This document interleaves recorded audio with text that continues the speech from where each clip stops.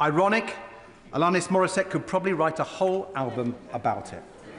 It wasn't a stunt then, and it isn't a stunt today.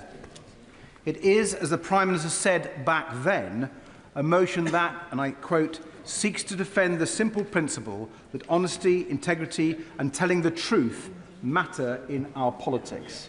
Honesty, integrity, telling the truth. These things matter in our nation's parliament perhaps more than anywhere else. And when I hear the Prime Minister complain that we've tabled this motion just over a week before important elections, I find myself transported back to that debate 4 years ago, 7 days before crucial local elections. At that time, Conservative MP after Conservative MP made exactly the same bogus argument in defence of Boris Johnson. So I do have to say, although there are differences in the whipping arrangements, I do find it very hard to take some of the sanctimony from the leader of the Conservative Party seriously. She and her Conservative colleagues propped up Boris Johnson back then. She called him a great Prime Minister, and even after the game was up and Johnson was gone, she dismissed the Partygate scandal and called it overblown. So it does seem there's quite a lot of hypocrisy to go round, Mr. Speaker. But I want to try and be consistent. So I look back in Hansard at what I said back then. And I was struck that I can use exactly the same words today. With families facing the deepest fall in the living standards since the 1950s, with the pain of energy bills and rising food prices compounded by the government's unfair tax rises, we know that our constituents are facing real hardship. It's not just a cost of living crisis, it's a cost of living emergency. At such a time, the country needs a government that will be focused on tackling that economic emergency. Crucially, it needs a government that it can trust. Labour members agreed with me back then. I hope they will still agree with those words now. I give way to the Honourable Lady. Thank the Honourable Member for giving way. He's mentioned Boris Johnson a few times, so I just wanted to remind the House that Boris Johnson misled the Foreign Affairs Select Committee, and his words about my constituent, Nazanin Zaghari-Ratcliffe, meant that she spent 6 extra years in jail for a crime she didn't commit. He had multiple opportunities to apologise, including when he saw Nazanin face-to-face. Does the Honourable Member think when someone has made a mistake, especially someone in a position of power, they should apologise? Well, Mr. Speaker, I can see from your restlessness in the chair that you don't necessarily want me to go down that particular avenue, but I hope I speak for others that we can reflect on how incredibly depressing it is that nothing has really changed. The British people are facing a cost of living emergency. They need a government focused on tackling it. They need a government they can trust. But instead, this is what we've got. A Prime Minister who promised to be different, who promised to turn the page, who promised above everything else change, but who has now mired this government in the same endless cycle of chaos and scandal as the last one. A Prime Minister who appointed Peter Mandelson as ambassador to the United States, even though his links to Jeffrey Epstein had been widely reported, even though those reports had been brought directly to the Prime Minister's attention, even though the Cabinet Secretary had advised him that security clearance should be acquired before the choice was confirmed. A Prime Minister who, despite all that, still told the House repeatedly that full due process was followed.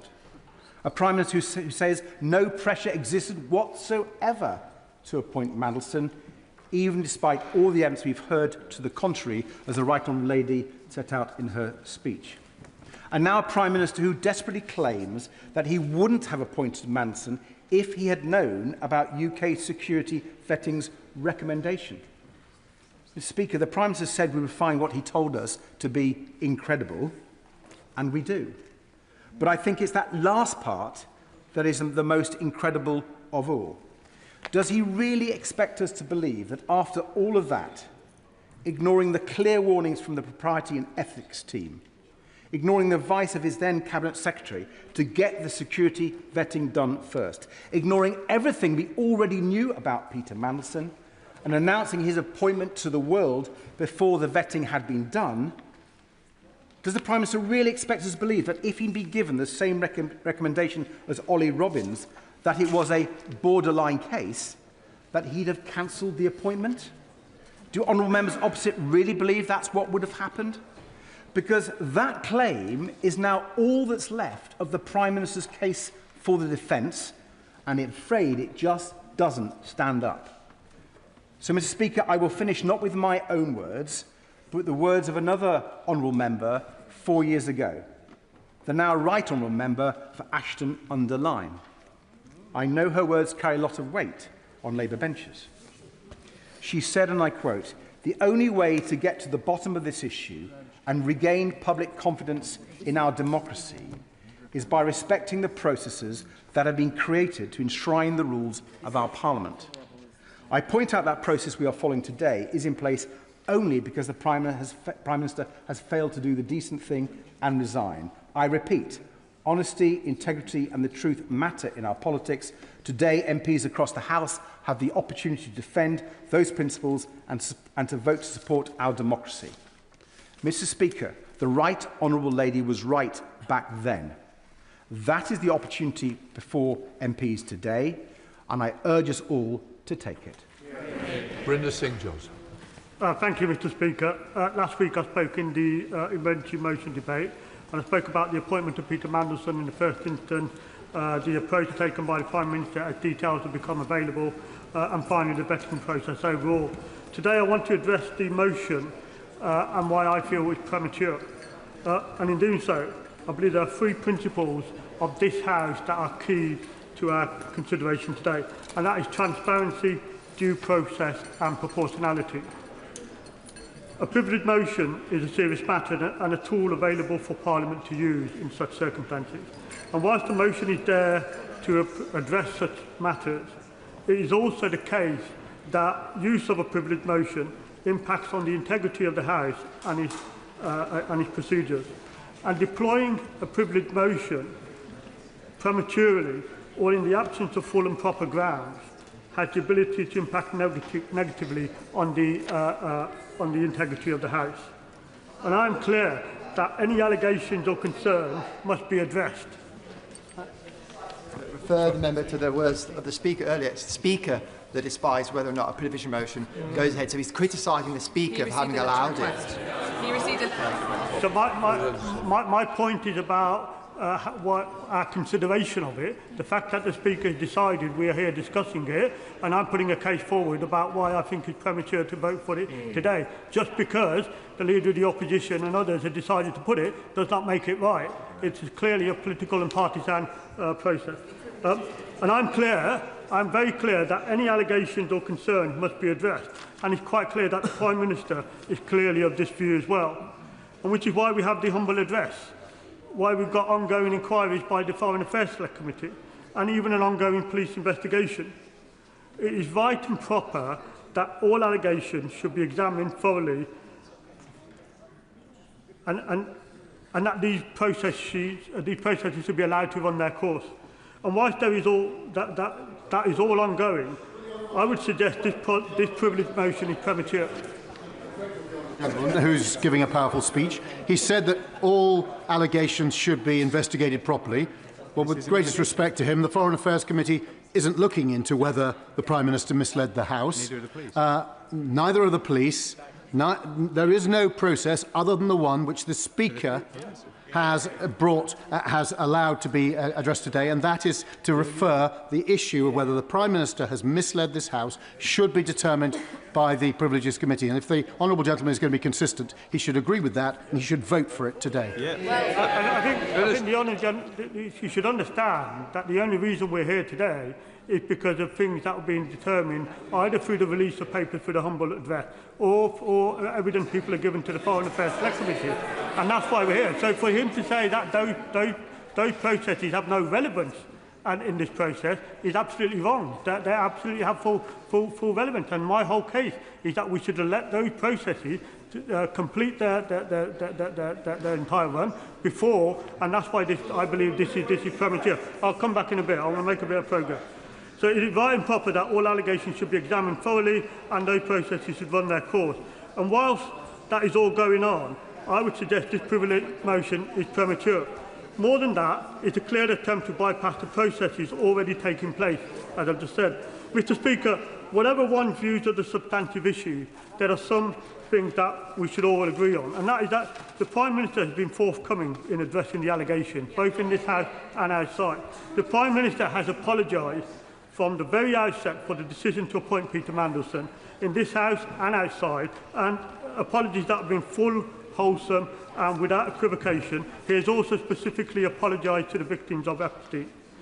The Prime Minister has repeatedly answered questions in this House and outside and shown a willingness to be held accountable. Mr. Speaker, I thank the honourable member for giving way. Whatever the merits of this motion, does he accept that the party whip should not be exercised where politicians are constrained and cannot support or go against a particular motion? Does he agree that that whip should be withdrawn? That's fine. Mr. Speaker, I'm a humble backbencher, and I would not disagree with my chief whip in terms of their decisions on how to apply the whip. That's a matter for them. The inquiries, all those inquiries I've talked about, are ongoing and they are being robustly pursued. Mr. Speaker, I fear therefore that this motion risks setting an unhealthy precedent. That unproven allegations alone are sufficient to utilise a most serious, one of Parliament's most serious procedures. And this is not something any of us should be comfortable with. The naked politicising of this process will not serve Parliament well. My fear, Mr. Speaker, my further fear, Mr. Speaker, is that whilst people on the opposition benches are seeking to utilise this procedure in this way, some of those honourable members on the opposition benches will already be looking to see what other procedures they can use to further extend this process in this partisan way. Mr. Speaker, it is incumbent on all of us to give consideration to due process and proportionality. Diverting away from the high standards voters expect of this House risks damaging confidence in Parliament itself. There are substantial parliamentary and other processes already underway. We should not preempt those processes, which is what this has the potential to do, but should allow them to complete their procedures. That is in the best interest of Parliament, Mr. Speaker. It's in the best interest of transparency, due process and proportionality, and that's why I call on members to vote against this motion. Sir David Dix. Thank you, Mr. Speaker. Sometimes the wisdom of the House is crystallised in the comments of us ordinary backbenchers, and particularly today with the brave speech of the Honourable Lady for and indeed with the intervention of the Honourable Member for Perry Barr on the Leader of the Opposition. Both of them, in effect, said that what we have lived through in these last several months is a tragedy, not just for this House, not just for the government, not just for the Labour Party, but for the trust in government, the trust in our democracy of ordinary people. Now, at the risk of expulsion from my own party, I will admit to having hoped after the election that the Prime Minister would succeed, because it's in the interest of the country that he did, but in some ways even more importantly it's in the interest of our democracy that he did, because there is already extant throughout the entire Western world a corrosion of belief in democracy, on and on and on. This will make it worse. Now, we're here today for a simple reason. Statements by the Prime Minister made in this chamber are at odds with those provided by the civil service on the material issue of Peter Mandelson. This matters. It's not a stunt, it matters. Yep. Honesty between ministers and Parliament is fundamental to our democracy. Without it, scrutiny fails. Without it, accountability fails. Without it, trust fails. The responsibility for absolute honesty rests most heavily on the Prime Minister. So the standard that should be met by the Prime Minister is even higher than for others. Recklessness with the truth for any minister is unacceptable. From the Prime Minister, it's indefensible. Now, all political parties have their inherent flaws, and I'm not going to spend a whole day talking about mine. But the origins of this situation, the origins of this situation lie in a stance often taken by Labour MPs, which is that good intentions somehow justify bad decisions. We mean well, so our mistakes don't matter. Worse, we mean well, so we should be forgiven for everything, whether it's freebies or wrong appointments or whatever. That mindset, which I'm afraid is sort of sanctimonious arrogance, sustained by a habit of believing their own propaganda, is precisely what led to the appointment of a deeply unsuitable individual as our ambassador to Washington. A man twice dismissed after scandal. A man under formal investigation now by the EU's anti-fraud office. A man with an extraordinary relationship with a convicted paedophile. A man driven above all by a pursuit of glamour, money and status. A man who turned amorality into an art form. And in addition to that, a man who has plainly compromised by an over-close relationship with the proxies of both the Russian and the Chinese government. Together, these facts should have made this appointment unthinkable. Yet these concerns were brushed aside. The head of the diplomatic service, we heard this morning in the Foreign Affairs Select Committee, was not even consulted. Why? Because within the London establishment, a ludicrous self-deception had taken hold. That the peculiarities of the Trump administration could be countered to the peculiarities of Peter Mandelson. Yes, of course. Grateful to my right honourable friend. Would my right honourable friend agree with me that almost universally the previous ambassador, Dame Karen Pierce, was widely respected and felt to have a good relationship with the previous Trump administration? There was no reason to believe she wouldn't have one with the current Trump administration. Well, that's entirely true. And in fact, the current Trump administration made that point to the government before the nomination of Peter Mandelson. So that perverse logic led to the most obviously unwise public appointment in modern times. And the implied message, unfortunately, was clear. Government appointments rest on networks of patronage. Great offices of state are perks to be handed out to friends. And it's systemic. They even tried to get an ambassadorial appointment for Lord Doyle, a man so unsuitable he's even had their whip withdrawn. Mandelson's unsuitability was evident before vetting began. It would have been surprising had the vetting service not found grounds to reject the appointment. I suspect Number 10 knew that, and they leaned on the Foreign Office to ensure the outcome was secured quickly and without question. And by the way, one of the honourable members, I can't remember his name or seat, tried to suggest that pressure for time is different from pressure on outcome. When it's vetting, it's not. I mean, my first positive vetting took 6 months. Now, I know I've got an unreliable friends. Fewer, I think, than Lord Mandelson.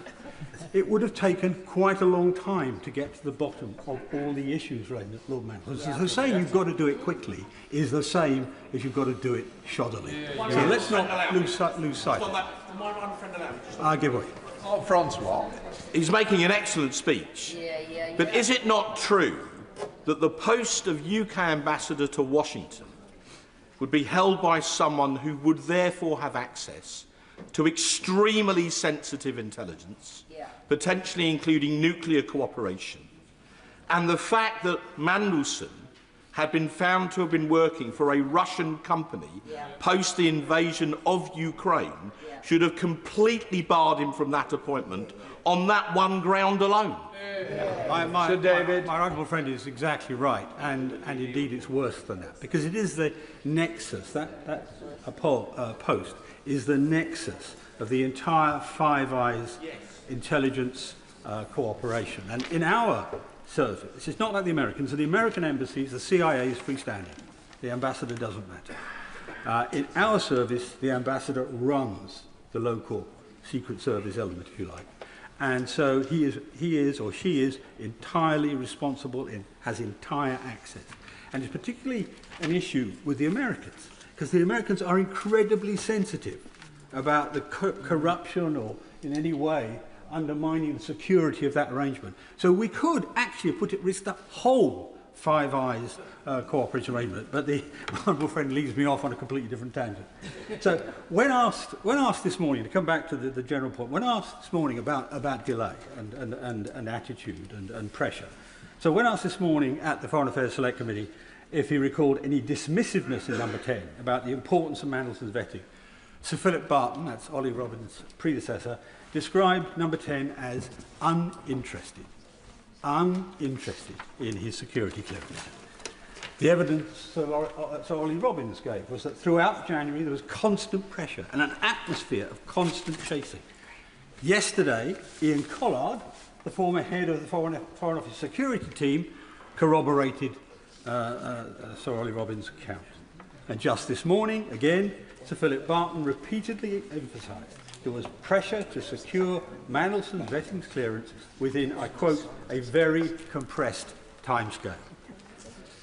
And the Prime Minister told this House only a week ago, no pressure existed whatsoever.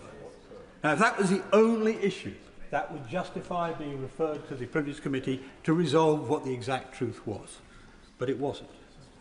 Because plainly there, if the Foreign Office is right, the Prime Minister is wrong, and on that timetable, actually deliberately wrong.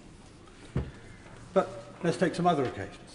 On the 4th of February of this year, the Prime Minister gave an unambiguous impression when asked about Epstein's coverage in the security clearance that he'd seen Peter Mandelson's security vetting.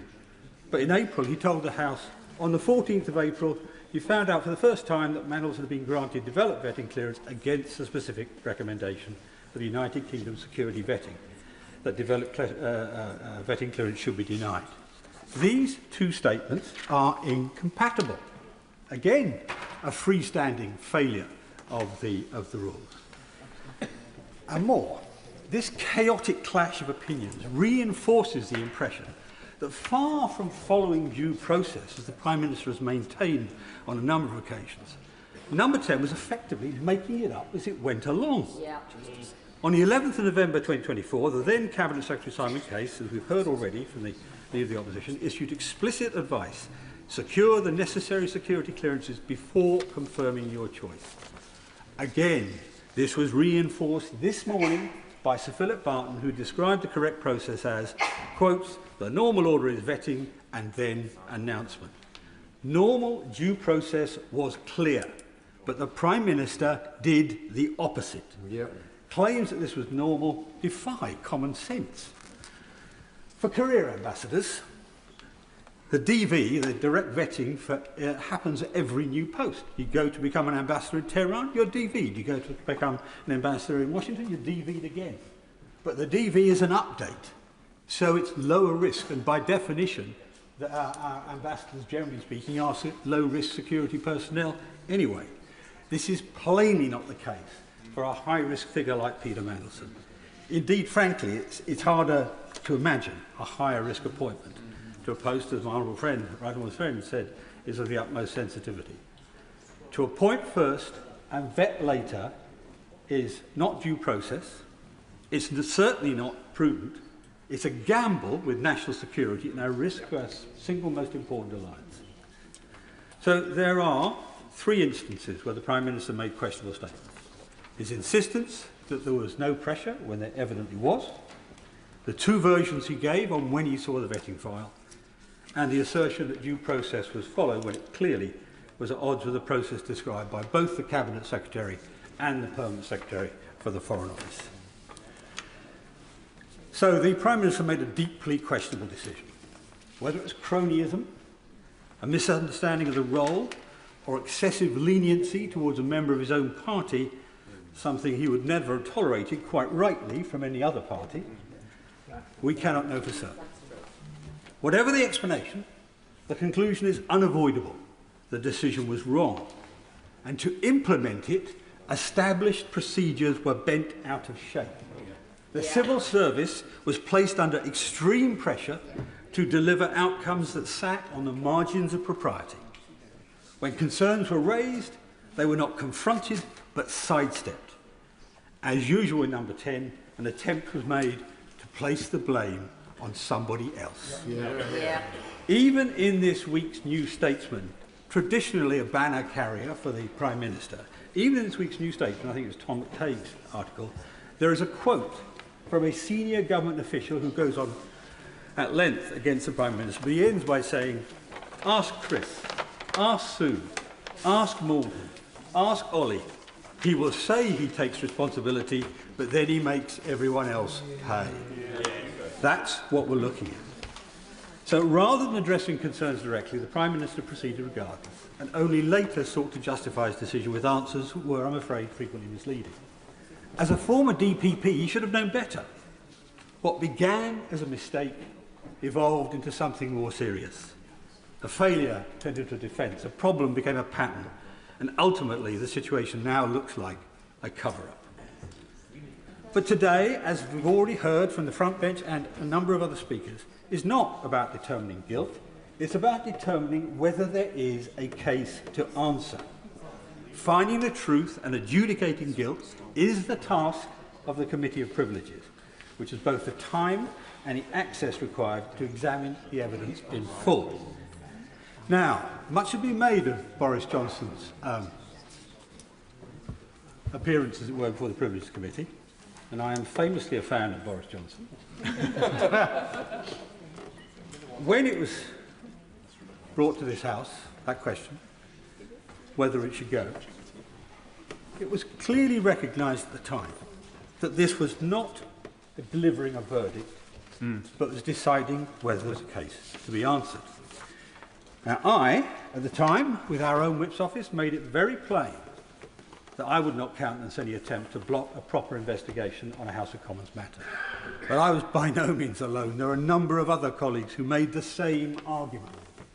And as a result, the government of the day accepted this is a House of Commons matter. Exactly. It is improper for the government to intervene in such a matter to try to guide the House. Accordingly, the motion passed without a whip and without division. Interestingly, the honourable gentleman thought.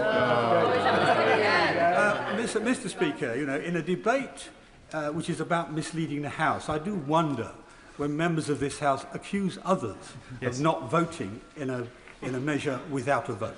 So I will not be taking an intervention from him. I will certainly not be taking an intervention from him. As the honourable gentleman is a noisemaker, not a truth issuer. On the evidence before us today, contradictions, procedural failures and an emerging pattern of conduct, there is plainly a case for referral. Where doubt exists, it should be resolved through proper scrutiny. Where a case exists, it should be tested. This case should go to the Committee of Privileges and go today. Cole Turner. Thank you very much indeed, Mr. Speaker. It's a pleasure to follow the right honourable gentleman for Goole and Pocklington. We rarely agree politically, him and I, but we do work together, I think, constructively in the constituency for the betterment of the region. Mr. Speaker, I start by way of an apology, because I think it was mentioned by the Leader of the Opposition. I did accidentally publish correspondence between me and you, Mr. Speaker, last week. That was my mistake. I respect you, Mr. Speaker, and I respect your office. So I apologise sincerely for that mistake. But it was my mistake. Now, do I believe that the Prime Minister deliberately misled this House? No, frankly. I've known him a long time. I know him, I think, very well. I think it's fair to say I describe him as a friend, and I think he's described me as a friend as well. Both him and I are lawyers by trade. There is no way, in my honest opinion, that the Prime Minister would come to this House and deliberately mislead the House. However, there was a very significant difference, in my view, between what the Prime Minister said in answer to the Right Honourable Lady, the Leader of the Opposition, last week in Prime Minister's Questions, and what the evidence was of Ollie Robbins the previous day. I think I'm right in saying that the Prime Minister said there was no pressure whatsoever, intimating at very least that that was the evidence that Ollie Robbins had given to the committee. I watched every minute of it. That's definitely not, and I've looked back, I've checked Hansard, the evidence that was given by Ollie Robbins. So I do think there is a prima facie case for this matter to be investigated and an inquiry to be had by the appropriate committee of this House. And I think, Mr. Speaker, that if that happened, I suspect it's not going to, because this is whipped, and I don't blame the government for that. I find it unfortunate, to be honest, but they're not setting any new precedent. There's been precedent for whip scenarios in this situation in the past. But, Mr. Speaker, I do think the Prime Minister would be vindicated. Yes. For giving way for it. He is right that there are some precedents for House business being whipped, but the lesson learnt from that is that it is a fool's errand. It is normally the start of the end. So does he agree that whilst he is making a fair point to his front bench and being kind to them, that the lesson is there may be precedent, but you learn from precedent, you don't repeat it? Very grateful to the Honourable Lady. She's spot on, and it leads me to the point that was raised by the Leader of the Opposition. I did make a statement on social media that this was a stunt. I think a stunt is defined as an action designed to capture attention. I think it's worse than that, actually. If I want to be cynical, I think the problem is this. This is an action designed to capture Labour MPs. And that's my concern. Because if it is said by our opponents politically that Labour MPs came in here today to block an inquiry of this House of the leader of the Labour Party and Prime Minister, I think every single one of us will be accused by our electorate of trying to help the Prime Minister in a situation where he needed to face the music. Mr. Speaker, I'll give way to my honourable friend. I'm grateful to my honourable friend for giving way. The Prime Minister has set out a very detailed chronology, and he's made it abundantly clear that he has not lied, he has not misled this House. So in those circumstances, would it not be the right thing to do to embrace this process and wipe the floor with the critics that put those things to him? And whilst we're at it, would he also agree with me that the appointment of Peter Mandelson, who had made it abundantly clear that his purpose every day was to take action to bring down the then duly elected of the Labour Party, made him wholly and utterly unsuitable for that office? Well, I was about to say he's a good man, and he used to be my boss, Mr. Speaker, in the shadow transport team. He always tries to help me. But I don't want to get into the stuff in relation to Mandelson, which he hopes I go down. But while I'm speaking about the appointment of Mandelson, I'll say this, right? I think the Prime Minister appointed Mandelson in the national interests. I think he thought that we would go to Washington and do a job in the national interest and deliver for the country. I think that's why he made the appointment of it. And I think when it became clear, following the Bloomberg emails, that it was politically difficult for the government, the Prime Minister again did the right thing by dismissing him, very probably. But where I think the Prime Minister went wrong is by the shenanigans between that point and that point, looking round for an excuse of why it's gone wrong. Just take it on the chin. Deal with it. That is the advice I would have been giving the Prime Minister, and that's why I am particularly disappointed, because the truth of the matter is, and people, colleagues who came in at the last general election might be disappointed with me because I've got the audacity to stand up and say what I'm to believe is the truth. I'm sorry if they're not happy with me about that, but I'm here not to represent my interests, but to represent the interests of those that elect me to this chamber. And that's what I will always do, whether it's against the government policy, whether it's a Tory party in government, or whether it's my own government. I'll do what I think is in the interests of my electorate. And let me just warn colleagues by saying this. I promise you now, if we are seen to go through the lobby to defend this process, which is a reasonable process, Mr. Speaker, this isn't the shenanigans that the government has suggested in relation to jury trials. This is not a single judge. This is a jury of peers, impartial, made up more of Labour MPs than it is Tory MPs. The Prime Minister has nothing to fear. He ought to do the right thing. He should, as my honourable friend suggested, he should have referred himself. And that would have saved us all this messing around, debating the point, trying to justify why it's a bad idea. There's two committees running alongside. Utter nonsense. Get on with it, be dealt with, and let's move on, because we'll not move on from this shenanigans. I'll give way. John Mandelson. I think the honourable gentleman was referring to me when he said that I'd recommended the Prime Minister refer himself to it. And the reason I did that is because when you're under attack like this, you don't run from the attack. You run to face it. And you run to face it with confidence. And you argue if there's an attack and people want to criticise the individual, then produce the evidence.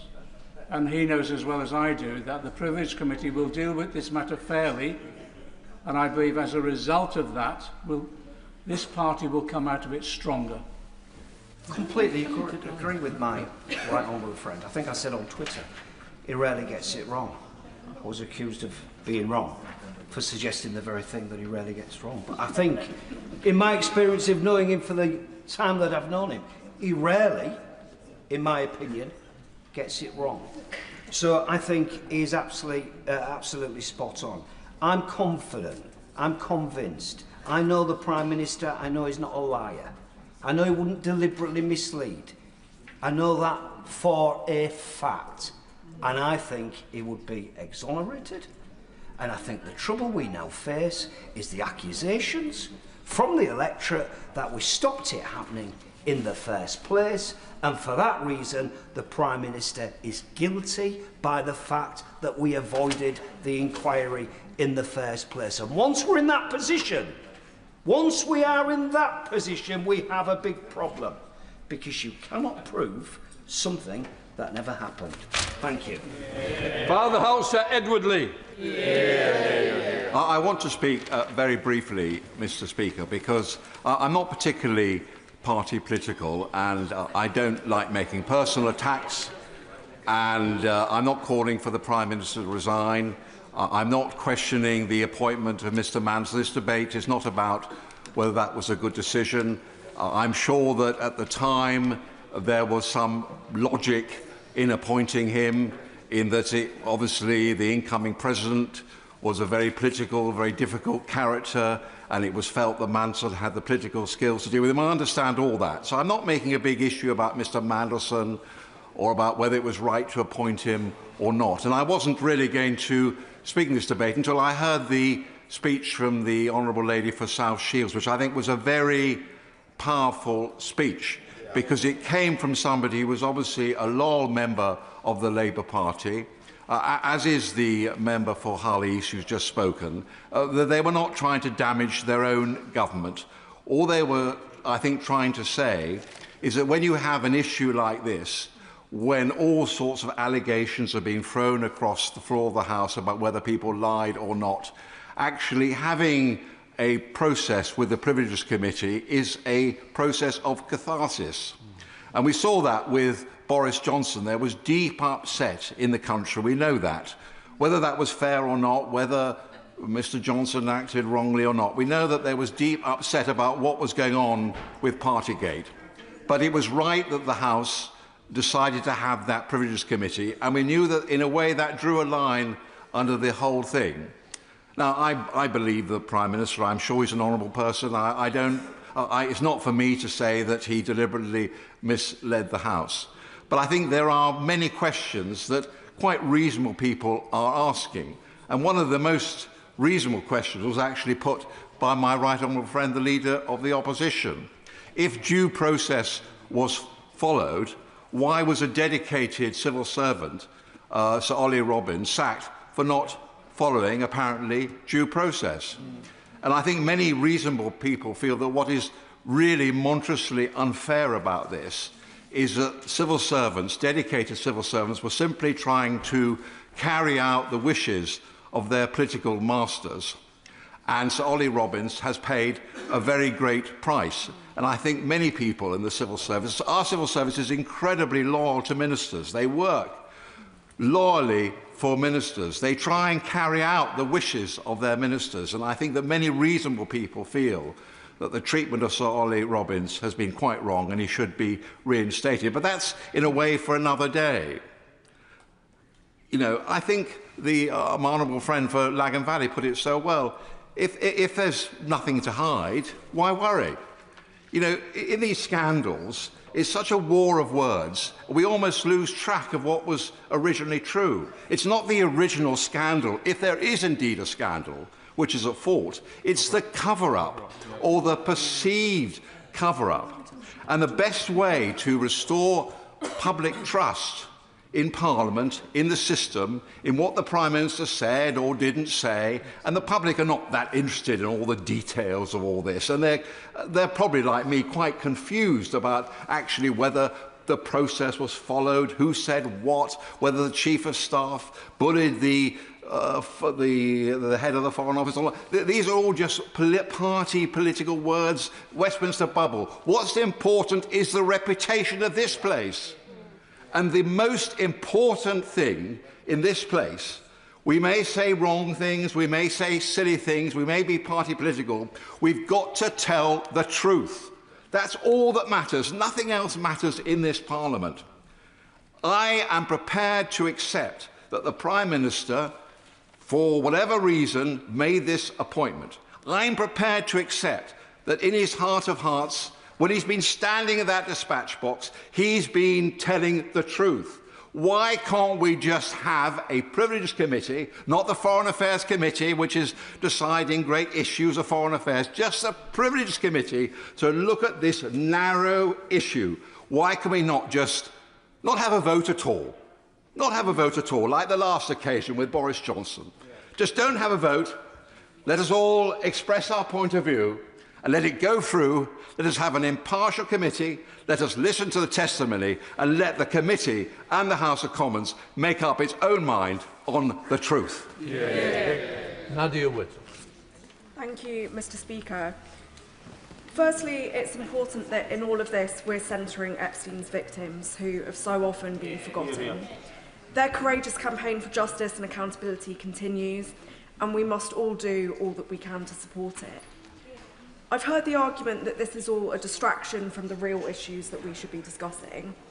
Now, I would like nothing more than for us to be focusing on what this government has delivered, like bringing NHS waiting lists down, raising the minimum wage and lifting children out of poverty, and pushing for even greater ambition. But unfortunately, it's because of the serious mistakes made by Number 10, like appointing Peter Mandelson, that these achievements are being overshadowed. Now, I also don't doubt that the Conservatives are attempting to use this issue for their own gain ahead of the local elections. As my honourable friend said, that is politics. Of course, our political opponents will try to exploit our weaknesses. But nevertheless, I believe that our constituents do care about the honesty of politicians and that they deserve nothing less than the whole truth on this matter. This vote is not on whether we in this House believe that the Prime Minister misled Parliament or not, but about whether we believe that there are questions that the Prime Minister needs to answer and that the Privileges Committee should look at the matter and give its assessments. I appreciate that the Foreign Affairs Select Committee inquiry is ongoing, and I'd like to commend its chair for the fantastic work that she is doing. But the purpose of that inquiry is not to look at the Prime Minister's conduct. I've listened to the Prime Minister's arguments, and unfortunately I am yet to be convinced that he has definitively not misled the House, even if inadvertently. Because I'm concerned that pressure was put on the Foreign Office regarding Mandelson's appointment, given Sir Ollie Robbins' evidence. And if I remain unconvinced, Madam Deputy Speaker, I'm sure there'll be a sizable number of our constituents who are also unconvinced. Why not let the Privileges Committee settle this matter once and for all? As is often said, sunlight is the best disinfectant.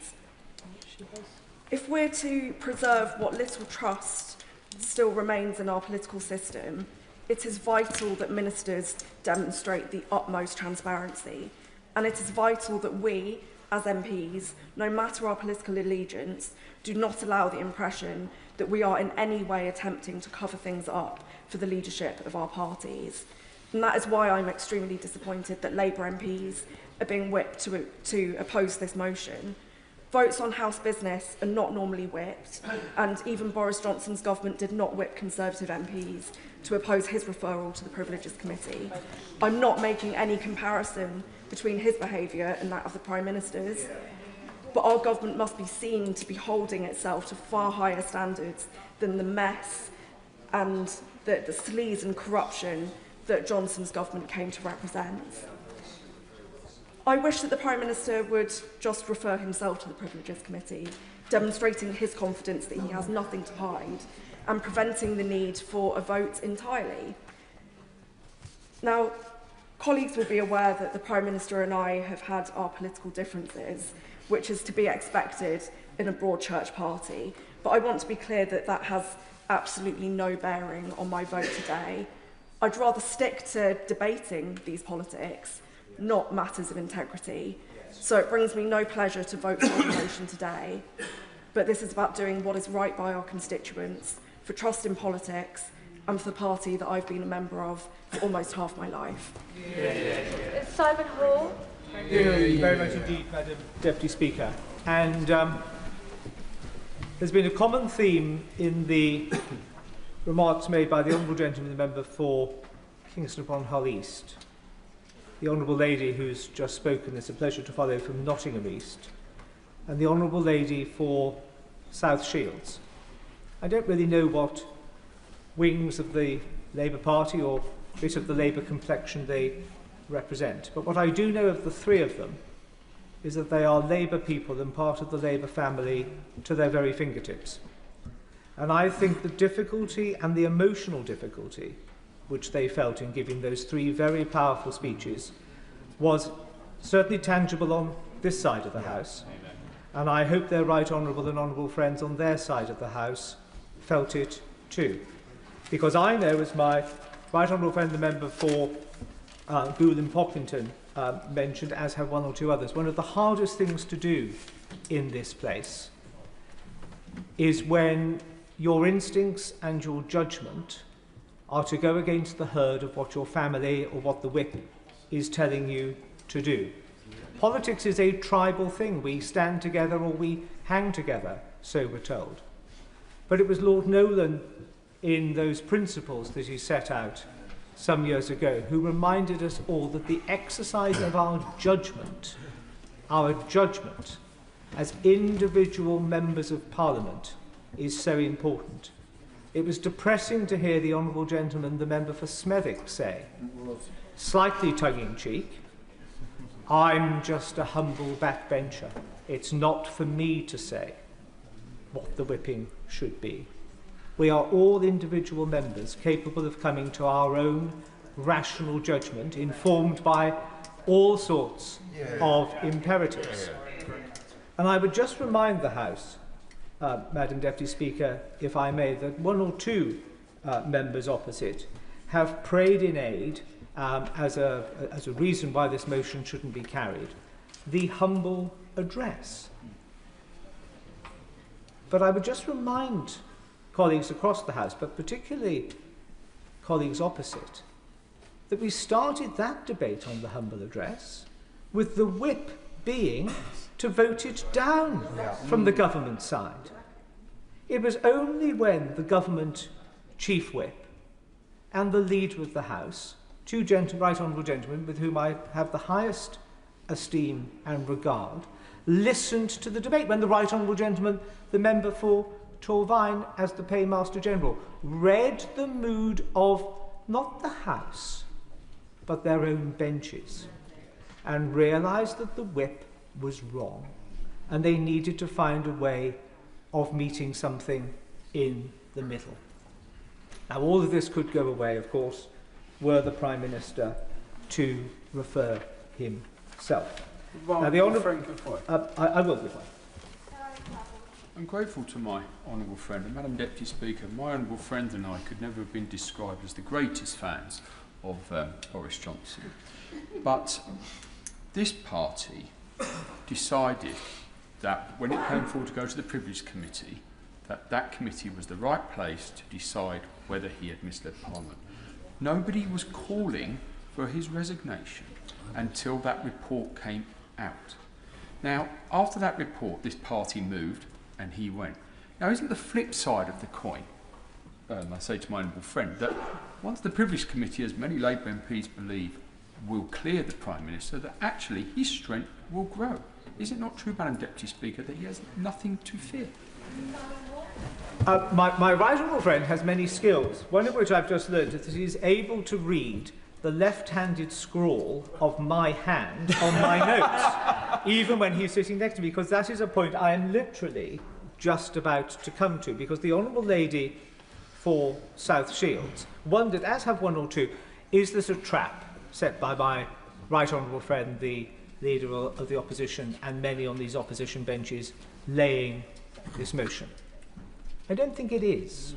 But even if it were, which I do not believe it is, as I say, the whipping operation from the government benches today has baited that trap. It is the wrong thing to do. It makes, as my right honourable friend suggests, the Prime Minister look uncertain. It makes the Prime Minister look weak.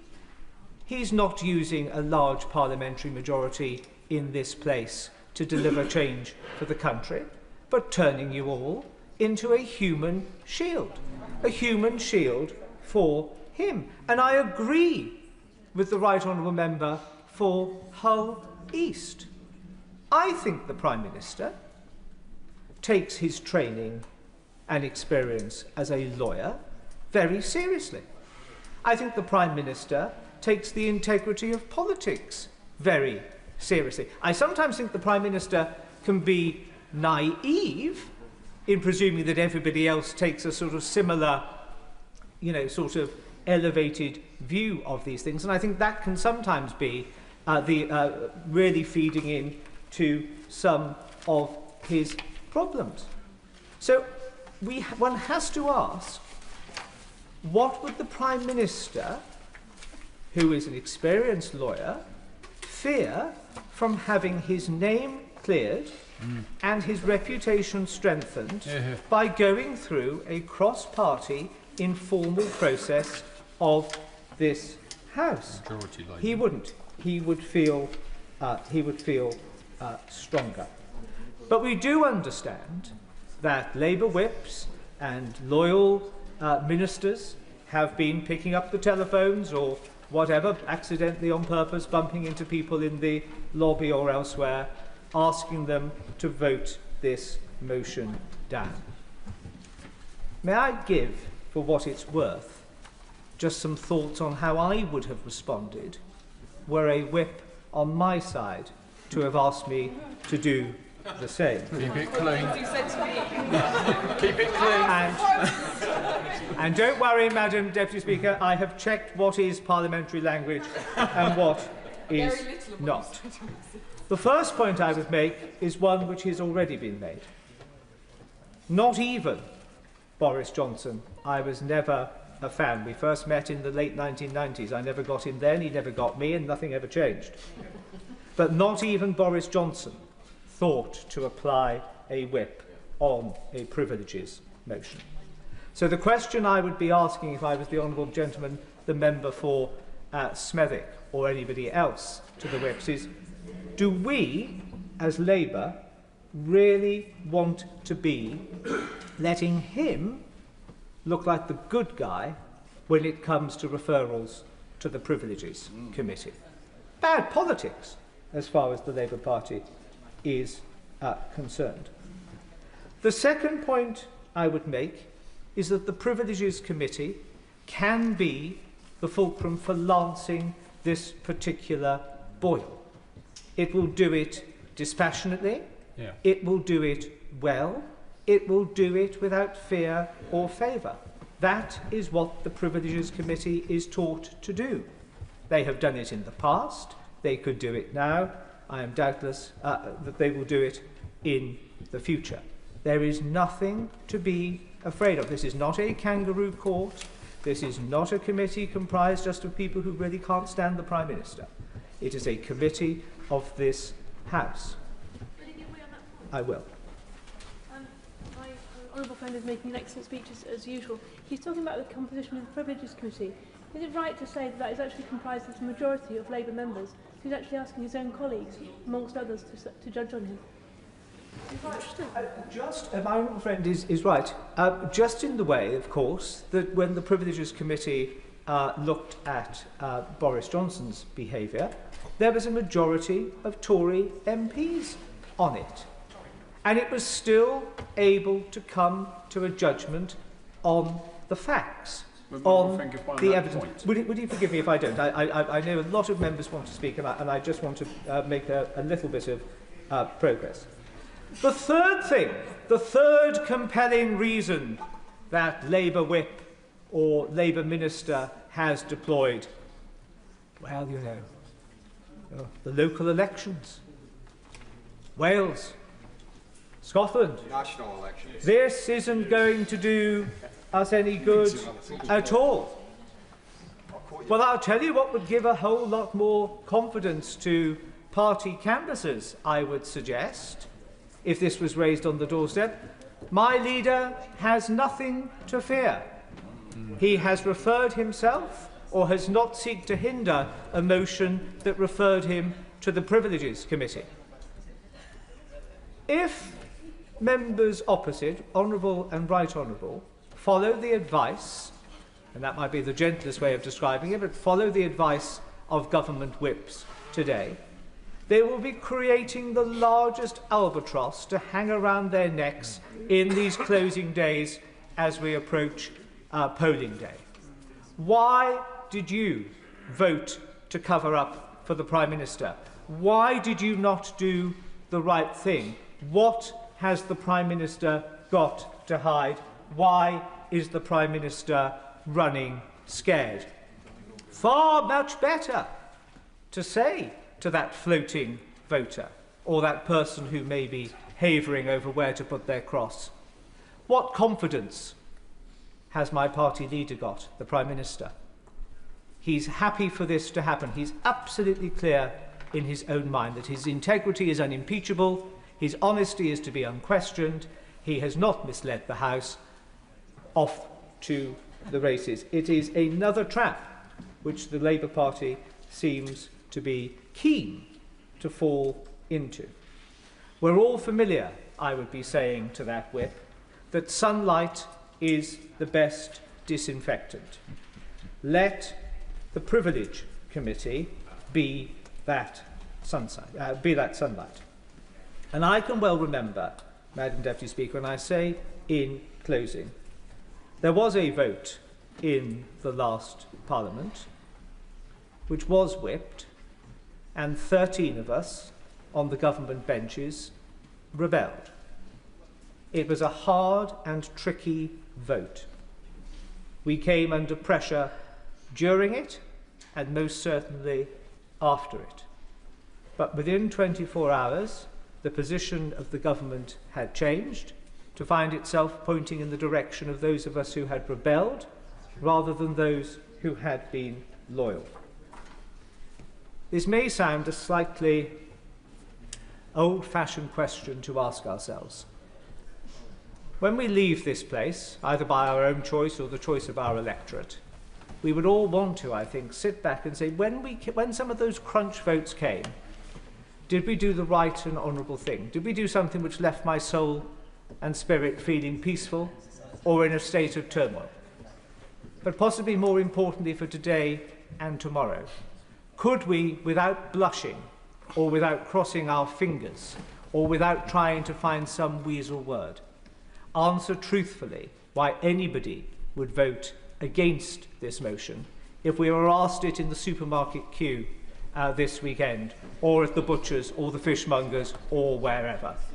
Because if there is nothing to hide, let that absence of something to hide be shown to the Privileges Committee. The Prime Minister will be strengthened, the integrity of this place enhanced, the honesty of politics burnished. It is the right thing to do. In their hearts, they know it's the right thing to do. Have the courage of the Honourable Gentleman, the Member for Hull East, the Honourable Lady for Nottingham East, the Honourable Lady for South Shields. You will be in jolly good company. Tim Rocker. Thank you, Madam Deputy Speaker. The appointment of Mandelson was a profoundly flawed process. It was also a profoundly flawed choice. It was the wrong choice.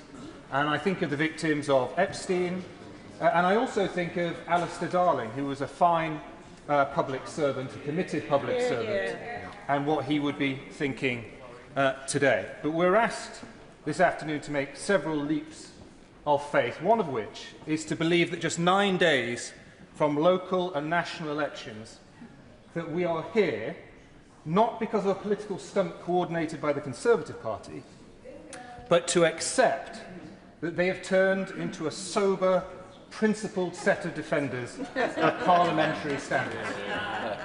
That they are not interested in pre-election theatre. But nobody seriously believes that. Even their own press briefings give the game away.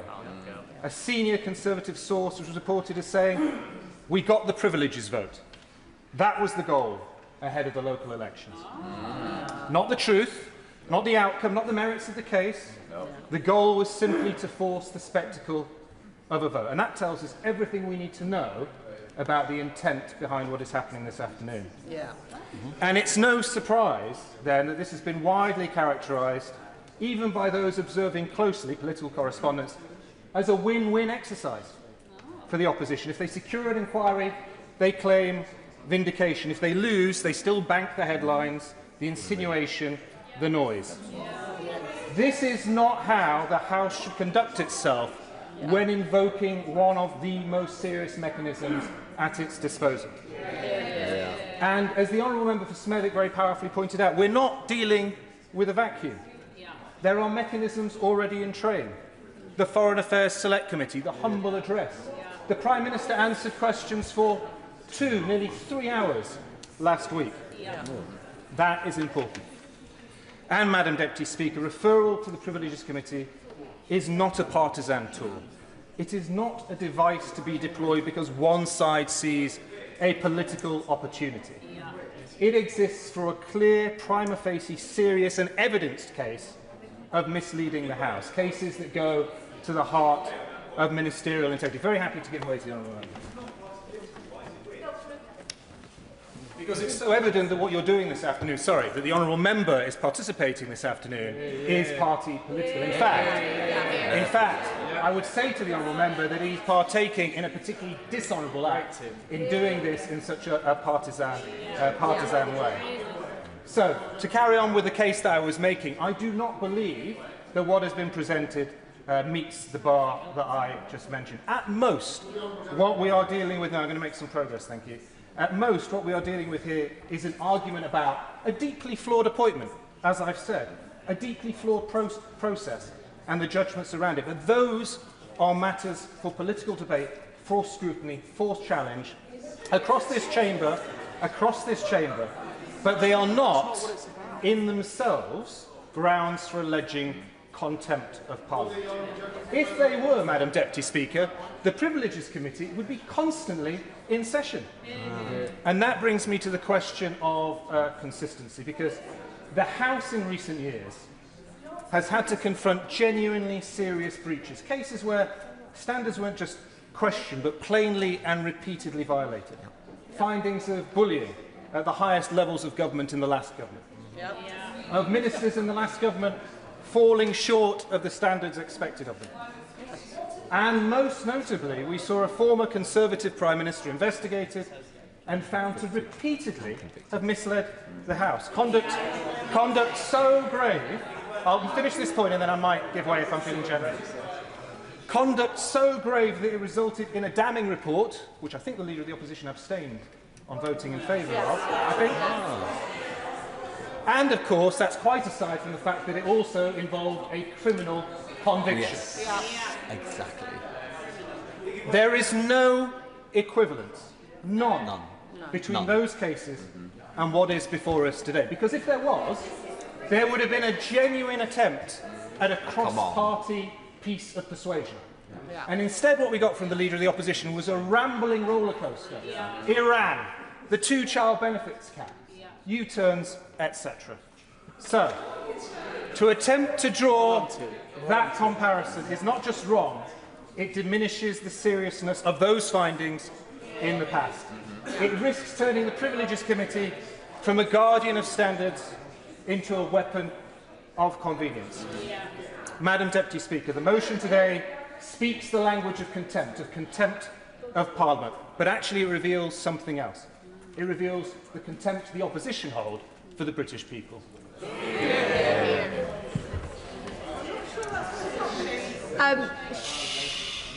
Keep the temperament good. Stephen Flynn.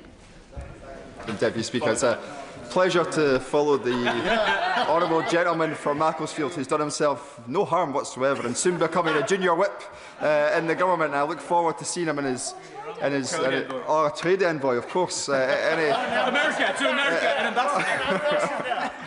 I'll let them have their fun soon, Madam Deputy Speaker. But I wish to start on a much more important note, which is not to dwell upon what the Prime Minister said, where he is, of course, accused of misleading the House. I will come to that. It's something that he said at the dispatch box a few months beforehand, when he stood up just there and in response to the Leader of the Opposition said that he knew that Peter Mandelson had maintained a relationship with the world's most notorious paedophile and child trafficker, Jeffrey Epstein. And when he stood up at that dispatch box and said he knew, he finally admitted that he knew. That should have been it. That should have been curtains for him. And the members opposite at that time, at that moment, should have made a moral decision that he was not fit to hold the office of Prime Minister of the United Kingdom and the First Lord of the Treasury. He was not fit because his judgment was flawed and it was wrong. But they proactively chose to ignore that and to defend him. And in the weeks that have passed, all we have seen is even greater scandal engulf this Prime Minister and the members opposite, whether they realise it or not. Some appear not to. And as Parliament returns after the prorogation which is to come, we've now received confirmation from the Prime Minister's chief bag carrier that the second tranche of the Mandelson files will become apparent. And each and every one of these members opposite will be wedded to him as their leader and their Prime Minister, despite everything that the public knows and everything that the public is going to come to learn. And let me tell them something. As someone who has sat in this House and watched a little bit of chaos up close, it will come back to haunt them, and it will come back to bite them far sooner than they realise. And all of us, in all of our political parties, go through these moments. I've seen it in my own party in recent years, just as members opposite have said they have seen it in theirs. But what you do in politics, or what you should seek to do, is learn from those mistakes, not to repeat them. I remember sitting outside this chamber during a very contentious vote to which the right honourable member behind me referred earlier, where Conservative members were whipped to support the indefensible, and all chaos broke loose. That was the legacy that they built for themselves, and it's why they got hammered at the last election.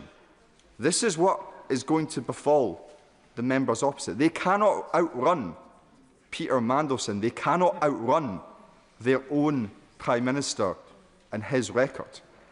And what the House is being asked to do today is, of course, very simple.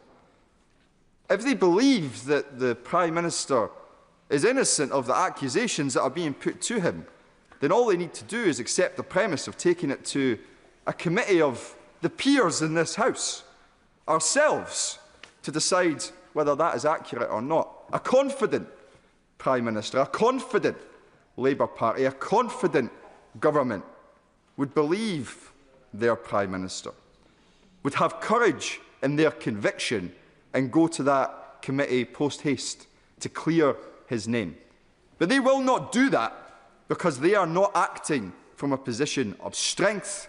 They are acting from a position of profound weakness.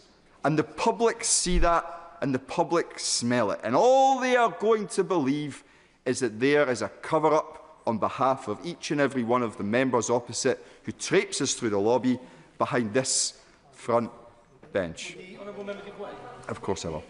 I thank the honourable member for giving way. Referring to the whiff that the public may pick up, do you think that some of the Prime Minister's concern may be that the Privilege Committee delivers a result that he may not like? Oh. It's hard at this stage to come to any other conclusion. And if they had confidence in their Prime Minister, then they would already be going to the Privileges Committee, irrespective of the views of any of us in this here House. But notwithstanding the arguments that have been made regarding Ollie Robbins and Simon Case and others, and the Prime Minister's decisions to throw everyone under the bus bar himself, I do wonder what the public make of all this. At a time when they are profoundly, and I'm sure all of us can agree on this point, profoundly anxious about the very basics in their life, of being able to afford things in the supermarket, of being able to fill up the car because the price of diesel is near £2. And they turn on their TV and see a Labour Party that should be acting in their best interest, looking to protect and save their jobs, to give them hope and opportunity for the future, simply seeking to defend the indefensible. And that breach of trust, with the public can't simply be renewed. When the Prime Minister first came to that dispatch box following the general election, I did as many others did, and I congratulated him and I wished him well. And the phrase that sits most acutely in my mind at that moment was his attempt to convey to the people of these isles that he would tread lightly on their lives. He has done the opposite. He promised to be change, and I'm afraid to say he has delivered more of the same. The public deserve better. The government can do better. But that will only happen if the members who are sitting behind that front bench find the courage that the front bench so badly lacks. Sam Rushworth.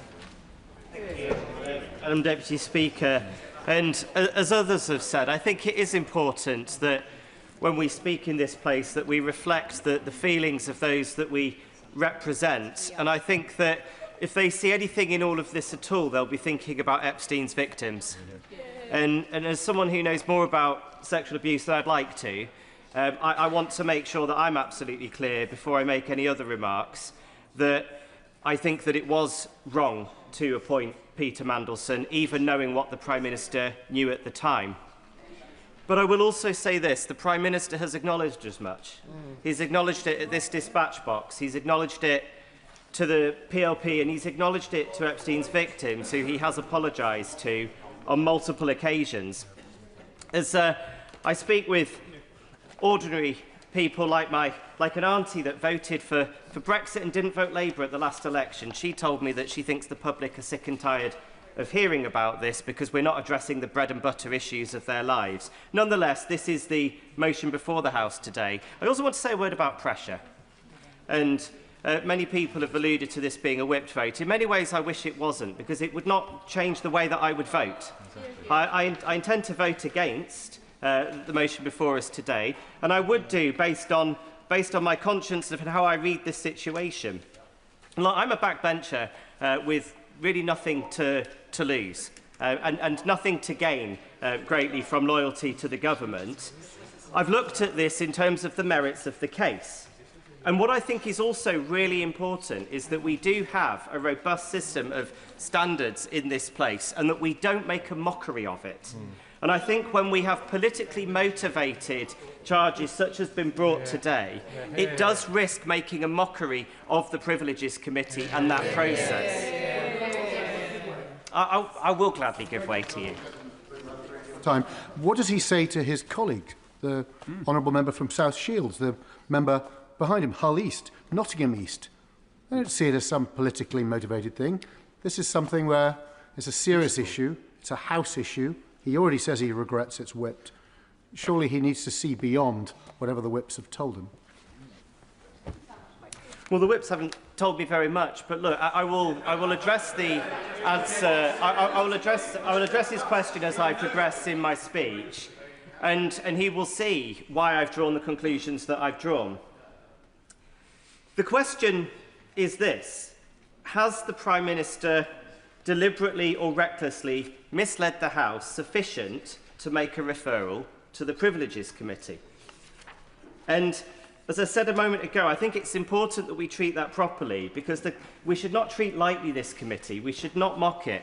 If we just make political referrals all the time, every time a member says anything where someone could twist or misconstrue their words, we'd be making referrals. Now, it seems to me, from listening to the Leader of the Opposition, that there are two sort of principal claims. One is regarding whether due process was followed, and the other was regarding pressure. And I've been watching, and as we all have, the evidence sessions by the Foreign Affairs Committee. I've been listening carefully to those. We're still awaiting many of the documents, more than 300, that have been referred to the Intelligence and Security Committee, and we're waiting to see what those documents say. But nothing so far that's come out has done anything other than corroborate what the Prime Minister has told us. I'll give way. Just so I make sure that I can follow his logical structure. So when he's saying that the Prime Minister said there was no pressure existed whatever, no pressure whatever, he meant there was no pressure whatever apart from the various types of pressure. Is that right? I will come on to address that point in just a moment. First of all, let's address the point about process. Sir Chris Wormall's letter to the Prime Minister said, "The evidence I have reviewed leads me to conclude that the appropriate processes were followed both in the appointment and withdrawal of the former HMA Washington." Sir Ollie Robbins confirmed that he did not tell the Prime Minister that Mandelson had failed the vetting process, and said, "You are not supposed to share the findings and reports of UKSV other than in exceptional circumstances where doing so allows for specific mitigation of risk." So this is according to him. Kat Little, who appeared before the Foreign Affairs Committee, said, "My view is that due process was followed, because the process I've outlined to the committee is that UKSV make a recommendation and the Foreign Office make a decision as to whether to grant DV." So all the evidence so far is certainly corroborating that view. I want to address your colleague's question about pressure. Clearly, there are different types of pressure that can be exerted. And what Sir Ollie Robbins was clearly talking about was the pressure to reach a decision quickly. And we all know, they know what was going on here in the decision to appoint Peter Mandelson. We had a change in government in the United States. We had no trade deal with the United States, thanks to the legacy that they left us. We had a very difficult situation that meant that we needed a capable ambassador in post before President Trump's inauguration. And there was clearly... I'll give way. I'm just wondering if the member is suggesting that the previous ambassador was not therefore capable. Yeah. It's just not what he said. I'm happy to answer that point, and if they stop chuntering, they'll hear the answer. No, not at all. I mean, it's my personal view, although I'm not an expert in these things, that I probably would have appointed an ambassador. I said I thought the appointment of Peter Mandelson was wrong. I would have probably appointed an ambassador to the United States or left her in post. But that's immaterial to the point that I'm making. The point that I'm making is that Number 10 clearly felt time pressure to get somebody in post. There is a difference between feeling a pressure to conclude a process quickly and pressure exerted on somebody to change the decision. And if we listen to what Sir Ollie Robbins actually said, we will see that. I'll happily give way one more time. And I'm genuinely listening to the honourable member's logical process as he ratiocinates through this. I might humbly say that we could do this, we could put this evidence out in a privileges committee, which would be the point of doing it. But in terms of no pressure whatsoever being exerted, and he's talking about the kinds of pressure that didn't include that were exerted, could he give examples of the kind of pressure that wasn't exerted? We've seen no evidence, and indeed, Sir Ollie Robbins made it quite clear that he did not feel pressure to change his mind, that there was no pressure exerted on him with regards to the decision that he made. There was pressure exerted to make a decision.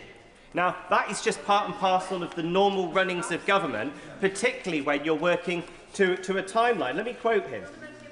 I'll make some progress in a moment.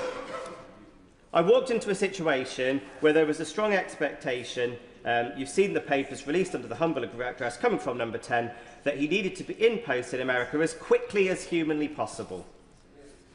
The very first formal communication to my predecessor from Number 10 Private Office being that they wanted this done at pace so that Mandelson could be in post before inauguration.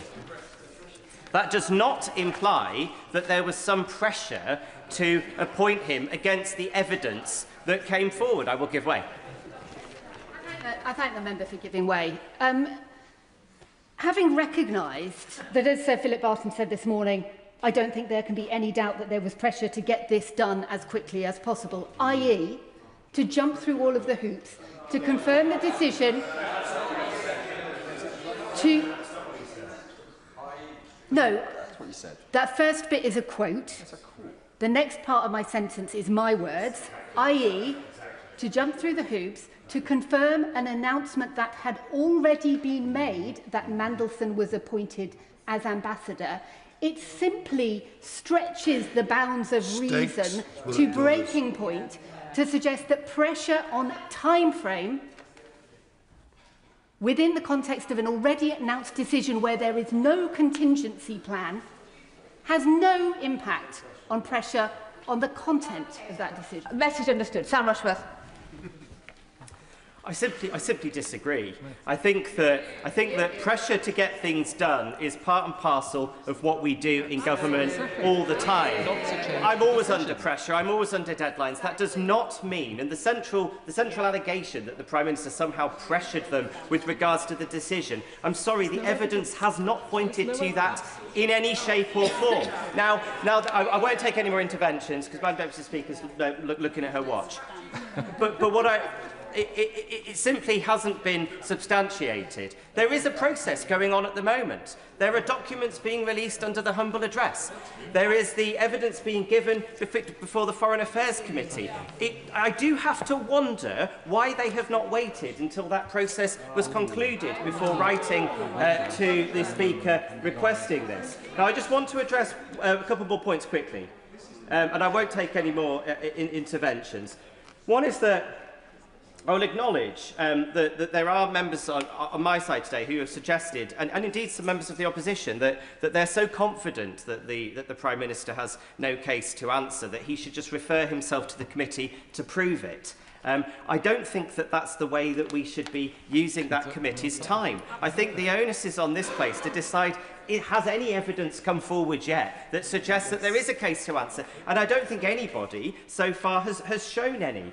And people have referenced as well that the former Prime Minister Boris Johnson, may I remind the House that at the point that he was referred to the Privileges Committee, this was not a case of what happened in the FCDO behind Prime Minister's knowledge. This was a case of him saying there were no parties in Downing Street, him then appearing photographed at parties, and then there was a Metropolitan Police investigation and a criminal conviction by the point that he was finally referred to that committee. So I'm simply not going today to indulge the opposition in their games. We all know what this is about. We all know that somewhere in Conservative headquarters right now are graphics being prepared with our faces on it to try to play some narrative to our voters that we're all part of some big cover-up. I think that when we behave like this, frankly, it does a disservice to all of us, and it does a disservice to this place, and I'm simply not going to play their games today. Well Alicia Kern. The motion today does not attribute wrongdoing. It represents a simple choice. Do we as a House support transparency? And a decision. Do we think that truth in this place still matters? Now, Peter Mandelson's CV reads like an indictment, and we all know that, and I don't need to rehearse the litany of appalling and heinous decisions and acts that he has taken. And for me, there leaves no question as a result that Prime Minister's judgment was absolutely found wanting in this situation. But given the seriousness of Mandelson's actions and the seriousness of this appointment, surely every member of this House wants to know why he was appointed, how he was appointed, and whether or not we and the British people have been given the full story of what happened. Now, I worked at the Foreign Office as a civil servant. And if I, listening in detail, reading every single detail bit, feel that something doesn't sit quite right, if I have former colleagues ringing me and saying that's not how the process works, it just doesn't make sense, that's not right, if we then have the Prime Minister saying that he'd seen the vetting, oh no, I meant I'd seen something else, sorry, I hadn't seen the security vetting, I'd seen the due diligence, oh, there wasn't any pressure put on, well, others most clearly think there was pressure put on. And if the honourable gentleman who just spoke is genuinely suggesting that there is no such thing as abuse from those who have more power against those who have lesser, that politicians do not sometimes behave appalling to civil services, and that pressure, oh, we're all busy, it's the same pressure. No, and that's why we have specific law. Let me finish the point and then I'll happily take his intervention.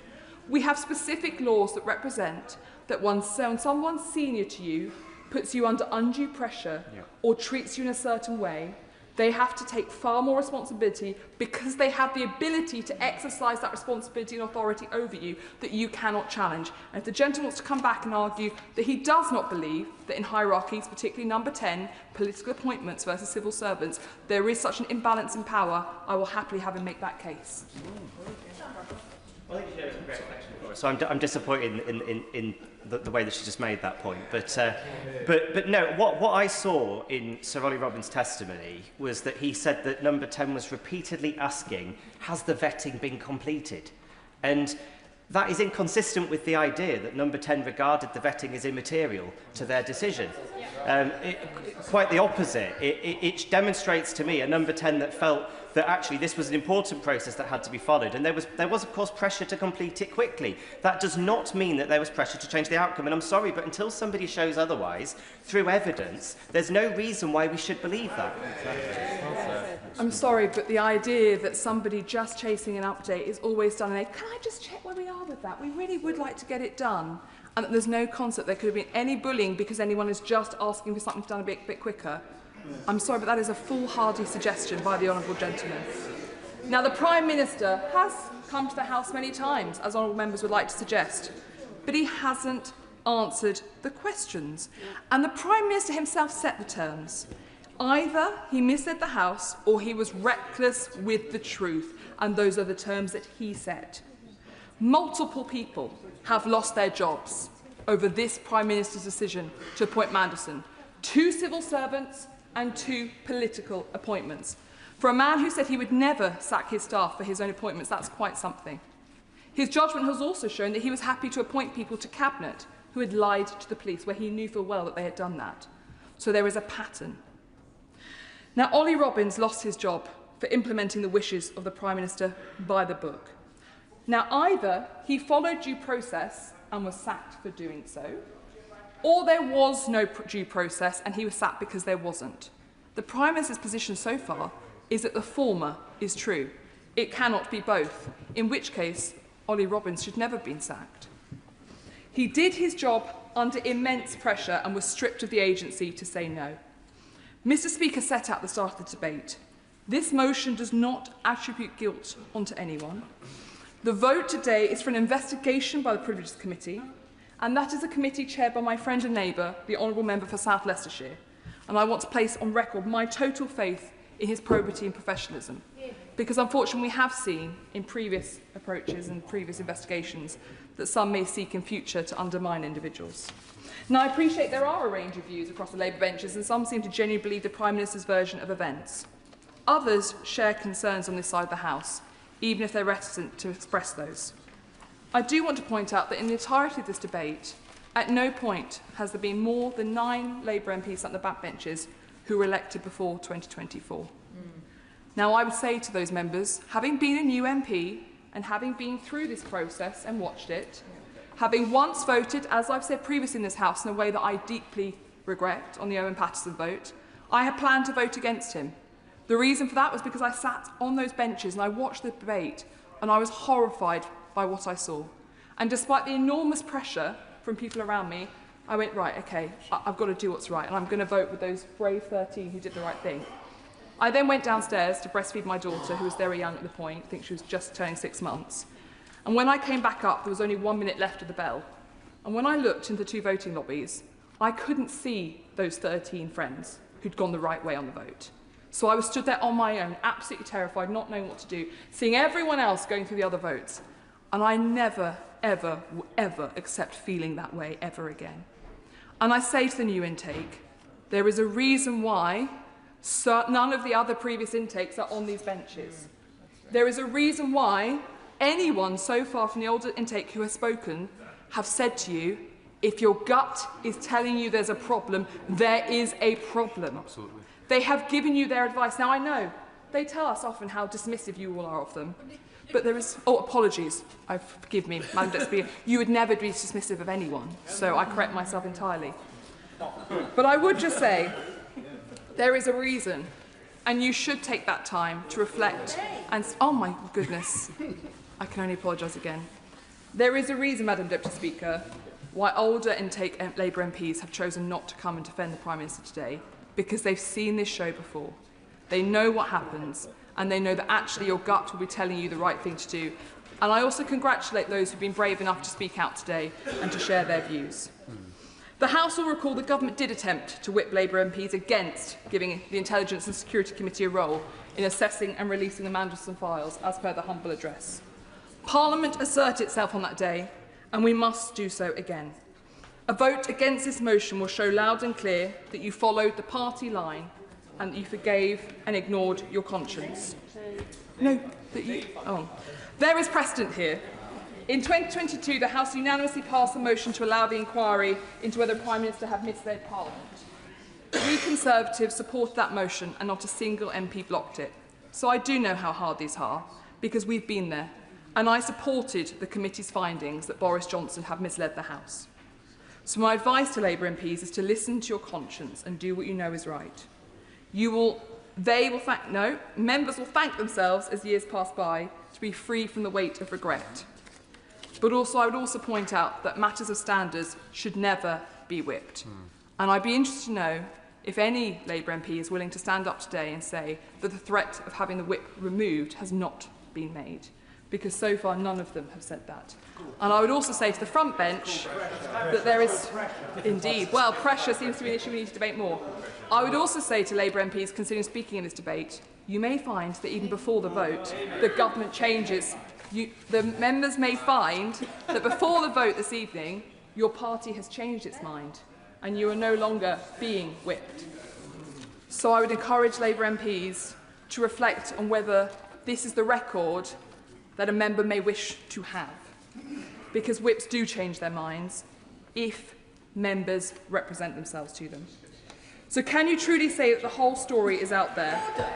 I'm sorry. Can I remind the Honourable Lady, it's not me. Much of this has been addressed to me. I'm not voting this afternoon. I won't be speaking.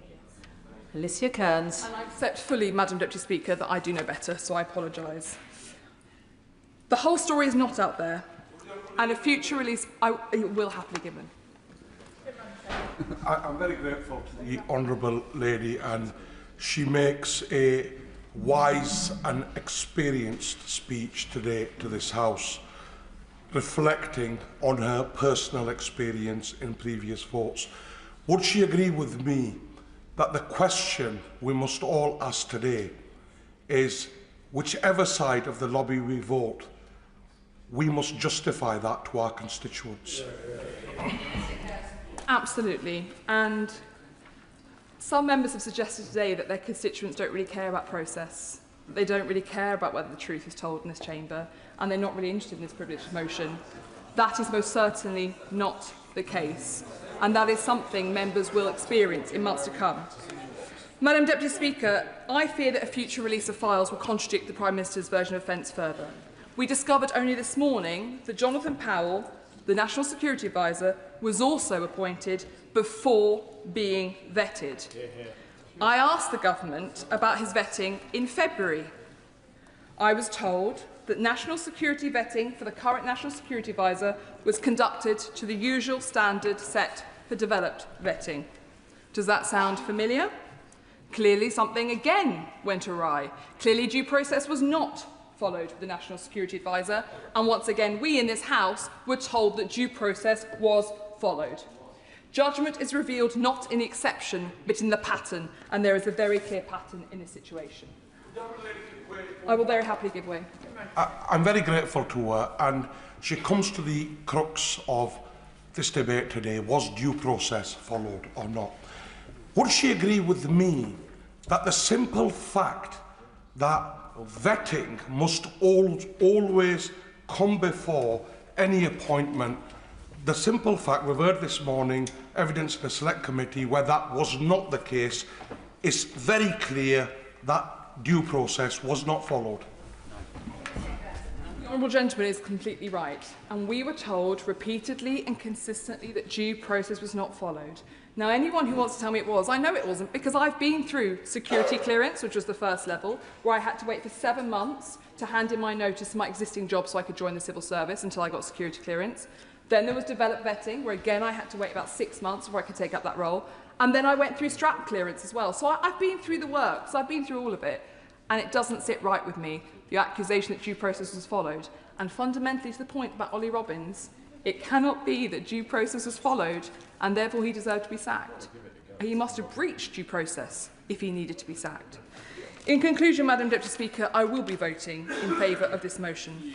And tonight I will end my day with a clear conscience, knowing that I voted to give my communities the answers that they deserve. And I hope that every member can say the same.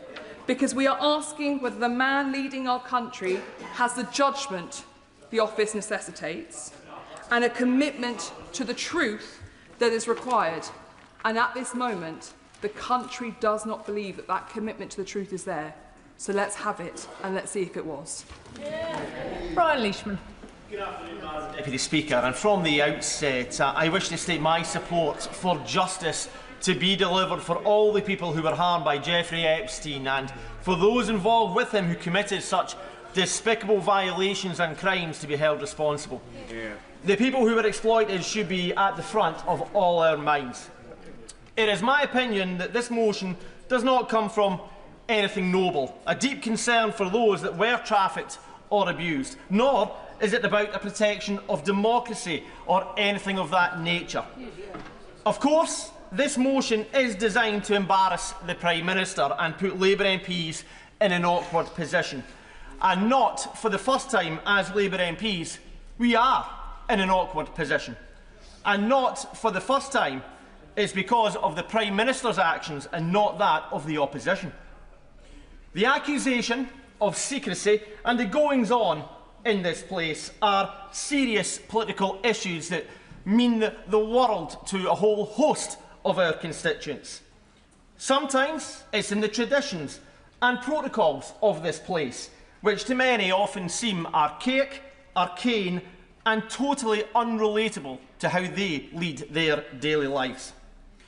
People are regularly frustrated at ministers not answering questions at the dispatch box, and equally shadow ministers with amnesia at their own record when in power. People are infuriated watching politicians do the media circuit, slavishly going through the party lines no matter how illogical they may be.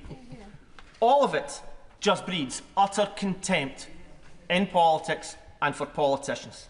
People are sick to the back teeth of it all. Now, when I'm out campaigning and knocking on people's doors, they tell me just how irritated they are with politicians who endlessly try to deflect and defend the most absurd and wrong decisions, just because of the party that they represent. Of course, this is not unique to the Labour Party. All parties indulge in this. Conservatives defending the record of austerity that ripped the heart out of communities up and down the United Kingdom. Many in the SNP refuse to take responsibilities for failures in housing, education, health, local authorities and vital public services. But credit to the Right Honourable Member for Aberdeen South for alluding, touching the lightness of touch on some of the travails that his party have experienced. Madam Deputy Speaker, I just want my Labour government to be better than that. It really is a low bar that we have been set, but people genuinely think that we are all the same. They see no real difference. And to echo other honourable and right honourable members, I think the Prime Minister should refer himself to the Privileges Committee. It would say to Parliament, and more importantly, our voters, the country, that he knows he will be proved innocent, that he will be vindicated, that he's got nothing to hide, and importantly, that transparency and accountability are at the heart of our democracy. I say to colleagues on this side of the House that we were elected based on the promise of providing change, an end to the scandals and the cover-ups that people are so disgusted with, whether it be Tory lockdown parties or trips to castles, hundreds of miles to test eyesight. The SNP abandonment of care homes and the do not resuscitate notices placed on patients without their consent during COVID. We need to be better than all of that. But truthfully, in our first 20 months in government, the public don't think that we are. And because of the mistakes, the decline in standards, the secrecy, the lack of accountability, then we are paving the way for a hardline, far-right government to come next. And be under no illusions. That government would set the country back to the days of mass unemployment, dire poverty and inequality. They want to create a society that is as intolerant as it is unfair. And it absolutely terrifies me. In finishing, I say to any colleague that if you think I'm wrong, then please do have a look at the polls. Look at the by-election results we have had. The Prime Minister said we would put country before party. Today, with his vote, he has the perfect opportunity to do just that. The Prime Minister needs to stop putting Labour MPs in awkward situations. The open and honest thing would be to refer himself to the committee. But if he won't, then I'm afraid he has left me with no choice. I will have to vote for this motion this afternoon. Sir Roger Gale. Thank you, Madam Deputy Speaker. At the start of this debate, when Mr. Speaker was in the chair, he's reminded the House that this debate was not a trial of the Prime Minister. This was a debate about whether or not an issue should be put to the Privileges Committee. I do think we all need to remember that. And he also said, for the record, that when the debate became repetitive, he might consider taking a closure motion. I'm sorely tempted to move one, Madam Deputy Speaker, but not yet. It saddens me deeply that we are where we are today. It saddens me that this has been presented by some members of the government benches as a ruse before the local government elections. This is about something very fundamental to many of us. It's about the truth, the probity, the integrity of this House and every man and woman that sits in it. I've heard some very courageous speeches from the government benches this afternoon, and I applaud each and every one of those people who made them, because I know just how difficult, Madam Deputy Speaker, this is. Mr. Johnson has been referred to frequently.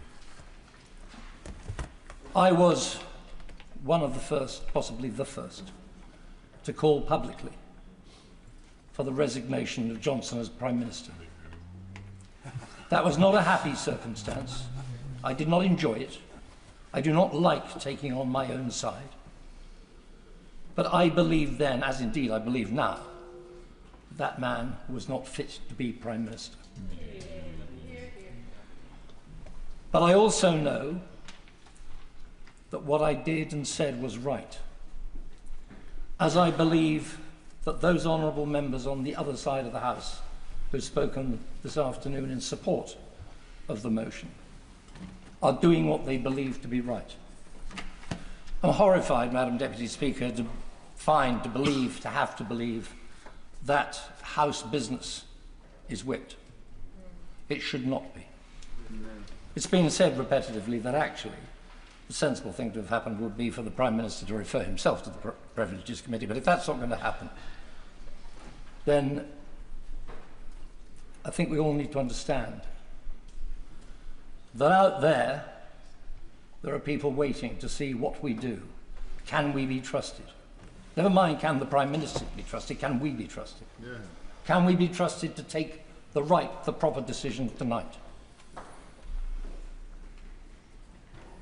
Every single one of us in the morning is going to get up and look in the mirror to either put on makeup or shave. And we have to look.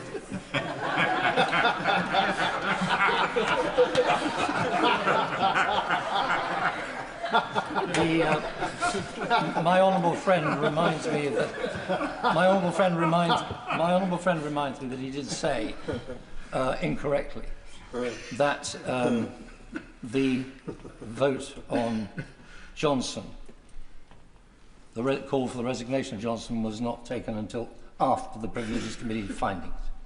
He's actually quite wrong. That call was made well before it went to the Privileges Committee. So let's come back to what I was trying to say. Every single one of us has to be able to look in the mirror in the morning and live with ourselves.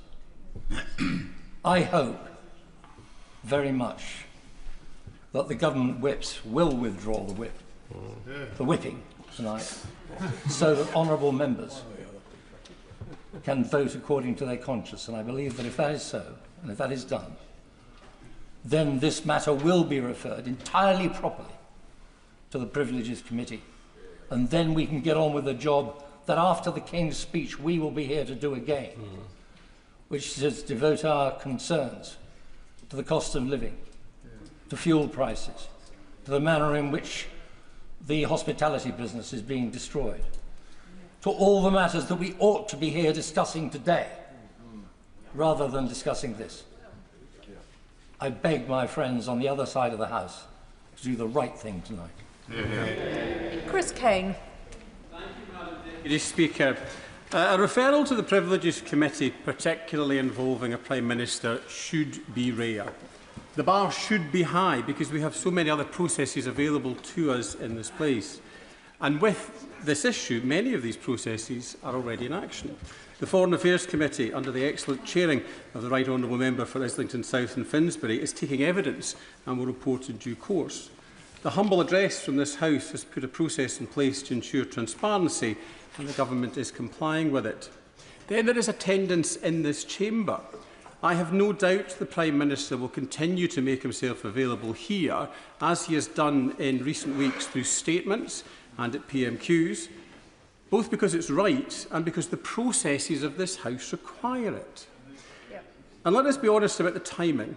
Bringing this forward 1 week before elections is political. Now, I do not criticise that. It's part of the system we operate in, but we should be clear about it. I've been reflecting this week on the concept of pressure. We have heard from senior civil servants that there was pressure to proceed with the appointment of Peter Mandelson before vetting had concluded. They have said that the pressure was inappropriate. They have not said the pressure was inappropriate, simply that it existed. The Prime Minister, for his part, has been clear. He has said that this was the kind of pressure that exists in any high-performing environment where decisions need to be made and progress needs to happen. That is very different from pressure to do something you are not comfortable with. But I suppose the truth is that my experience of pressure is not the same as the Prime Minister's. A degree of recalibration is required on my part. As a member of the Public Accounts Committee, we apply pressure to senior civil servants every week. We expect them to account for their decisions, often in difficult circumstances and under public scrutiny. And time again, I am struck by their professionalism and their ability to handle that pressure. I am equally struck by the Prime Minister's ability to do the same. Whether at Prime Minister's questions or in extended sessions like the one we held last week, where he answered questions for over 2 hours. That level of scrutiny is constant and unrelenting. In my time in this House, I have never known the Prime Minister to act in anything other than good faith. He is focused, serious and determined to deliver in extraordinary, difficult circumstances. Yeah. Is he perfect? Of course not. None of us are. His is an almost impossible job in turbulent times. But that is the nature of government. The public elects a government and gives it time to govern. That requires consistency, judgment and, at times, the ability to change course as circumstances demand. What it does not require is abandoning the course entirely at the first sign that another ship looks to be sailing more smoothly. We are, quite clearly, in the middle of a storm. Not a passing squall, but sustained, difficult conditions. Economic pressure, global instability, and challenges at home that have been building for years. In those circumstances, what matters is not whether the sea is calm, but is whether the vessel is seaworthy and whether the person at the helm knows how to navigate. Now, no ship is perfect. There will always be repairs to make, adjustments to take, and decisions that with hindsight might have been handled differently.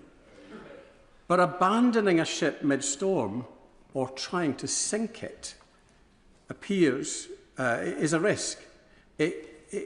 Because that other ship, finding another ship that is sailing in different waters is sailing under different conditions. And let's be honest, that other ship, well, the same storm is heading its way too. So the real question is not whether things are perfect, it's whether we have a vessel that can withstand the conditions and a captain who can steer it. Yeah. Now, when I look across the chamber, I do not see credible alternatives ready to take us through what lies ahead. On one side, we have a Conservative approach that too often feels like a ship designed for a different age. A wooden ship, not equipped for the realities of the world we are living in now. A vision that looks backwards rather than forwards. And in the other, I see the SNP. If you cannot reliably build and run the ferries that connect your own communities, it does raise serious questions about the readiness to navigate a much bigger journey. Theirs is less of a fully equipped vessel and more like something assembled for the appearance of movement rather than the reality of it. So they give way in that point? Of course I will. Dr. Scott Arthur. Does he agree that it appears the SNP don't have a ship right now? They must have a submarine. Order. I think honourable members will find this is not a debate about the SNP, and perhaps we all ought to confine remarks to the subject that we're actually debating. Chris Kane. Thank you, Madam Deputy Speaker. To finish my metaphor, but not about the SNP, you hold steady. You make the adjustments that are needed, and you focus on getting safely to better conditions. That is the task that's in front of us. And that is why I will be supporting the Prime Minister to continue doing the job he was elected to do, to keep a steady hand on the tiller and guide the country through challenging times. And I would urge colleagues to do the same, because in the end, this is about stability, seriousness and leadership. And that is what this country needs. Today's motion feels to me like a distraction from that mission, and so I urge colleagues across the chamber to vote against the motion today. Anne Davis. Madam Llefarydd. The Prime Minister has called this motion a stunt and pure politics. But the Prime Minister and Labour MPs rallying around him forget the seriousness of the allegations against him. That is, misleading the House of Commons over statements relating to the appointment of Peter Mandelson as ambassador to the United States, an individual with well-documented links to the convicted sex offender and human trafficker. To swat away these allegations as a desperate political stunt, refusing them to be investigated properly by the Committee of Privileges, is an insult to us all. An insult to the public who were promised transparency and openness by the Prime Minister's Labour government, and an insult to victims and survivors of violence and abuse who deserve so much better from those who claim to represent them. What Parliament is being asked today is a straightforward question about whether serious concerns regarding the Prime Minister should be examined properly and independently. If the Prime Minister insists that he has done nothing wrong, then surely the Privilege Committee will come to that same conclusion. And if Labour believe that everything is in order, why have they forced their MPs to vote against the motion today? It begs the question, what does the Prime Minister have to hide? The Prime Minister promised change, and people across Wales gave him a mandate for that change. But what did the public get instead? Misjudgments, incompetence, a lack of transparency at the heart of government, and no real accountability. I put myself forward to become a Member of Parliament because, to be frank, I was fed up of Partygate, the betting scandal, the 200,000 that Vaughan Gethin had accepted in order to fund his own leadership campaign. I thought we're better than this. As residents, as constituents, we are better than this. And people deserve a government which is honest and transparent, and we certainly haven't had that in the 2 years that I've been sitting here on these benches. The Prime Minister has tried to wash his hands of Mandelson's appointment, hiding behind processes, procedure and the actions of civil servants, destroying decent people's lives, only to hobble on for another few weeks. And even if the Prime Minister's loyalists vote this motion down today, Labour and the Prime Minister himself will have shown their true colours. In just over a week, people of Wales have a chance to give their verdict, and they will. Alex Barros-Curtis. Thank you, Madam Deputy Speaker. And I rise in this debate, first and foremost, to reiterate, as other colleagues have said, my fullest solidarity with the victims of Epstein. And we should always maintain them at the forefront of our mind, notwithstanding the absence of them from the motion. It is something I know many colleagues across both ends of the House have referenced, and I'm sure will continue to do so. In respect of this motion before us, I want to be clear that I will vote against it, not because I have to be told to, but because the case is absolutely not made out. And given some of the contributions made about shaving in the makeup, or shaving in the morning, or putting makeup on in the morning, in considering and reflecting on the vote that will be cast tonight, I will have no compunction whatsoever and have absolutely no doubt in my mind when I go through the lobbies today that I will have made the right decision for the reasons and I do not need to have insinuations to impugn my integrity to the opposite. And before I explain why I am making that case and that decision, I will happily give way. Grateful for the honourable member giving way, and of course every member is entitled to make their decision in either the lobby. They have to justify it to the electorate. For that reason, does the honourable member believe that having a 3-line whip is necessary? Alex Barros-Curtis. It's an irrelevant point, and the point that I would make, I've already said that regardless of the position of the party, I don't need to be told how I will vote on this for the reason that the case is not made out. And he says that, if people will stop chuntering, the individuals who have said that they have to look in the mirror tomorrow, every decision we make in this place, regardless on this motion or on amendments, on legislation, we do, I have no doubt, with integrity and with our best motivations of our constituents in mind. So the need to remind me or my colleagues of that today suggests more about the person making the statement than it does about me and the decision I've made. So as I said, I will vote against the motion because I do not believe the case has been made out. And in my time as a solicitor, I've seen many witness statements and particulars of claim. And if I hear and reflect on what the Leader of the Opposition laid out as her case today, I thought it was one of the most poorly made out cases in my professional lifetime. Well, if he waits to hear why I think that, then I will happily give way in a moment.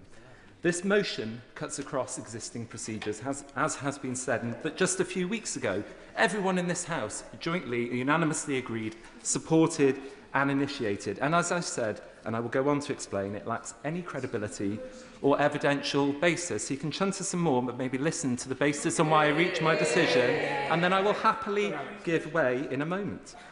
So, I will turn to, as I say, the lack of evidence to make out this case. But before I do, I want to mention, as others have mentioned, the integrity of the Prime Minister in and of itself. I've known the Prime Minister for a number of years, and I know that he is a man of integrity and that he will act without fear or favour and will always be the hardest critic on himself. He has apologised, and rightly so, for the poor and incorrect decision to appoint Peter Mandelson in the first place. He's done it in this House, he's done it to the country, and he has done it, most importantly, to the victims of Epstein. He's very eager. I will give way. Very grateful to the honourable gentleman. He's been most generous. But we haven't really heard the case yet, given that colleagues opposite will be in a similar position to the honourable gentleman. They will know the Prime Minister. They will have known him for years. They will be sure of his integrity or otherwise. Why does he think there should be a 3-line whip imposed on members opposite? Even the member for Bishop Auckland, who spoke with his cause, could see that it wasn't a good idea. But the honourable gentleman doesn't seem to see it. But as a good lawyer, maybe he'll be able to share the argument with the House. I appreciate his patronising tone, but I will simply say this. I have said that I don't need to be told how to vote in this because I do not believe the case is made out, as I will go on to explain now if I can make some progress. And I underline this by reiterating what the Speaker said earlier and what I said to him when he was in the chair, that of course the question here is not about the application that was put before him, and he's rightly made the decision as he is required to once it came to him. But I am clear that from those who put the application to him for him to have to make the decision, it is a nakedly political stunt to submit that application in the first place. And that's not just because of what the motion is before us, but because of the shape-shifting of the opposition party leaders on this issue since The Guardian broke the story on the 16th of April. I'll give way. I'll give it to my honourable friend, making a really powerful statement to the House. Isn't the reality that this is about a leader of the opposition who, just like with her call for us to join the US in attacking and join the war in Iran, she called the Prime Minister a liar, and the evidence has shown that there is absolutely no basis for it. Isn't reality that this is just the leader of the opposition once again shooting from the hip? I thank him for his intervention. I completely agree, even if it was perhaps slightly askew from the point I'm about to make, but I think it goes to consistency on this issue and many others. And I think, as I said, the shape-shifting of the position of the party leaders, rather than wait for the evidence, we know that both the Leader of the Opposition and the Right Honourable Member for Kingston and Surbiton had already made up their minds 2 weeks ago. I've got here, I will at least make a point and make the point, and then I'll happily give way. On the 17th of April, this is the day after the Guardian story was broken, the Lib Dems put out a press release Starmer must be investigated by Privileges Committee over the decision to overrule Mandelson's failed security vetting. But that was found wanting because the evidence was showed otherwise, as was proven when the Prime Minister came here at the earliest opportunity on that Monday, the 20th of April, and laid before this House the evidence, and Sir Ollie Robbins backed that up in his evidence to the Foreign Affairs Select Committee on the 21st of April. I'll give way. Member for giving way. He mentioned the Guardian story on the 16th of April. The Prime Minister found out on the 14th of April, so the earliest opportunity would have been the 15th of April at Prime Minister's questions, wouldn't it? Yeah. The Prime Minister already addressed this when that was put to him in this House a number of times in the following days, whereby he said he was trying to secure the answers to the questions which he put on that evening and the officials were not able to answer, so that he could then, as he said, and as other colleagues and cabinet colleagues have made clear, at the earliest opportunity then come back in order to update this House, as is rightly the case. I go back to the timeline of the shape-shifting of the opposition. On that same Friday, the 17th of April, the leader of the opposition went on national radio and television saying it is completely preposterous for us to believe that civil servants would have cleared a political appointee who had failed security vetting. The Prime Minister is taking us for fools, and she called for him to go. A standard that, as other colleagues have elaborated on and I won't dwell on, has not previously and consistently been applied to the proven lawyer before Boris Johnson. So we've got the shape-shifting of the opposition parties on this point, and therefore the motion before us today dwells on two aspects: due process and, of course, the question of pressure. In respect of due process, Madam Deputy Speaker, now explain why I do not think the motion and the evidence is made out. I note the motion itself doesn't critique the process itself, which, as this debate has played out over recent weeks, has shown to be seriously deficient and lacking. That has necessitated the necessary reviews and changes at the Prime Minister's order, as some of this debate today has elaborated on. Indeed, this motion asserts, without actual evidence, that has been that has withstood further testimony from key officials to the Foreign Affairs Select Committee. And we know the Prime Minister was not told about the UK security vetting's recommendation to not grant Peter Mandelson clearance, that he was not told about that in many subsequent weeks. And Sir Chris Wormwood confirmed that due process was followed. So I do not accept that that case has been made out. And when we turn to the question of no pressure, the Leader of the Opposition made great play of her selected quotes. And I have Hansard before me from Prime Minister's questions of the 22nd of April. And it is quite clear, as the Prime Minister starts his answer to her question, that he will deal directly with the question of pressure in relation to the decision to appoint Prime Minister Peter Mandelson and to put him in place. The Prime Minister, is clearly referring to the parts of Sir Ollie's evidence of the 21st of April to the Foreign Affairs Select Committee on the specific point about whether or not pressure was brought to bear on the outcome of the vetting process. This was also the gist of the Leader of the Opposition's preceding question, actually, to the Prime Minister, to the question that the Prime Minister was answering. It is also notable that just today, Sir Philip Barton substantiated the position that there are two different types of pressure, and whilst there was pressure to get on with making a decision, which the honourable member earlier alluded to, he then went on to say he was very clear, quote, that he was not aware of any pressure on the substance of the vetting decision, which is what this motion goes to. I'm conscious of time, Madam Deputy Speaker, and so I want to conclude by expressing solidarity to my honourable friend, for South Shields, who spoke with great power earlier. And her and I have spoken about some of these issues before I have the privilege of being in this place, and of course I offer my support. But as my honourable friend for Bishop Auckland referred to in his excellent speech, I want to be clear that from the tone from some in this debate, it is clear that this is not about the substance of the issue, but it is about trying to exploit political partisan gain. And it is, I have no doubt in my mind, that certain political opponents will seek to make the lives of my honourable friend and others difficult, just like they have when it comes to other serious issues, such as impugning our decisions on, for example, grooming gangs and putting out social media, targeting us, which then means we have become the subject of death threats and, as my honourable friend for South Shields elaborated on, much worse for her and her constituency. Indeed, the Tory front bench were nodding at this when my honourable friend for Bishop Auckland talked to this earlier.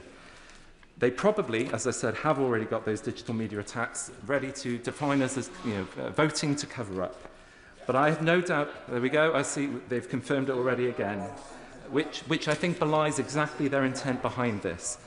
There is no doubt in my mind that it was a mistake to appoint Peter Mandelson, and the Prime Minister has taken responsibility for that. But as the quality of certain contributions today have pointed to, and as I've explained my reasoning for why I will not support this today, it is clear to me that rather than seeking to uphold standards, this risks undermining them. We should get on with the business of government. We should get on with some of the issues the Right Honourable Member mentioned earlier about the issues that our constituents are most concerned about. We should focus on the job in hand, and it's for all of those reasons why I will not be supporting this motion today. Charlie Dewhurst. Thank you, Madam Deputy Speaker, and I'm mindful of Mr Speaker's earlier advice about repetition. I will keep my remarks short and to the point. We've had a number of speeches where other members on the other side have debated whether there is a sufficient threshold to refer this matter to the Privileges Committee. Yet, I have to say, if you look at the evidence, there is clearly some very, very concerning issues amongst those documents that have been released to the public domain, what has been said on the floor of this House and what has not been said on the floor of this House. Now, we take the advice given by Simon Case when he was Cabinet Secretary back in November 2024. It's very clear from that document that was released as part of the humble address that the Prime Minister was advised, if he wanted to make a political appointment, that vetting should be done before that appointment is made. We now know, of course, that didn't happen. And, Madam Deputy Speaker, when one takes the letter that Chris Wormholt, as then Cabinet Secretary, sent to the Prime Minister in September of 2025, he asserts that the process that was followed was in line with the advice given by Simon Case to the Prime Minister. And this is important, because the Prime Minister has referred back to that letter as a reason why due process was followed, yet that letter seems, on the face of it, to be inaccurate in itself. And therefore, that is something that we need to investigate in this House. And then, of course, we come to the answer to the Prime Minister gave at Prime Minister's questions on the 22nd of April, where, of course, he removed the word that with any, which implied that there had been no pressure, that there had not been any pressure rather than that pressure. And when this was raised by my right honourable friend, the member for Brentwood and Ongar, at Cabinet Office questions last Thursday, the Chancellor of the Duchy of Lancaster asserted on the floor of the House that he says, "I think the difference between the words that and any is not of any material relevance." Now, I think anyone with a basic grasp of English, and having heard the testimony of Ollie Robbins versus the answer the Prime Minister gave, would clearly say that he has tried, at least in my view, to misrepresent what Mr Robbins told the Foreign Affairs Select Committee. So I do believe that as well is an extremely, extremely powerful reason why this matter needs to be referred. And then I come to the case of the unanswered questions, the evidence that we don't have.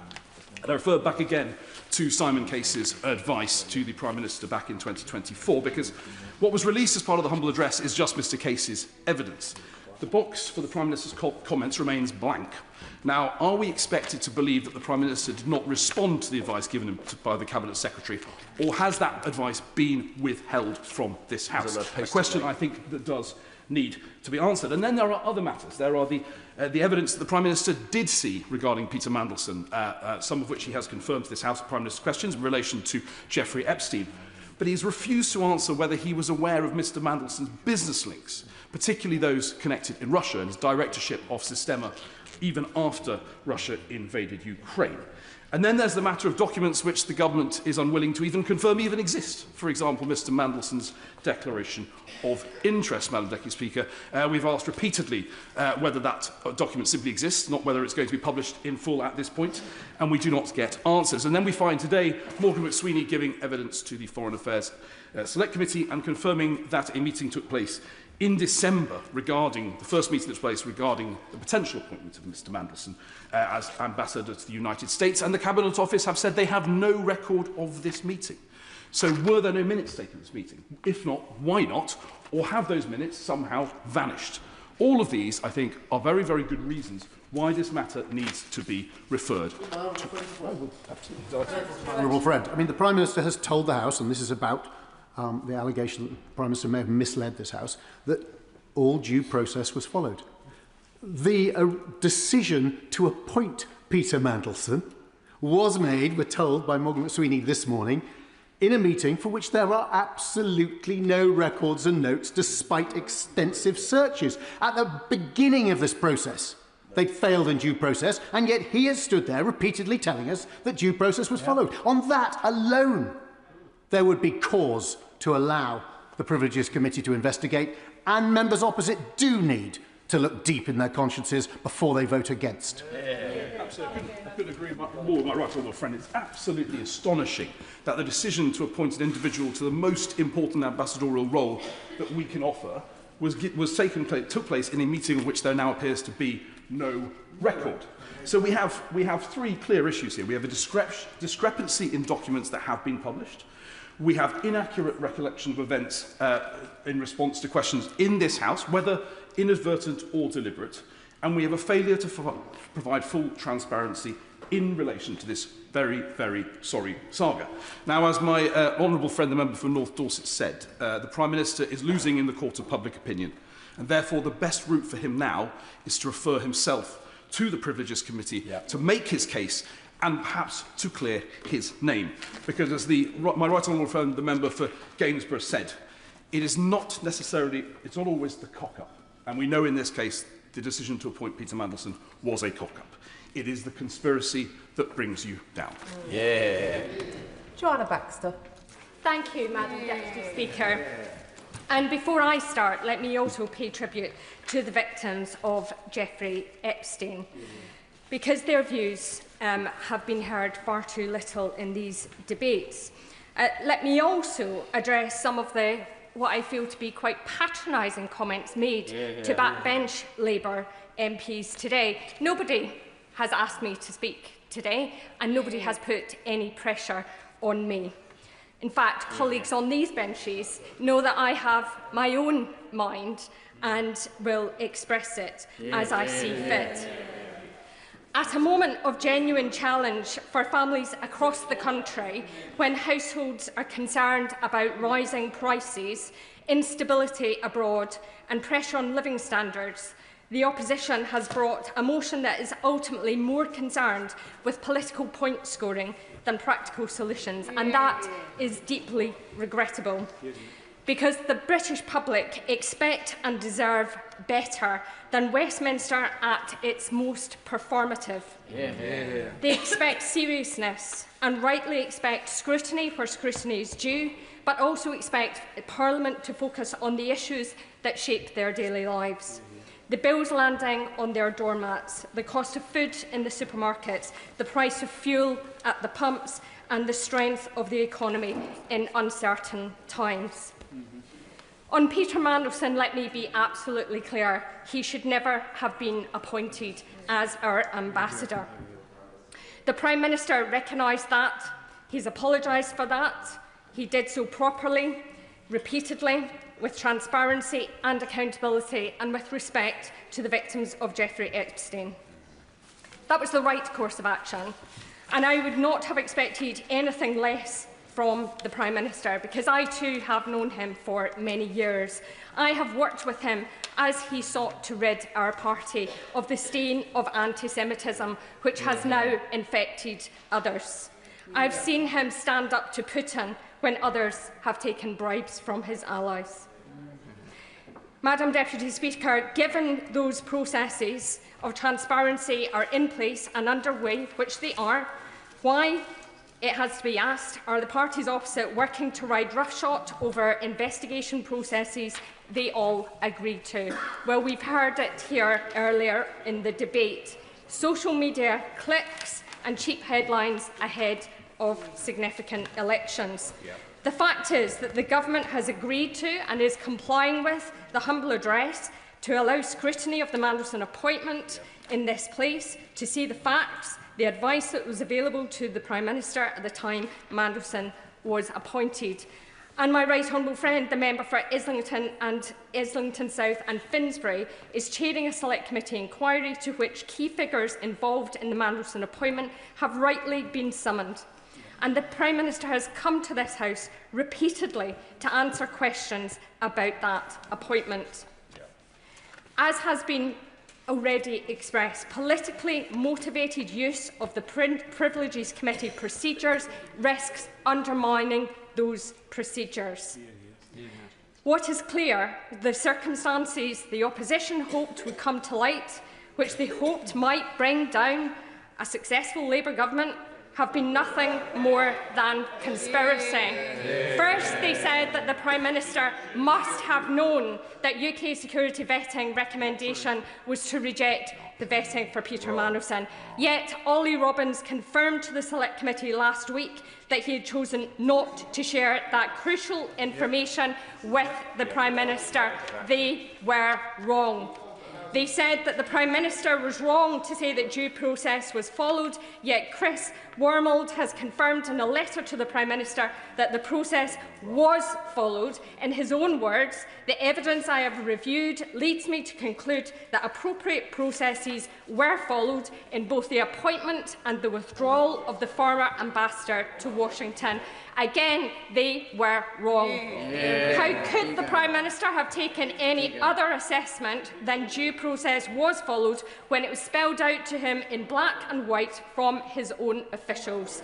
Those are not rumours, they are not talking points, they are facts, and facts matter in this place.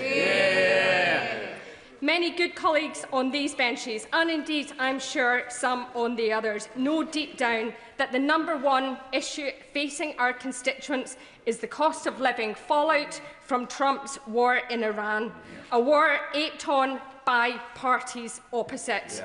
They know that because when we've been out on the doors in the lead up to the elections in May, that's what voters are telling every one of us. They're worried about their bills, the prices at the pumps and the prices in their supermarkets. And while some in this House want to engage in political stunts, this very afternoon the Prime Minister is convening a committee on the response to the conflict in the Middle East, on how we support the British economy, our services and, most importantly, our constituents. What is clear is that there is only one party focused on the job of delivering for the British people, and it is the one that the country voted for in the last election. The Conservative Party, after 14 years of chaos, scandal and economic recklessness, now wants to lecture anyone else on standards in public life is galling. From the party that gave us Partygate, revolving door Prime Ministers, cronyism, collapsing public services, Liz Truss's catastrophic experiment that sent mortgages soaring and punished working families for Conservative failures. Meanwhile, they collude with the SNP who asked voters... I've made the point previously. Please will members confine themselves to debating the issue at hand and not into fighting the local election campaign, perhaps. Joanna Baxter. Thank you, Madam Deputy Speaker. Those are the issues we could have been debating today, but instead we are debating a political stunt. This government is standing up for the British people, showing leadership in our support for Ukraine, bringing our national rails services back into public ownership, delivering our historic Employment Rights Act, amongst many others. Madam Deputy Speaker, when I vote this afternoon, I do so knowing full well I was elected to serve on the priorities that matter to the people of Paisley and Renfrewshire South. Their bills, their security, their welfare, and I will vote to ensure that we have a government that continues to focus on those priorities. Richard Tice. Thank you, Madam Deputy Speaker. Well, the motion to refer the Prime Minister to the Privileged Committee revolves around two words, Madam Deputy Speaker. Pressure, that's the first word, and it's absolutely vital. Also, process. And, of course, the Prime Minister is the master of process. He bangs on about it all the time. The king of process here in the Commons. And he says that full due process was followed. And yet we've already heard from other honourable members that Sir Simon Case, the then Cabinet Secretary, gave the Prime Minister in November 2024 due process. He said that actually the vetting and the due diligence should be carried out before confirming the choice of ambassador. The Prime Minister chose to avoid that due process. There is a second key element of due process that I don't think has been properly teased out so far this afternoon, and that is with regard to the timing of the decision on vetting through January 2025. Because if full due process was being followed, then the security authorities, the vetting authorities, should have been allowed to take whatever time they deemed necessary to make their judgment. And with regard to Mandelson, goodness me, there's a lot to go through to check that clearance. Clearly, we've heard from a number of senior civil servants that actually they were not allowed to carry out full due process and to take as long as they determined was necessary, even if that took them beyond the inauguration of the President of the United States. No, I bring you on now, Madam Deputy Speaker, to the second word, which is whether or not any pressure whatsoever was applied. And we've heard from not one, not two, but from three separate senior civil servants that actually the pressure was not on the decision itself, the pressure was indeed on the speed of the decision, because the decision had already been taken by not following due process. And we have heard Sir Ollie Robbins confirm that pressure was felt to get on with the decision. We've heard yesterday from Ian Collard that actually pressure was applied to make that decision. And we've heard, of course, from Sir Philip Barton that actually, again, he said the pressure was to get on with it. There was no space in the decision. There was no space in that. In other words, due process was not followed. And it was all about, I will happily give way to the honourable gentleman. If I give way. Did we not hear last week at the Foreign Affairs Select Committee that whilst there was pressure, and that was discussed, it had no impact on the decision, and it was a marginal decision, and they felt that the risks could be managed? I feel that the honourable gentleman is missing this part out in his story. I think the honourable gentleman, but I would remind him what the Prime Minister said at Prime Minister's questions just last week. No pressure existed whatsoever. Whatsoever is the critical word, which is the flaw in the honourable member's argument. So we now know, Madam Deputy Speaker, that not only actually did the Prime Minister inadvertently mislead the House with regard to full due process, but he has misled the House for a second time with regard to whether or not any pressure existed whatsoever. Madam Deputy Speaker, the evidence is in. And for a Prime Minister that prides himself on process, anecdotally, it seems that there is a culture that does not exist around him and within him and perhaps himself. For example, we now know that the Cabinet Office questioned whether or not there should be any vetting at all. In other words, they didn't want full due process, so we know that. And we now know that Sir Ollie Robbins, in terms of the decision whether or not to retain him or fire him, clearly full due process was not followed. And then the issue of whether or not this decision to refer any member of the House to the Privileges Committee, precedent clearly shows that it should not be whipped. And I would argue, Madam Deputy Speaker, that precedent is a process. And the process of not whipping this decision, this vote, is not in this instance, Madam Deputy Speaker, being followed. So I would urge all honourable members to ignore the whipping, to follow the conscience and to follow the evidence. The evidence is in, Madam Deputy Speaker. The Prime Minister inadvertently misled the House of Commons. David Pinto-Duchinsky. Thank you, Madam Deputy Speaker. Appointing Peter Mandelson was wrong.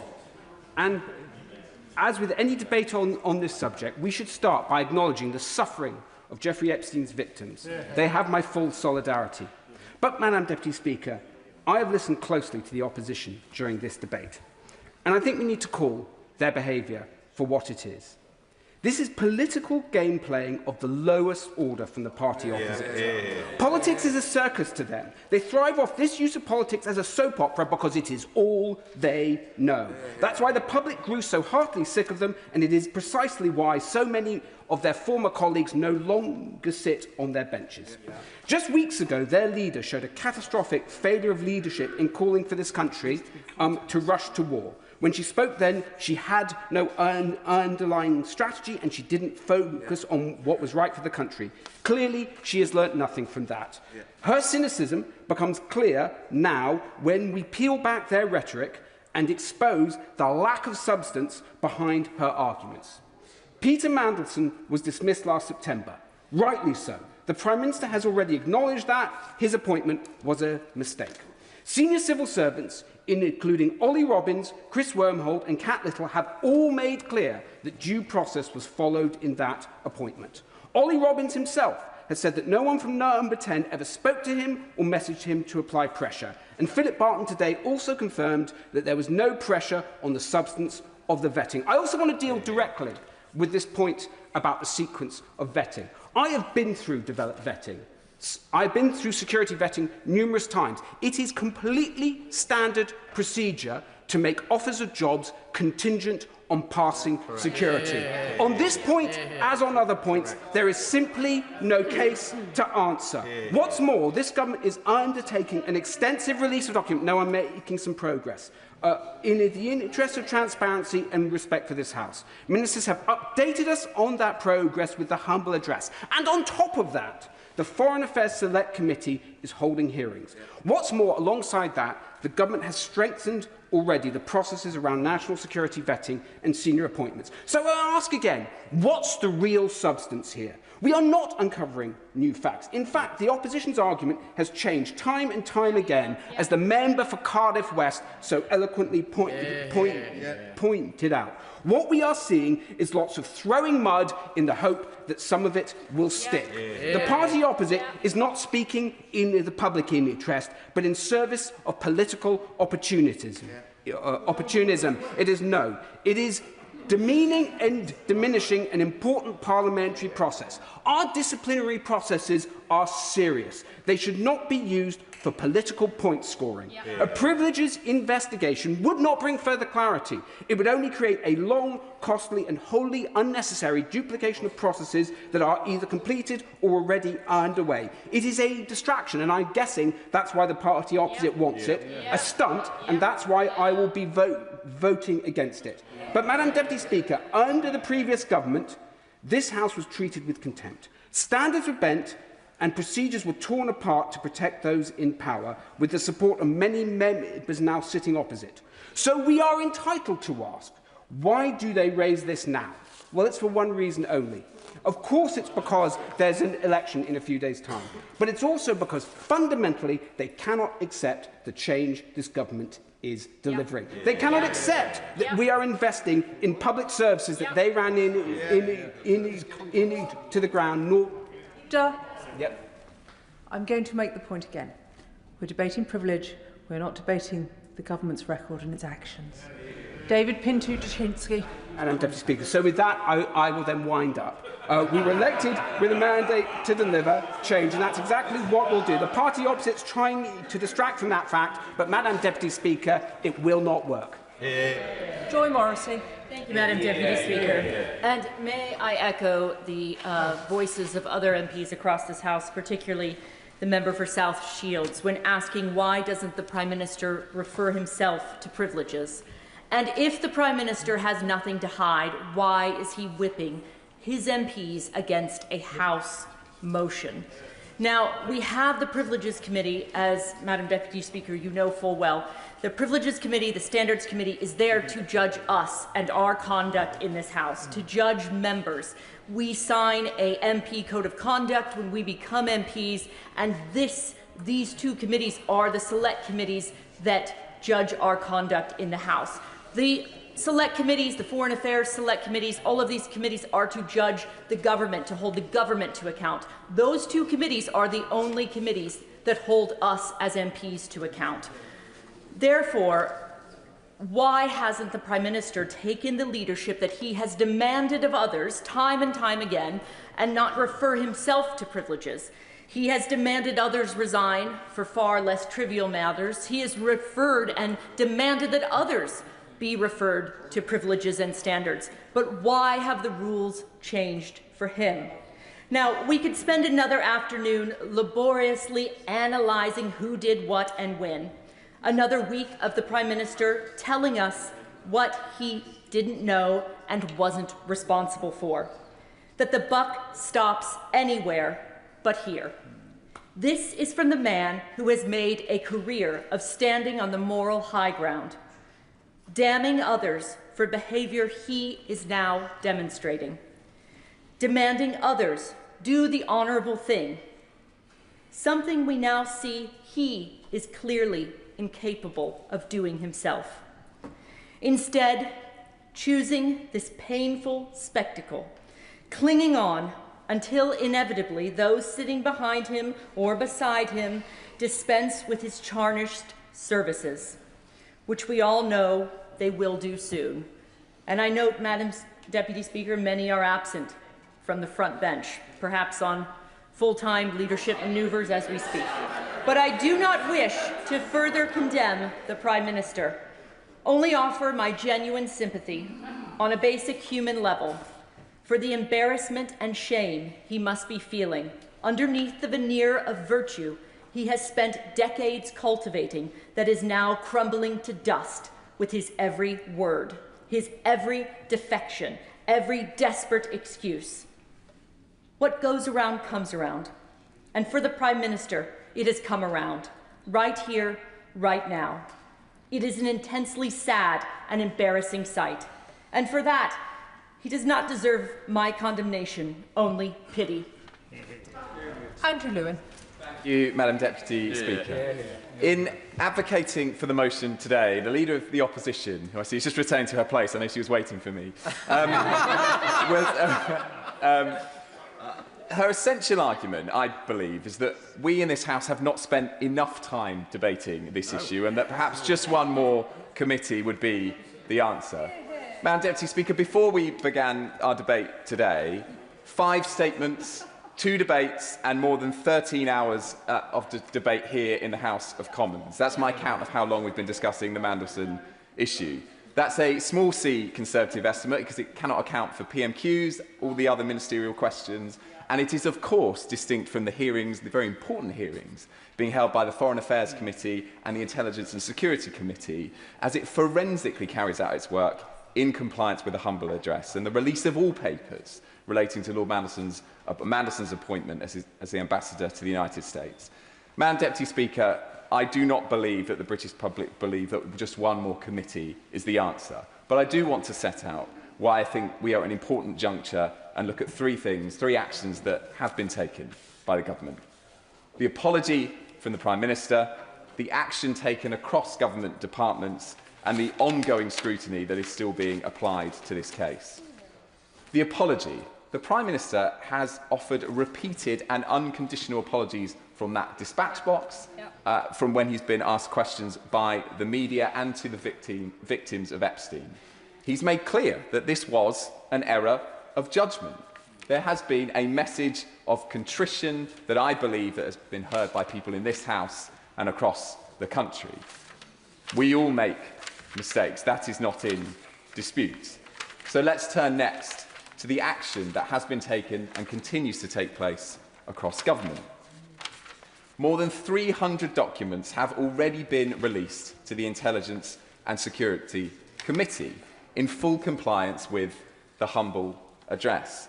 And I think this is really important because I was part of the debate, and it was a good debate that this House had, about involving the Intelligence and Security Committee in this process and giving them that oversight. And at the time, the benches opposite said that this was the very important thing to do, and there was a consensus across the House. But earlier today, I will happily. Him giving way. I too was in that debate, and if the member remembers, as the House will show, it was the decision during the debate to suddenly do that. The government was going to vote against having the humble address. It was only because members from both sides of the House, particularly the Security Committee, put themselves forward to say, we have an option here. So the reason we were actually having the debate in the first place was because this side of the House compelled the government to come to give that papers away. He can't have it that it was just put out there by his side. Andrew Lewin. Thank the honourable member for his intervention. I remember it vividly. Members from both sides made the case, and I said in my remarks that it was an example of the House at its best because we came to a good decision to involve the ISC. But the reason I raised it again today, Madam Deputy Speaker, is because I was fascinated by what the Leader of the Opposition said. She characterised that committee as, quote, a never-never committee in her remarks earlier today, as if it would never come to the answer. So all of a sudden it seems that it's politically convenient that they've now lost faith in the ISC when they were advocating for it for so long. But more action has been taken, and it's important that it has been. On vetting has been discussed extensively today. The process that was in place under the last government and at the start of this government has gone and has already been changed by my honourable friend, the Chief Secretary, to the Prime Minister. In the future, all vetting will now be completed before appointments. That is absolutely the right change.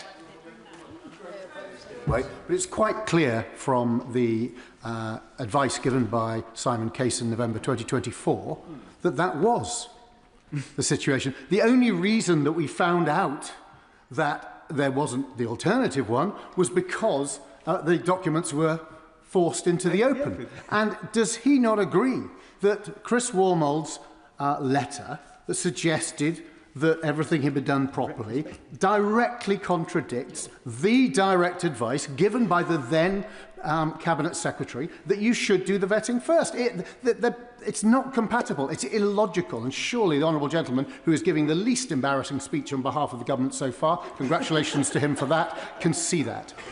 Andrew Lewin. It's very kind. I'll see him on the cricket pitch in a week's time. Look, there's a serious point here in that there are a number of very senior civil servants that I'm going to come to who have given evidence on this and have said that process was followed. And it leads neatly into my next point about the importance of ongoing scrutiny. The scrutiny that is being conducted by the Foreign Affairs Select Committee. Very happy to give way. On the point, and we've heard a lot of evidence today, does he agree with me that what's clear about the process is that there were so many inconsistencies and so much confusion that the Prime Minister was absolutely right to build back trust in that process and make the decisions that he has done?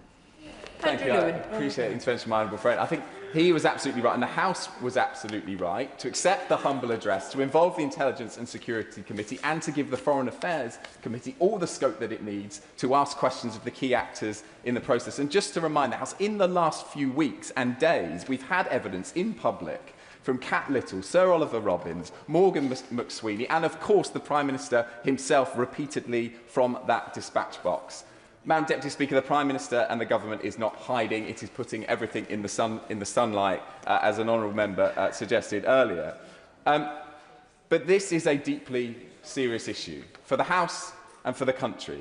And I want to again associate myself with everyone who has spoken today about the pain that must continually be felt by the victims of Jeffrey Epstein every time this issue is raised. And our thoughts are with all of them. But the Prime Minister has apologised unconditionally. He has acted, and the government has acted, and scrutiny from 2 committees is still ongoing. So the judgment before us today is not whether scrutiny should happen, because it most clearly and evidently is. It's whether we should support a conveniently timed motion from the Leader of the Opposition to refer the issue to one more committee. I'm afraid, Madam Deputy Speaker, I do not believe that is the answer. And I would trust the judgment of this Prime Minister over the Leader of the Opposition every day of the week. Saoirse Eastwood. Thank you, Madam Deputy Speaker. I just want to put 2 things on record here before I commence my remarks. So the Labour Party don't stand for election in Northern Ireland. We do not have elections next week or the week after. So everything I'm about to say has got absolutely nothing to do with a so-called political stunt, but everything to do with the integrity of this House. And by the way, I find patronising the context that we shouldn't be discussing these things because the government of the day want to get on with the cost of living. I have had 2 car bombs at the edges of my constituency in the last 5 weeks, so believe me, there are much bigger things that I would prefer to be talking about at this time. However, it is incumbent upon everybody in this House to make sure that everything we're doing is completely above board. Now, last week, I posed the question, I don't know why Mandelson was appointed. Prime Minister then said it was a mistake. But here's what I don't understand. Everything that was out there about Mandelson that would have been cause for concern was open source material. It was out there. Peter Mandelson wouldn't have survived the vetting for a kids' football club, and rightly so. And yet we're expected to believe from those benches that it's nothing to see here, we're going to do some process here and there, it's a bit of a hoo-ha, as if there's been a bit of opprobrium around an appointment of a local Rotary club. This is the government of the United Kingdom and Northern Ireland. And we need to make sure that everything that is done here has the trust and confidence of the people that we are sent to represent. One of the things that I'm really passionate about is people being able to get on in life. But if you look at the social mobility figures for the UK, they are declining steeply. And that should be a concern for us all. But don't worry about that. It seems to be jobs for the boys going great guns over the road there. Instead of a meritocracy, it's a chumocracy. And that is at the nub of this. We cannot get answers as to why this was done. So what I'm asking today, will the real Prime Minister please stand up? Please stand up. Is it the man who wanted to tread lightly on our lives? Is it the man who promised a decade of national renewal? Is it the man who said that he was going to do things by the book and better? Because in my nearly 2 years here, I have not seen that. So I would ask people from across the way, and I want to commend the member for South Shields for her heartfelt words, because this should not be about party politics. This should be about doing the right thing. And I'm here as one member of my party, so I'm aware that I'm speaking from a place of privilege myself. But believe you me, there's a stink here, and the public smell it. And if we're serious about getting better in terms of making our constituents' lives better, in terms of proving that this place can deliver, well, every single person here today has a choice. Make the right one. Phil Brookell.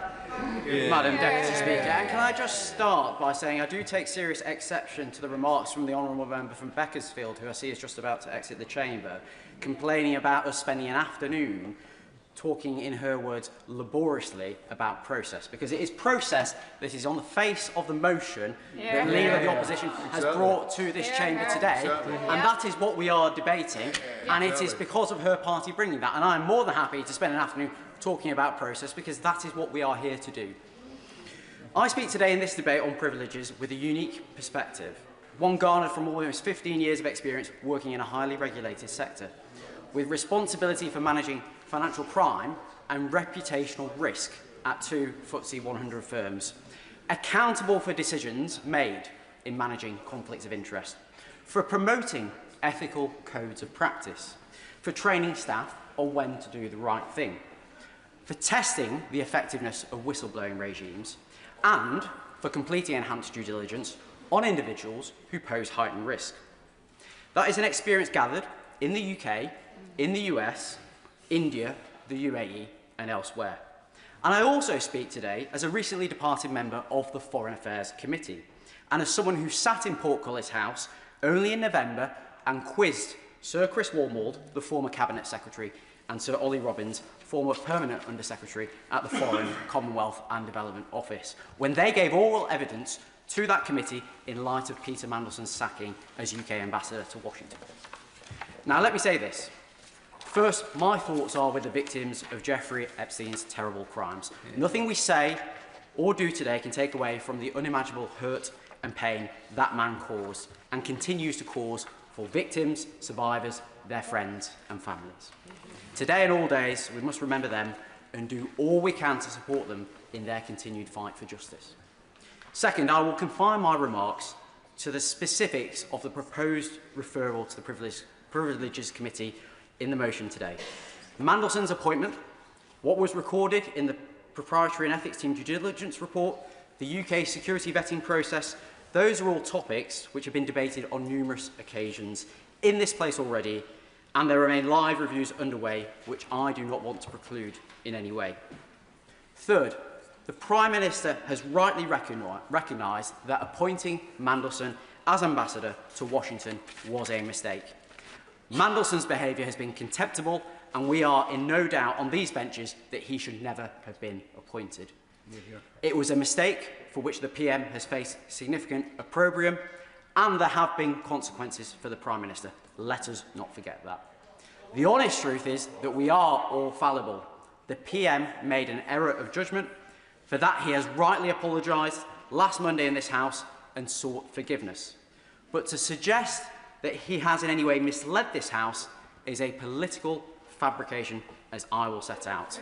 It is anchored not in a truth, but in a smokescreen of political mendacity, which supposes a cock-up somehow equates to a conspiracy. Now, the opposition may wish to move a motion to have the Prime Minister referred to the Privileges Committee, something which has not happened since Boris Johnson's referral back in the early part of 2022. That case then, and the matters being debated today, are like chalk and cheese, because Johnson was referred to the Privileges Committee for the most egregious of lockdown breaches, partying in number 10 in breach of the rules, while we all made daily sacrifices to contain the virus, denying that he had breached the rules, and then doubling down on his denials.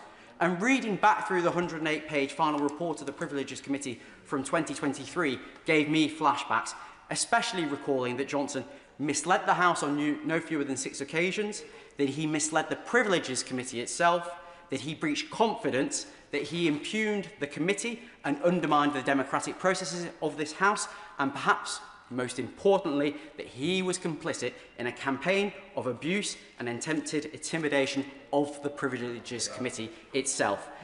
I mention all of the above not to advance a political argument, rather to warn Conservative colleagues that the country does not forget what took place the last time the Privileges Committee convened to consider a PM's conduct and advise them to take heed of that history.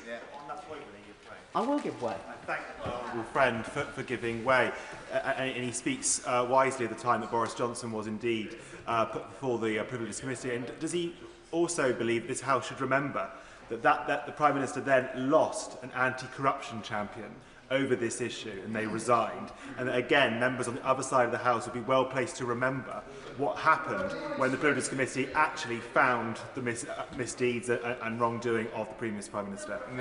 Well, my honourable friend makes a very valid point, and he is a noble campaigner on cleaning up this House and the public sector more broadly. Now, today's opposition motion supposes the PM may have misled the House due to statements he gave in this place, first about due process and second about pressure.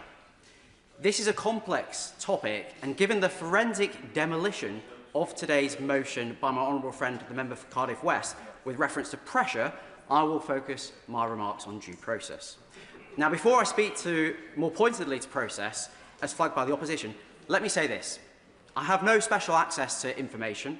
I've not spoken to any of the individuals concerned regarding Mandelson in any way, shape or form since the humble address. I offer only my analysis based on the documents we have been given before us and statements made to this House by the Prime Minister and others when giving evidence before Parliament. And I speak as a member of this House determined to drive up standards in public life, to improve the integrity of our system of government and to work constructively with members of all political persuasions to improve the standing of politics as a force for good out in the country at large.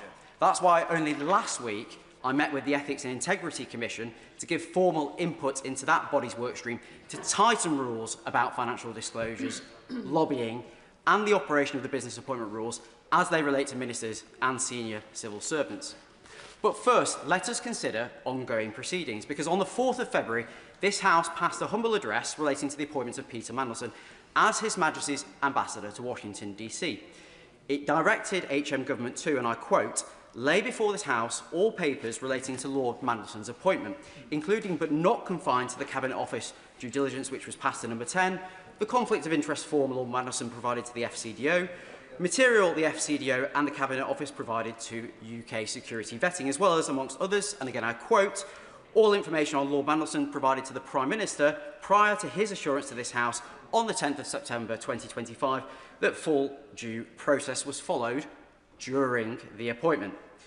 Now, subject to agreed redactions for national security and international relations purposes, as agreed with the Intelligence and Security Committee, the first volume of material was published by the Cabinet Office on the 11th of March, and the Foreign Affairs Committee has taken evidence from Sir Ollie Robbins, former Permanent Under-Secretary at that department.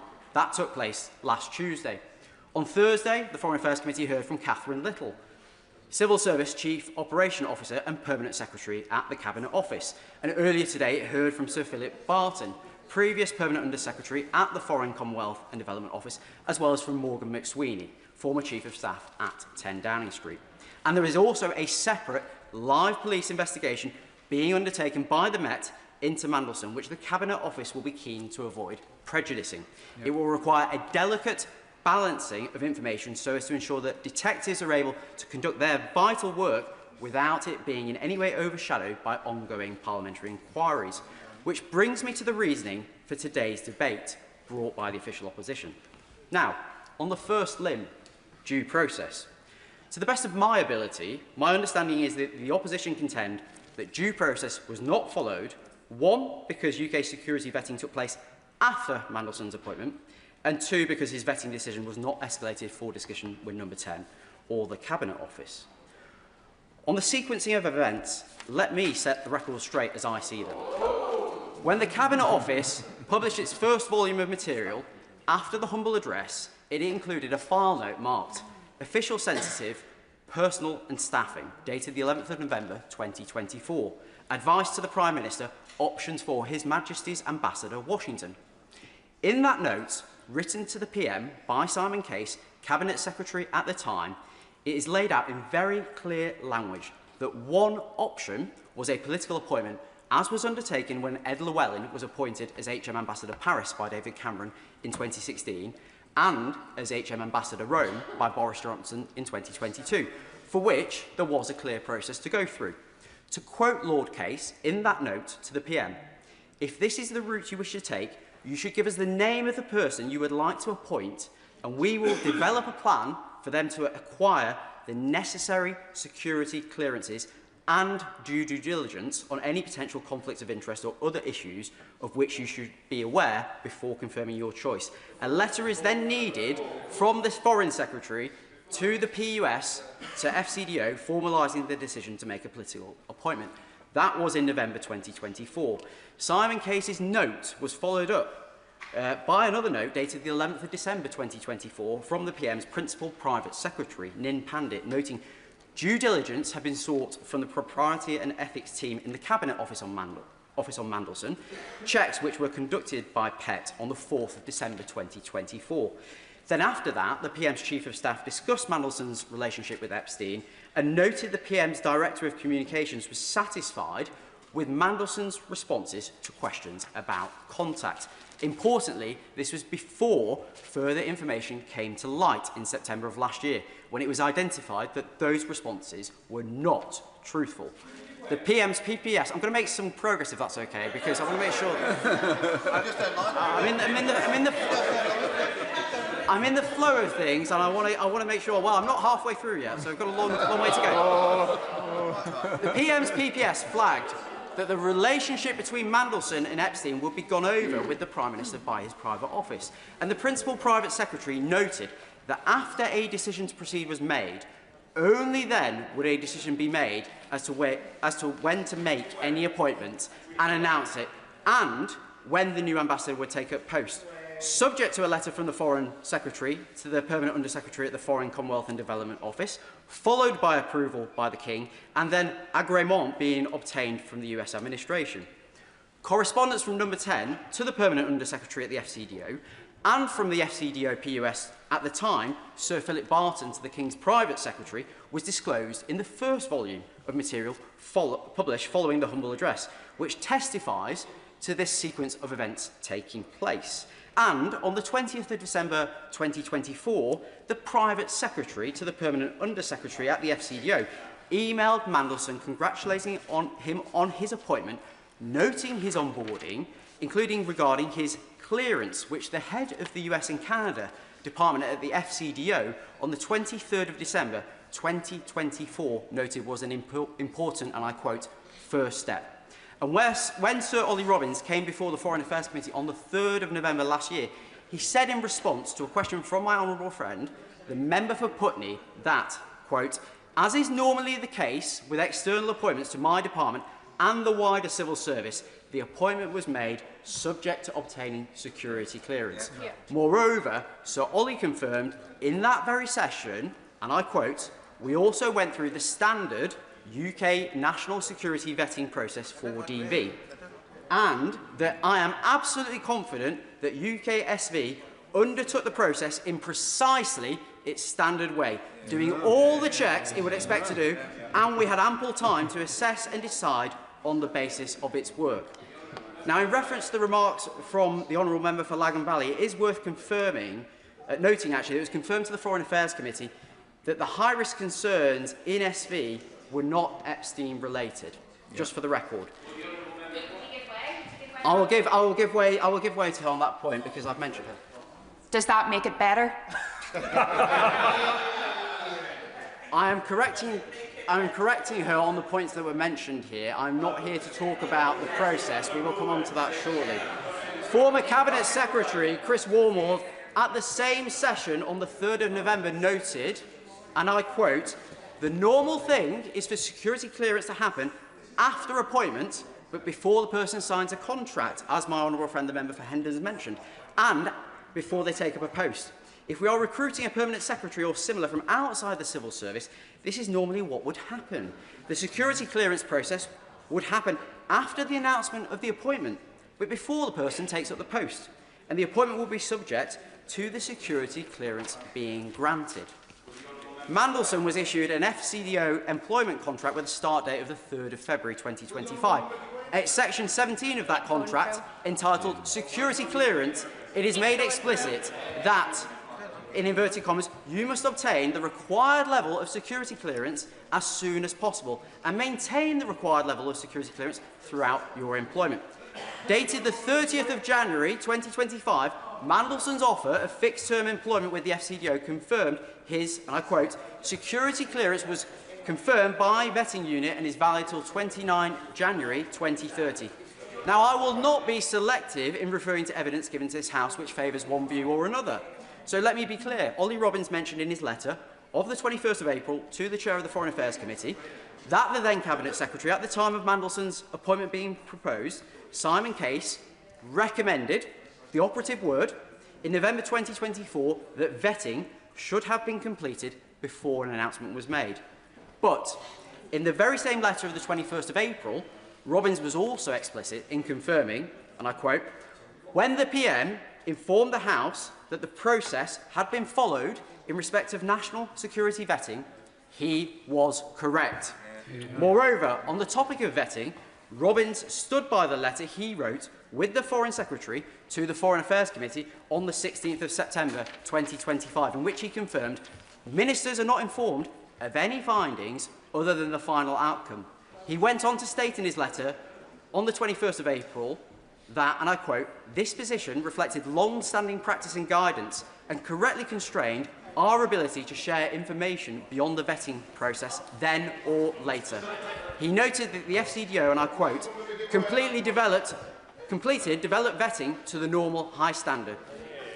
That he, Robbins, met the Director for Estate Security and Network Directorate, ESND, and was briefed orally that Mandelson was a borderline case, leaning towards recommending clearance be denied, that the highest risks could be managed and mitigated as recommended by ESND, and that UKSV acknowledged the FCDO may wish to grant clearance. Robbins also confirmed that UK security vetting did not fail Mandelson, the FCDO did not overrule their decision, that a risk-based decision was arrived at by the FCDO, taking into account the feedback from UKSV as a result of the full vetting process having been gone through, and that DV clearance is a risk judgment. So Ollie was clear in his evidence to the Foreign Affairs Committee recently that no direct communication took place between anyone in Number 10 and himself, that the interaction between UK security vetting and the Foreign Office was, and I quote, entirely standard, and that clearance was granted subject to mitigations agreed following a FCDO Security Department assessment which could address the highest risks associated with Mandelson.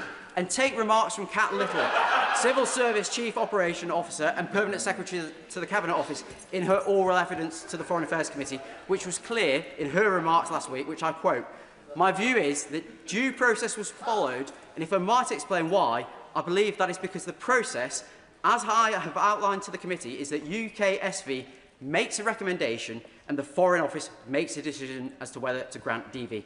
That is the process, and that is the process that is agreed with the Foreign Office. Furthermore, on the topic of vetting, Kat Little was clear in her oral evidence to the Foreign Affairs Committee that I do have access to a number of emails which have been disclosed recently to me. What I can see is that there is a senior official from the Government Security Group who goes back to the Foreign Office security team and advises two things. One, that is a decision for the Foreign Office, and two, that they would advise that developed vetting is sought. And that, and I quote, the Prime Minister did not know about the UKSV conclusion and that he did not know which specific risks were identified at the time of appointment. Only this morning, former Foreign Office Permanent Secretary Sir Philip Barton said in front of the Foreign Affairs Committee he was very confident the appropriate process was carried out. So there we have it. Not my comments, but those of senior civil servants, a former Cabinet Secretary, two former Permanent Under-Secretaries at the FCDO, the current Permanent Under-Secretary at the Cabinet Office, all in direct contrast to the motion laid before the House by the Leader of the Opposition. All of the view that proper process was followed. Madam Deputy Speaker, I know whose words I would rather believe, and this chimes with the remarks the PM has made previously that, for a direct ministerial appointment, it was usual for security vetting to happen after the appointment but before the individual starting in post. Members on the opposition benches might take objection to the process. They would be right to do so. But it was a process set out at the time of the appointment, and it was the process which was followed by the Cabinet Office, by the FCDO, by UKSV, and ultimately by the Prime Minister, as the Minister ultimately accountable for the decision. The PM has rightly changed the process so that appointments can only be confirmed once vetting has been completed. And he's rightly appointed Sir Adrian Fulford to lead a review into security vetting to make sure that there is consistency across government into the means by which decision makers are informed of any concerns ahead of appointment. The PM has rightly set up the Ethics and Integrity Commission and tasked it with improving processes around lobbying, the revolving door between government and the private sector, and financial transparency. I commend him on those steps and his commitment to bring forward legislation as soon as possible to allow for the removal of disgraced peers. That is the right thing to do, and I trust that legislation will obtain support right across this House. Now, only yesterday, the Chief Secretary to the Prime Minister confirmed that the Cabinet Office has passed to the Intelligence and Security Committee all the material it has processed as part of the Humble Address and judged to be prejudicial to national security or international relations. Over 300 individual documents. It includes a number that are relevant to the processes of Peter Mandelson's security vetting too. And we expect the second tranche of documents under the ambit of the Humble Address to be published after Parliament returns following prorogation. Now, as was mentioned in yesterday's ministerial statement on progress around the Humble Address, outstanding documents are either with the government awaiting publication, with the ISC, or with the Metropolitan Police, given the ongoing criminal investigation into Mandelson. The last time a referral was made to the Privileges Committee on a PM's conduct was during the COVID pandemic, and Boris Johnson was under an investigation by the Metropolitan Police for repeatedly partying in Number 10 during lockdown, and then misleading the House by saying that rules had been followed when they had not. And the police had issued fixed penalty notices for breach of COVID-19 regulations. I have mentioned the vital ongoing work within the Cabinet Office to view documents within the remit of the humble address, of the Intelligence and Security Committee's work reviewing proposed redactions, of the public evidence sessions held by the Foreign Affairs Committee, and the wholly separate police investigation. The question to therefore ask the Leader of the House is why bring this motion to the House now? Why bring this motion when we have not had the full disclosure of the documents within the ambit of the humble address, including the private messages, the WhatsApps, the additional minutes and file notes which were not included within Volume 1, published back in March? Why duplicate the work already being undertaken by the Cabinet Office and the ISC under the humble address? Why not wait until after prorogation, when the full documentary evidence is available, to then determine whether a Privileges Committee referral is warranted? Why not wait until all relevant witnesses have been able to give evidence to the Foreign Affairs Committee, including remarks given today, which we're only just in the process of digesting? The Leader of the Opposition makes much of due process in her motion. My retort is simple. Due process will also be followed in getting to the truth. Let all the documents be released, and then let this House determine the facts of the matter. And so the cynic in me would say that today's privileges motion is nothing but a barefaced political stunt designed by the party opposite, clutching at straws with just over a week to go until the local elections, to politicise a very important review process currently underway across government and Westminster, which hard-working and dedicated civil servants are working on, alongside ministers, to ensure the humble address is fulfilled as quickly as possible. My obligation, Madam Deputy Speaker, it is to this country first and above all else. I owe it to my constituents to outline my rationale and my way of thinking. I have done so, and that is why I will be voting with the government today. John Lamont. Madam Deputy Speaker, I'm not quite sure how to follow that, but I do hope the whips are listening to that job application for a promotion. In the history of opposition leaders in this place, no one was quicker to demand investigations. No one was more willing to take a pious, high and mighty view. No one was faster to demand resignations. No one talked more about accountability than the current Prime Minister. The Prime Minister claimed to the whole country that he was a man of morals and principles and high character. In opposition, he portrayed himself as the moral arbiter, the font of all things just. Now that he is in power, with the threat of an investigation hanging over him, his true self has been revealed. There was much evidence of the Prime Minister's failings prior to the Peter Mandelson affair, but this scandal has truly exposed him for all that he is and is not. In the Prime Minister's efforts to reject and suppress an investigation into this torrid affair, he has renounced all those claims he made to be a man of morals, principles, conviction, honour, and all the other similar words he lifted from the dictionary without really understanding their meaning. In opposition, it was apparent the Prime Minister said what he thought he needed to say, not what he meant. The litany of broken promises he has presided over since assuming office are a system, not a bug. Because this Prime Minister did not come into office with a plan or a vision or anything he would stick by. He told the country what he thought they wanted to hear, with no intention of keeping his word or delivering. In the Peter Mandelson scandal, he is showing who he really is. A Prime Minister with no substance. And if the House believes this sounds like a partisan political attack, let's not forget that it was the very scandal that provoked Scottish Labour leader Anas Sarwar to call for the Prime Minister to go. It is the handling of this scandal that caused Scottish Labour to lose all faith in his judgment and his leadership. And I notice the Scottish Labour MPs are looking at their phones at this convenient moment. At the very best, at the very least, the Prime Minister could have come forward and admitted all he got wrong here and thrown open every document so the public got the transparency they deserve. Then, as some small consolation for his failings, there would be some accountability. Yet, now, today, he still refuses to even deliver that. The Prime Minister rejects further investigation. He gives the distinct appearance of someone afraid of scrutiny, running scared of what may yet come out, unable to accept the scale of the mistakes during this scandal.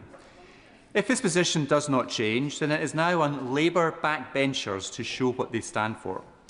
Will they let a Prime Minister of this political colour or of any blatantly disregard accountability and transparency?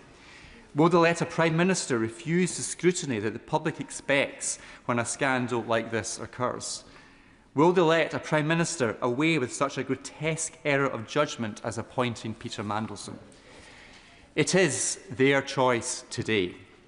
Labour MPs have the opportunity to show they are not all of the same lot as the Prime Minister. They can demonstrate they meant some of the lofty promises they were elected on, or they can continue to back a Prime Minister who has lost his way and lost the country. If an investigation happens or not, this scandal has already told the public everything they need to know about this Prime Minister. Even if they can't see it, and even if the Parliamentary Labour Party don't accept it for many months to come, it is over. Refusing investigations like he is trying to do today only confirms what is already apparent. The Prime Minister is not who he claimed to be in opposition. The principles he claimed to hold are gone. His commitment to accountability was a nonsense. The morals he espoused were a contrick. The piety was all pretend. His promise to the British people was change. Change is what they want now. A change of position today, which should not be hard given the example this government has set during its short term in office. What's one more U-turn among dozens? Change in the culture at the heart of this government, so it does not meekly go along with the Prime Minister's appointment of people like Peter Mandelson. The country's had a good look at the Prime Minister now, no longer sees what they thought they did when he was in opposition. Even the Prime Minister must now look back at his own words and wonder, who was that? His record has not lived up to his rhetoric, or to the standards he claimed to hold, or to the promises he made to the British people. If the Prime Minister whips his MPs to vote against an inquiry today, he may survive in office a little while longer, but it won't change what he has done or stop the British public demanding change. I'll happily give way to my constituency neighbour. I thank you, Madam Deputy Speaker. I thank my constituency neighbour for giving way. He's given a speech full of hyperbole, and I would simply ask, if we're to take this matter seriously, this is a motion about a specific question, and yet he seems to be giving a speech whether it's a referendum on the Prime Minister. Would you agree with me that it is simply not the case that that is what we are voting on tonight? This motion is allowing an if this motion, if it is passed by the House, will allow an investigation into the integrity and the decisions that this Prime Minister has made. It is the Labour MPs opposite, it is the Prime Minister who is blocking that investigation. We are grateful to the Speaker for allowing this motion to be debated today. The Speaker has decided that it meets the standard required to be debated. It is for MPs like the honourable member for Northumberland to decide whether he is going to stand with his constituents and not block this inquiry, not block this investigation. We all want answers. If the Prime Minister has nothing to hide, he should have no fear of this investigation taking place. I will be happily supporting the motion to allow this investigation to proceed, but I would just reflect on and congratulate the members for North Shields, Nottingham East, South Shields, apologies, South Shields, Nottingham East and Kingston upon Hull South East for their very brave decision to break the Labour whip and to support this motion. Now, I remember sitting over there in that far corner as a government MP, having just voted for the Owen Paterson motion. I've never felt so dirty and disappointed in myself having made that decision to vote in that way. Following the whip at the time, following party colleagues, which we thought was the right thing to do. It was the wrong thing to do, but my gut told me that, but I just wasn't brave enough, perhaps, to make that decision. A few months later, when the same moment arose and I had to decide, do I follow my whip and follow my conscience, I followed my conscience and I resigned. I did the right thing,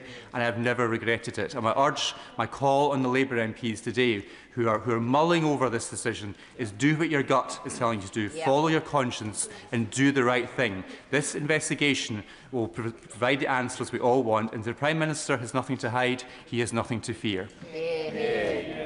Chris Vince. Thank you, Madam Deputy Speaker. And before I start, I apologise to you, Madam Deputy Speaker. I can't promise as learned and long a speech as my humble friend from Bolton West. However, even in such a heated and highly controversial debate as this, I've managed to gain cross-party consensus. So my day has not been wasted. I am pleased to get the opportunity to speak in this debate. Perhaps not so much that I'm speaking in this debate, but because, for me, the opportunity to speak in this place, to represent the people of my constituency of Harlow, is an honour every single day. And I hope that members across the House will recognise I do my best to avoid being too party political. In fact, I gave a whole speech in which the member for Beverley and Holmes wasn't able to intervene on me because I avoided being party political. I know, the challenge is on again, I appreciate that. Except when it comes to education policy, but I do declare an interest on that one. Also, Madam Deputy Speaker, that I've actively engaged in this matter, contributed when the Chief Secretary of the Prime Minister has attended this House, as he has a number of... He's not there. Okay. He's slipped out and I've got a speech. But the number of times he's been in the House, in his place, to respond to the humble address, and represented my genuine concerns about the vetting process, which I'm glad, if he was here, I'd ask him to make further reference to in his wind-ups, but also express my genuine concern about the impact of the appointment of Peter Mandelson on the victims of Jeffrey Epstein. I also, Madam Deputy Speaker, want to express my deepest respect to the Speaker's office and to you personally. As you'll be aware, I do find you just a little bit terrifying. Quite right. More cross-party agreement. So I absolutely respect the Speaker's decision to allow this debate to take place in the House today. Now, I'll admit I was reluctant to speak in this debate, not because of my lack of faith in the Prime Minister, which remains firm, and not, as the member for Cardiff West mentioned, because I do genuinely worry about my security and the security of my family, and I have to put that on record, and members from across the House who've supported me in that matter will know what I'm talking about. But on a lighter note, I was reluctant to speak in this debate because I couldn't really work out how I was going to make reference to Harlow in it. But twice. And then I realised that actually that's the point, isn't it? Oh, he's here. Because I come to this place to talk about my constituent, my friend, my former work colleague Jamie, who works 6 days a week with nothing left to enjoy himself, to treat his family or his 2-year-old son. I want to be talking about how this government helps people like Jamie, how people in this... Yeah, sorry, I need a figure. Again, terrified. How we in this House can make a difference to Jamie and tackle the cost of living crisis. What I would gently say to both sides in this debate who have implied that those who don't agree with them are somehow selling their soul, I would just, respectfully disagree. And I was genuinely... So I came to this place, I was a teacher, you all know that, and I came to this place because I was angry with the former member for Surrey Heath and some of the decisions he made about education, because I frankly disagreed with them. And what really struck me when I came to this place was members opposite aren't these horrible, terrible, horny beasts that I was led to believe that they are. Some of them maybe. However, some of them genuinely believed, did I say horned, but genuinely, that I feel I'm going to have to do a point of order and apologise a minute. But they genuinely believed what they were voting for, and I saw that the other day in the pensions bill, where the discussion about mitigation came across. And look, I disagreed with what the members opposite said, but I respected their right to disagree. And I think it's important that in any debate, including this one, we agree to disagree. Yeah, go on. I realise the honourable member is struggling to read his own handwriting. Does he have anything to say at all about the Prime Minister's conduct in appointing Peter Mandelson? I thank the honourable member for his contribution, and I'm sorry that he is offended by my handwriting. I think there are probably more important things to discuss.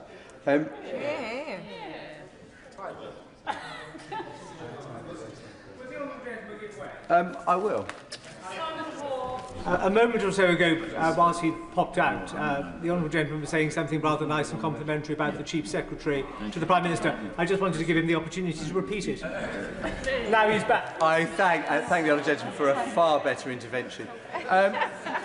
My comments I made for the Chief Secretary, the Prime Minister, while he popped out, was just that he will be aware that throughout this process I've contributed to his many contributions to the humble address, and asked a number of questions to him about the vetting process, and also about the impact that obviously this ongoing issue has on trade envoy to Harlow, did you say?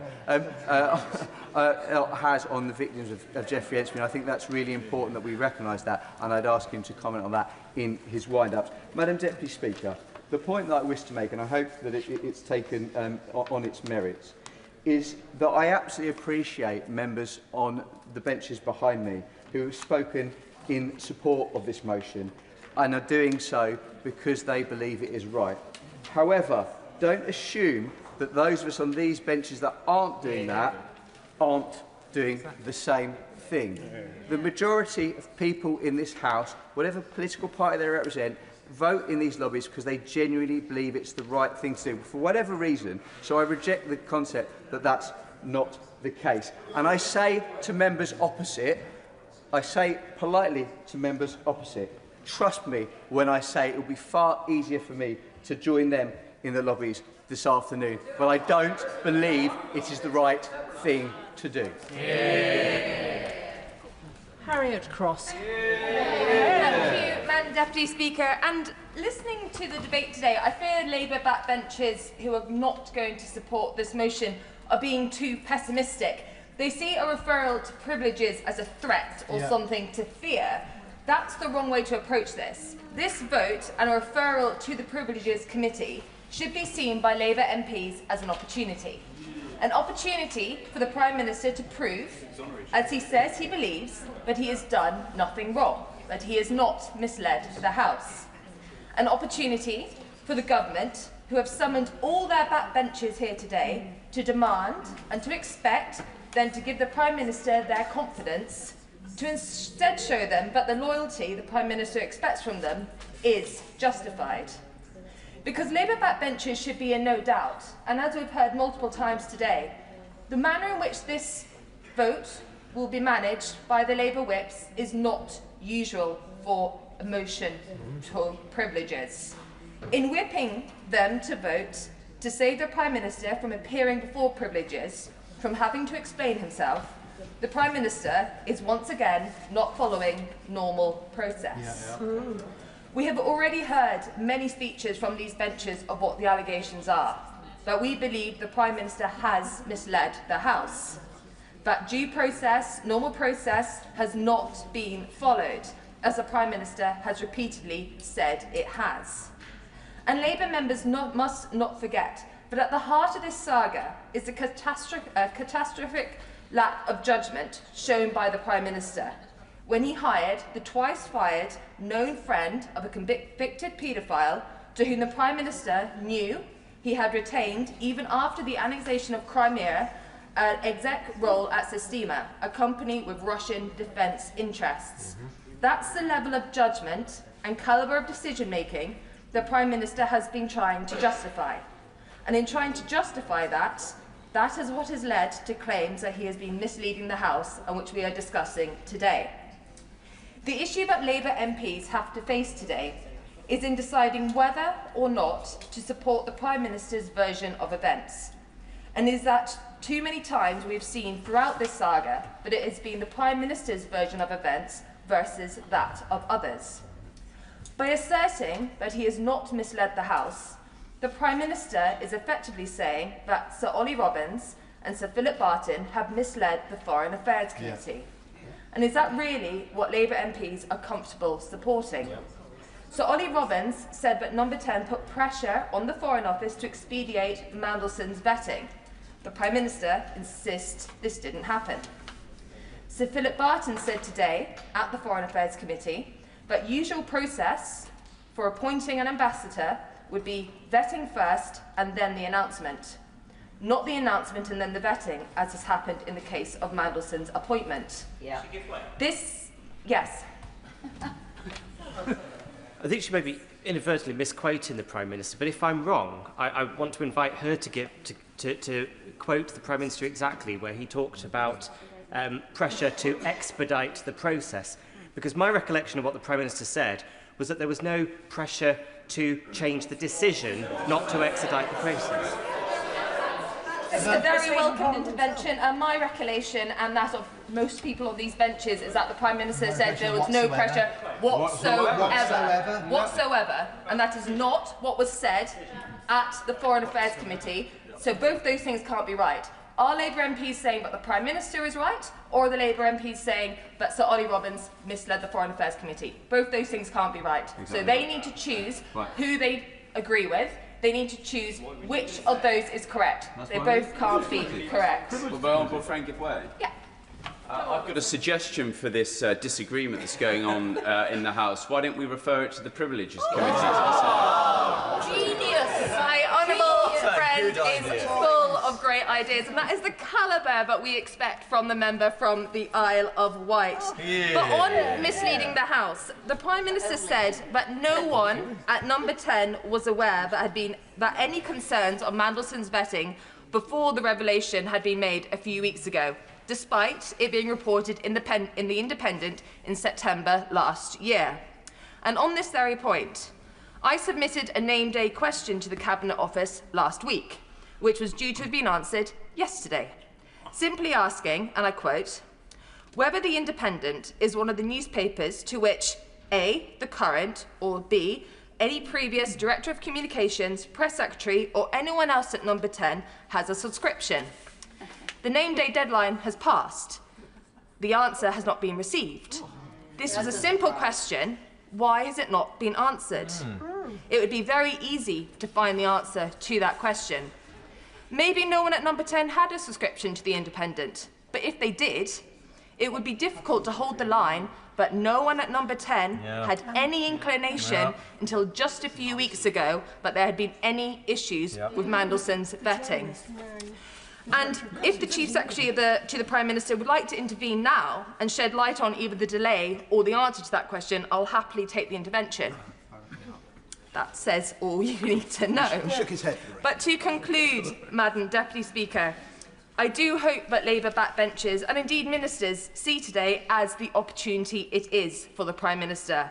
By voting for this motion, they will give the Prime Minister an opportunity to present his case to the Privileges Committee, an opportunity to prove his side of the story, an opportunity to, if, as he said, he did not mislead the House, to be exonerated of that claim. But I will leave MPs with this final thought. If, as he claims, the Prime Minister has done nothing wrong, Why has he whipped the entire Labour Party, summoned them back from across the country, some of who we have not seen in weeks in this place, in order to vote to prevent him having to give evidence to the Privileges Committee? Dr. Luke Evans. Thank you, Madam Deputy Speaker.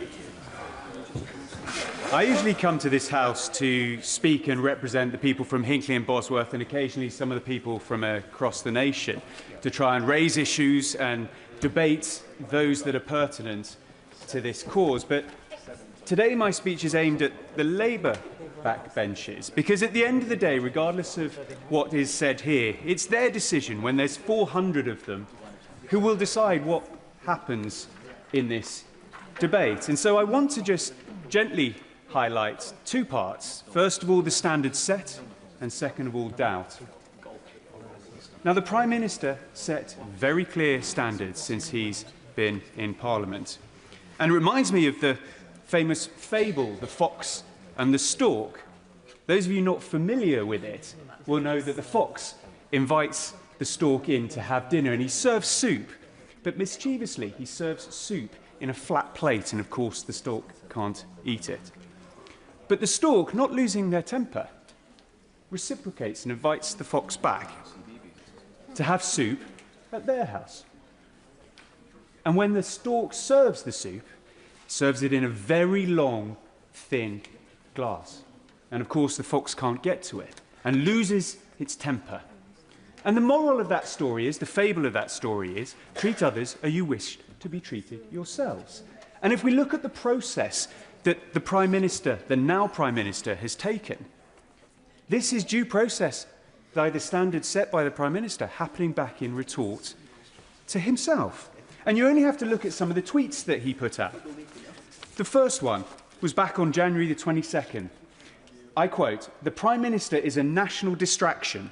Millions of people are struggling to pay the bills, but Boris Johnson and his government are spending the whole time mopping up their own rule-breaching, sleaze and deceit. He must go. He's got to go." But then he follows it up from this dispatch box to the Prime Minister, stating, "There are only two possible explanations. Either he's trashing the ministerial code, or he's claiming he was repeatedly lied to by his own advisers and that he didn't know what was going on in his own office. Come off it." So this is the standard that the Prime Minister set himself before he became Prime Minister. And so is he following that standard? No. Well, we only have to see from other examples since the Prime Minister has been elected to see that he isn't. He gave passes to a donor to number 10. He took suits. He took glasses. He appointed a donor to the football regulator. And of course, when it came to freebies, he is the MP in the last Parliament that took the most freebies above and beyond, even the 3 or 4 below him. So he set his own standard, but doesn't seem to meet it. And that fits with the way in which he came into Parliament as well, because he said change, but he changed his promises. He said, "I would do things differently." And this is where I will agree, because when it came to a standards debate, as we've heard here, the last government said it was house business and didn't whip it. This government has made a change, and they're whipping it. The question is why. Which leads me on to my next point. We've talked about the standards, now we need to talk about the doubt. I've heard today that some Labour MPs have no doubt in their mind about the Prime Minister. But I've equally heard other Labour MPs on that bench who do. And that's really, really important here. Because if you have no doubt, that's fine, vote against this motion. You're going to have to explain to your constituents exactly the decision you made and why, and live with that. That's what an MP does, and that's what an MP should do. But the Prime Minister himself clearly has doubt in his backbenchers. Because, as we've heard, he's going to whip this. Why? If he's so confident that so many people would come to the conclusion that there was nothing to see here, he wouldn't need to whip it in the first place. But we know the real reason. Running scared. There are so many unanswered questions. A Labour MP is saying there's no chink of doubt. There's no question unanswered. They can explain the inconsistencies from the civil servant, why it's taken months to get this sorted, why it required humble addresses, emergency debates, and still 9 months on we're having these debates. Why were comments in the PM's box notes left empty? You see, I don't believe Labour MPs are going to show the same lack of curiosity that the Prime Minister showed when appointing Peter Mandelson, because they have a duty, and they know that, to their constituents to make sure they get it right. How do I know all this, though? Well, because our side have been here before. Many of us on these benches are the remnants of what we had to go through. We've seen it. And the sort of hypocrisy I've talked about does cut both ways. And what did we learn last time? Well, it's the infection that gets you. And here we are 9 months on since I made that speech, and the infection is turning into sepsis. The patient is in real trouble. Which leads me towards the end, because at the end of the day,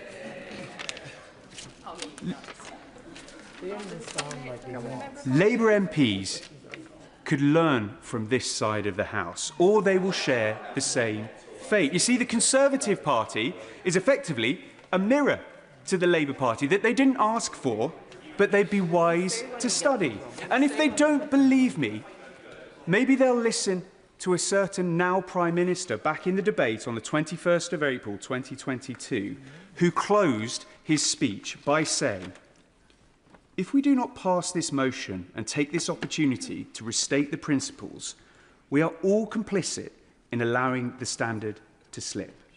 We are all complicit in allowing the public to think that we are all the same, that nobody tells the truth, and that there are alternative set of facts." That's what Labour MPs have to wrestle with. So I hope they listen to the now Prime Minister and his words back then. Dr. Ellie Chowns. Thank you, Madam Deputy Speaker. I'll aim to be brief and to the point. Before I start, I'd like to pay tribute to the very moving, powerful and thoughtful speech by the Honourable Member for South Shields back at the beginning of this debate. I do not underestimate the bravery that it takes to stand up and speak out, and to all Labour colleagues who resist the whip with courage today, I recognise that and really welcome it and value it. Because what's at stake today is trust, honesty and integrity, issues that go to the core of what our politics should be about. And the behaviour of a Prime Minister who promised to restore honesty and integrity to government. And I agree with the Honourable Member for Nottingham East, who said, again very powerfully, that our constituents do care about honesty, truth, trust, integrity. Now, it's well known that I have many criticisms of the Prime Minister and this government, as do constituents across the country. Yes, he has repeatedly shown very poor judgment. Yes, he has betrayed the hopes of those who voted for real change in 2024. Yes, I am deeply frustrated that we are spending so much time, that we have to spend so much time debating these issues when there are pressing daily concerns of our constituents facing a cost of living crisis that we should be giving more attention to. And yes, I think he should resign. But that's not what we're here to discuss today.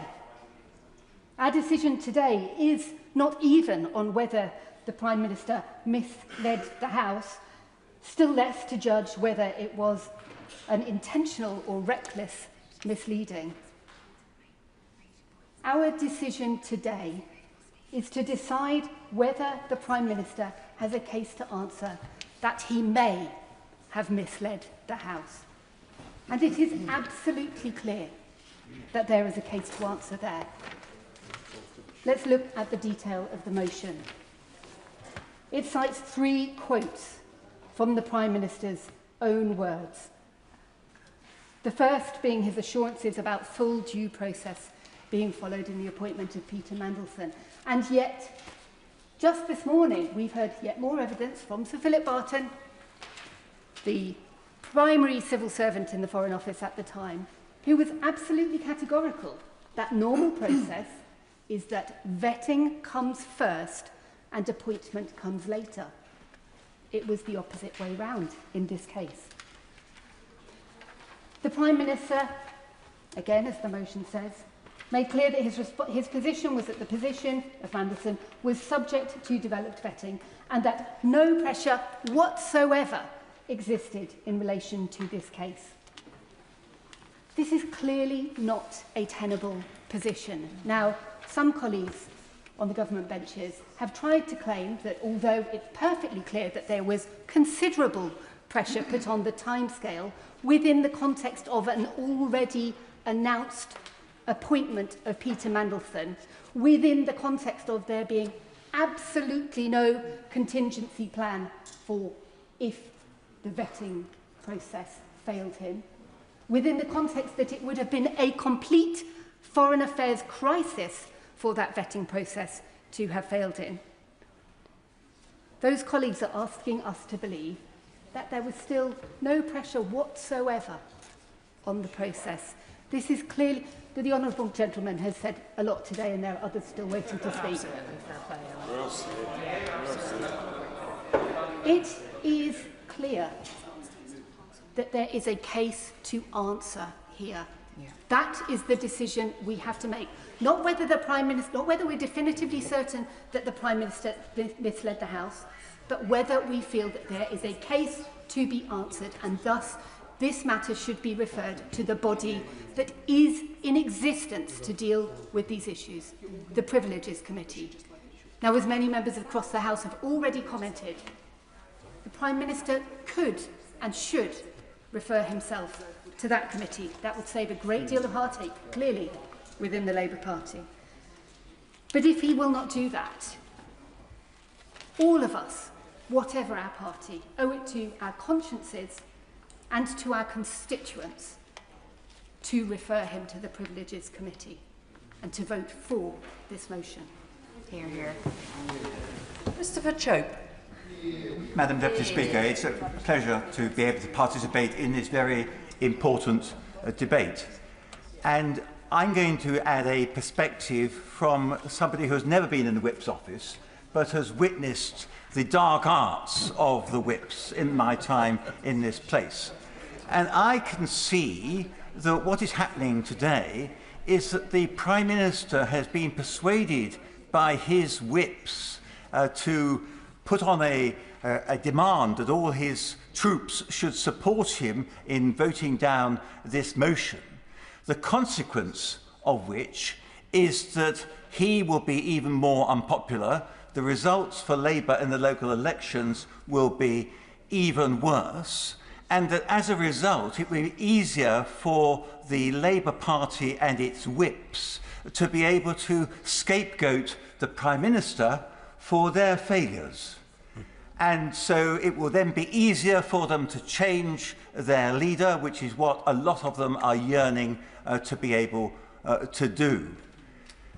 If the Prime Minister referred himself or this motion was not being contested, then what would happen is that the Prime Minister, as many of my honourable and right honourable friends have said, would have the opportunity to go before the Privileges Committee, explain himself, and even if some of the allegations were proved to be true, in my view, Madam Deputy Speaker, the penalty would not be that severe.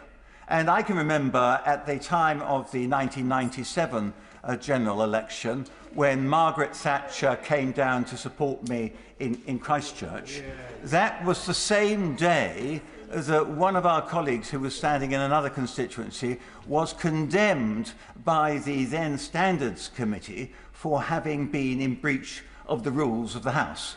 And so, Madam Deputy Speaker, the first thing that the former Prime Minister had to contend with when she arrived in Christchurch was, what do you think of Neil Hamilton? And she had what I thought was a perfect answer. She said, nobody's perfect. And obviously, when you answer a question like this, it's very hard to put any supplementaries in. And despite the press's best efforts, they weren't able to get anywhere further. And then they had to start talking about the Conservative prospects of winning back the Christchurch constituency in that election. But I think that if this matter was referred to the Privileges Committee, then ultimately the effect would be that somebody would say, well, nobody's perfect. They've got a Prime Minister who uses words which to exaggerate a situation by such as whatsoever. And whatsoever, one looks it up in a dictionary, is really to reinforce the strength of the proposition that there'd be no pressure whatsoever. And so in using that word, I suspect, no, I'm not going to give way because I think we need to make progress. So the effect of using that word was to, I think, probably inadvertently mislead himself. I'm being generous. But what I'm really saying to members opposite is watch out. You are probably working very well together to bring down the downfall of this Prime Minister. And what I would say, Madam Deputy Speaker, is that my constituents would be delighted if there was a general election and a chance to change the government. But the last thing they want is to get rid of this Prime Minister and be faced with another Prime Minister from the Labour Party who they think will be far worse, even though they might be more effective. So that's my small contribution to this evening, but I hope that it may influence the way in which some of the members opposite choose to vote. Sarah Ball. Thank you, Madam Deputy Speaker. The Prime Minister came to this very dispatch box and said that no pressure existed whatsoever in relation to this Mandelson case. Now, I recall our late Majesty famously saying recollections may vary, but even for the Prime Minister, I really think that's stretching that phrase given the evidence that we have from Ollie Robbins and others. Now, recently, Madam Deputy Speaker, I was reading Black Box Thinking, a book by Matthew Said, which at its heart was talking about the importance of learning from failure and using that to improve. And in some respects, I think the Prime Minister believes that he has done all that is necessary by changing the process for appointments. But the Prime Minister is really missing the point. The issue is what has, or rather what has not been done, and what the Prime Minister told this House about, what he told the House about, whether this was misleading and whether it amounts to a contempt of the House, bearing in mind the standards expected of ministers as set out in the Ministerial Accountability and Ministerial Code. So this is not just an innocent mistake. The phrase, "the cover-up is worse than the crime," is really resonating with me at this moment, although I think the crime is equally heinous. And on the cover-up, now despite the member for Bolton's protestations, I notice he's not in his place, so I think he's probably tired himself out, to which I'd say brevity is the soul of wit. I simply say due process was not followed, despite the Prime Minister stating otherwise to the House. The security vetting was not carried out before Mandelson's appointment. The Foreign Office had to act at pace to confirm the appointment. Pressure was applied so that there would be an appointment before the inauguration. And as the member for Bridlington and the Walls has said in the House earlier, no minutes or records are kept of a key meeting from December 2024. This is a drip feed of constant information, and eventually, like dams, it will burst. And we're waiting for this to come out. Now, on the crime itself, this is really a question of judgment. Alarm bells should have been ringing. We all in this House knew about the Prince of Darkness. I mean, I was 10 years old when he was first dismissed. I was 13 years old when he was dismissed for his links with the Hinduja case. Again, I grew up knowing the background about Lord Peter Mandelson. And then it comes out about his links with Russia, his links with China, which is a national security risk, let alone we're talking about his relationship with Jeffrey Epstein. And all of this was brushed aside in a rush to appoint this man as our ambassador. Now, I'm sorely disappointed that members opposite are going to be made by being whipped to allow him not to go before the Privileges Commission. Because if he has no case to answer, then he has absolutely nothing to hide. The prosecutor is only prepared to ask questions, he's not prepared to answer any. And I am sorry that some of the Labour MPs have had to come before us and say they are scared about what will happen next for speaking out against this. This is not what we should be aiming for in this House. This is all about today, this privileged motion, about the House and its reputation. And I feel that the Prime Minister is under a duty to answer the questions. And the Privileges Commission is a perfect mechanism by which to bring certainty on the procedure and what has been said to this House.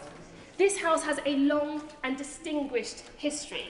And this, using the Privileges Committee, is all part of preserving that history and the respect that people have for the mother of all parliaments. And it is above party allegiances. He, the Prime Minister, would save his MPs if only he would refer himself to the Privileges Committee. Graham Stewart. Thank you, Madam Deputy Speaker. And it's a pleasure to take part in this debate. And I do, as many colleagues on this side of the House have referenced, it brings back déjà vu, rather kind of horrible chill up my spine, remembering being on that side of the House and being pushed by the whips in certain directions to vote for certain things. And here we have a Prime Minister, and it's would have been said, but who promised to do things differently, to promise change, promised higher standards, promised transparency, and is the ultimate arbiter and keeper of the ministerial code. And yet, week after week, if politics is often about a certain amount of deflection, but seems to go beyond all past precedent in not answering questions and drives the Speaker up the wall to the point where they actually have altercations in the chamber. So there's that as a backdrop. So we have a Prime Minister who promised he would be particularly transparent, was in fact going to bring a duty of candour law forward before that was dropped, who promised higher standards and yet doesn't live up to it. And even the most, and we have some of them, I mean, we have the new trade envoy to Korea. Fabulous to see that loyalty can be rewarded. The honourable member for Rugby is in the chamber. Well done. So for those who think there can be a reward for backing the government, even when possibly you shouldn't, there can be reward for it. But as colleagues on this side of the chamber have said, if you don't vote with your conscience, if you don't do the right thing when your gut tells you to, you will regret it. And there's a particular change in today, because on this matter, which is a House matter, I'll give way to the honourable gentleman in a moment, on a House matter, to have a three-line whip on this. Yeah. When the members who've spoken on behalf of the government line, one in his seat said he didn't think the three-line whip was a good idea, the others didn't want to answer on it. But who was the three-line whip for? Perhaps the Prime Minister's Chief Secretary can tell us, because the members opposite are telling us they would always vote with a conscience and they would always do the right thing. And yet, after the whips had phoned round, it was decided that they must impose a three-line whip. Now, it could be my honourable friend, who's never been a whip and hasn't much fondness for them, has put the ghastly deed at their door. Well, as a former whip myself, I tend to think it's more likely the whips did their job. They gave a nuanced but properly informed answer. And then number 10, sitting there in their bunker, panicking, their only job to keep the Prime Minister in place, make sure he's not replaced. They said, no, unless you can give us 100%. Well, there's no such thing as 100%, the Chief Whip would reply. No, I insist that there be a three-line whip imposed, and that happened. But the honourable lady, who's a brilliant tennis player and great partner, will forgive me if I give way to the honourable gentleman who I referenced, and I therefore should allow to come in. Thank the honourable gentleman. I like the honourable gentleman a great deal, and I thank him for his kind words. The moment's somewhat past, but he was implying that the Prime Minister is avoiding answering questions. But this is, if you listen, this is the Prime Minister who came before the House last Monday and answered questions from honourable and right honourable members for 2.5 hours. And the honourable gentleman spoke about transparency. This is the Prime Minister who led a government that is releasing all of the documents before this House and the public. So you can talk all you like about transparency. The right honourable gentleman can talk all he likes about transparency and answering questions. I've just demonstrated that both of those things have been achieved already. Well, the Honourable Gentleman, as so often, does two things brilliantly. One, he reinforces his merit in terms of the whips and future position on that side, and yet makes our case for us.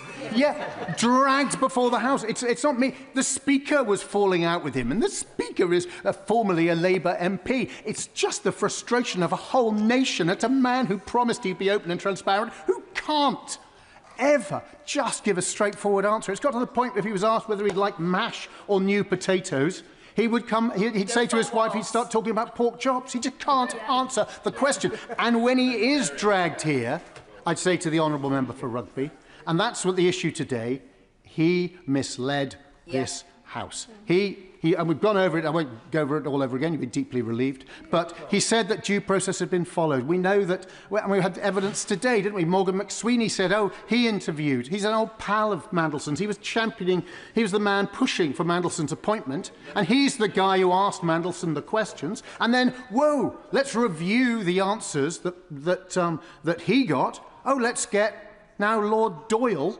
another pal of both of them, to review, provide the independent review. That is what the Prime Minister presided over, all in order to deliver what McSweeney also made very clear today was absolutely the Prime Minister's decision.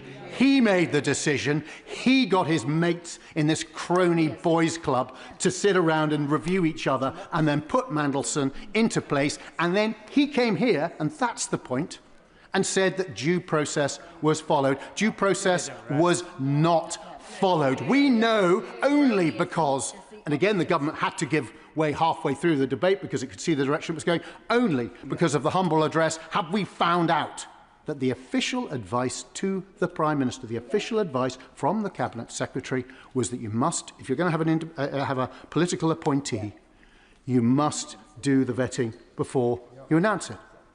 That was there. And this effort, and that wasn't in the public domain when Chris Wormald, who will have to answer for his own judgments himself, came out and said, oh, well, due process was followed. But quite clearly, to anyone who could read that advice and see what happened, it wasn't followed. So Chris Wormald's letter was false and wrong, and claiming it as the great defence of the Prime Minister, I don't see how you square it. And we've had no answers to that. So we've got so many questions. That's even before we get to last week, as the Honourable Gentleman says the Prime Minister was here. But under that questioning, he, and from my right honourable friend who does a brilliant job of keeping her temper while he evades and seeks not to answer, he said there was no pressure whatsoever. Now, quite clearly that's not true when Ollie Robbins repeatedly said how much pressure there was. So there are plenty of reasons to believe that the Prime Minister, who said he was going to set a higher standard, has misled this House. That's all we need. As the Speaker said, we're not judge and jury today whether he did mislead the House. That's why we have this a Privileges Committee to look at it. It's dominated by Labour MPs. And such is the lack of confidence in Number 10, perhaps in the Whip's office, certainly in the Cabinet, for this Prime Minister, that not only does this Prime Minister not trust the Labour MPs on that committee, it doesn't even trust all the members opposite who are being dragooned into voting for something with a three-line whip when no such whip should ever be applied. Dave Dugan. Thank you, Madam Deputy Speaker. I want to start with a clumsy metaphor. And if you're in public, not you, if one is in public office, having anything to do with Lord Mandelson is akin to filling the world's smallest hot water bottle with the world's largest kettle, dressed only in your shorts and your flip-flops. The question isn't whether you'll get burned. The question is how badly you'll get burned, and potentially how fatally one could get burned having anything to do with Peter Mandelson. And one of the falsehoods that the Prime Minister has sought repeatedly to advance is that this was a mistake. It was a mistake to appoint Peter Mandelson. It was no such thing. It was a debt to be repaid. He had to appoint Peter Mandelson to that job. It was a deal he made with the devil. It was a high-stakes political game of Russian roulette. and the Prime Minister pulled the trigger when the bullet was in the chamber, and it's went off at the heart of his government. And now they've got, through the noise of the bang, they're all suffering from some sort of collective cognitive dissonance where they can't see what a preposterous defence the Prime Minister and the Labour Party have mounted. I'll frame the rest of what I've got to say around honesty, integrity and respect. On honesty, the PM's version of events is inconsistent with the evidence in its greater or lesser part than that which has been proffered by officials. That much is clear. That in itself is enough to seek recourse to the Privileges Committee. The Prime Minister's evidence consistently sought to omit that this was a catastrophe of his own making for the reasons that I've set out insofar as it was political payback. These are the detriments and demerits against the Prime Minister on the honesty front, but I can't be the arbiter of that. On integrity, he made this happen, as we've discussed. It's his mess, but he has inflicted substantial damage to politics across these islands. Many of us are campaigning in elections at the minute, and most of us will realise people don't care which party you are in when they've lost trust in politics. It's a plague on all of our houses, and that plague is now substantially more fatal because of the actions of the Prime Minister. The Prime Minister was but what? Does somebody want to intervene on me? No, I didn't think so. The Prime Minister was but one of 5 actors involved in this debacle, and all the other 4 actors have lost their jobs, while the Prime Minister, for the time being so far, keeps his. And I want to touch briefly on the whipping scenario. I won't go over the ground that people have said already, Madam Deputy Speaker, that it's deeply questionable about the conviction of backbenchers in their Prime Minister, or conversely, the conviction of Prime Minister in his backbenchers, that they've whipped this vote. But to be clear, notwithstanding the very brave speech given by the Honourable Member for South Shields and others, I'm prepared to believe that there are Labour MPs over there who will go through the no lobby tonight and vote against this motion in good conscience on the basis of the evidence as they see, and that's fine. The problem they've got is they've been whipped to do it, whether that's their position or not, and they should be absolutely furious about that. But I can't be the arbiter of that. And on respect, finally, Madam Deputy Speaker, the appointment was a mistake. No, the Prime Minister must take responsibility. Officials and SPADs have all had to walk the walk while he remains in post, looking increasingly like a cuckoo waiting for his successor to arrive. And on respect, the most important thing on respect is when he stands there and he says that he's sorry to the victims of Epstein. What he should continue to say is that when I appointed him to the pinnacle of diplomatic appointments within the United Kingdom over in Washington, I appointed him in the knowledge that he was a sympathiser and close friend and confidant of the world's most prolific paedophile, and I still appointed him. I just didn't know how much of a friend and a confidant he was of the world's most prolific paedophile. That is no defence, Madam Deputy Speaker. I know that. I'm surprised the former Director of Public Prosecutions doesn't know that that's the shallowest of all defences. And in closing, I will say that many members opposite have talked about how often and how many hours the Prime Minister has spent in this chamber fielding questions. Well, very, very few of them were actually answered. And but for the Leader of the Opposition, nobody gets a right to reply to the questions the Prime Minister serially doesn't answer about the appointment of Peter Mandelson. So recourse to the Petitions Committee is what we need to see here. All the things I've said, I can't be the arbiter of that, and neither can anyone else in here, but the Privileges Committee can. Ben Obsujecti. Why does the Prime Minister think everybody else's actions have consequences except his own? A question the country would like an answer to, a prescient question given the appearance of several recently defenestrated senior civil servants. But it isn't my question, Madam Deputy Speaker. It's the Prime Minister's own question from 2022, and how hollow those words must feel now. The testimonies from Sir Oliver Robbins last week and by his predecessor Philip Barton and the Prime Minister's former Chief of Staff Morgan McSweeney this morning, all casualties trailing in the wake of a Prime Minister who will stop at nothing to save his own skin, to torpedo what last vestiges of credibility the Prime Minister is desperately clinging on to. The Prime Minister set the conditions for Peter Mandelson to be the UK ambassador to the United States with a devil-may-care attitude to the consequences. The public announcement of his appointment in December 2024, His Majesty the King being informed, agreement with the United States being secured, all before vetting had taken place, ensured that the appointment was a fait accompli. Peter Mandelson then being granted access to the FCDO building and higher classification briefings before he was granted his developed vetting is a shockingly lax approach to our national security. It is not one without precedent, though. We saw much the same laissez-faire attitude with the previous ministerial appointment, that of the Prime Minister's Special Envoy to the British Indian Ocean Territory, Jonathan Powell.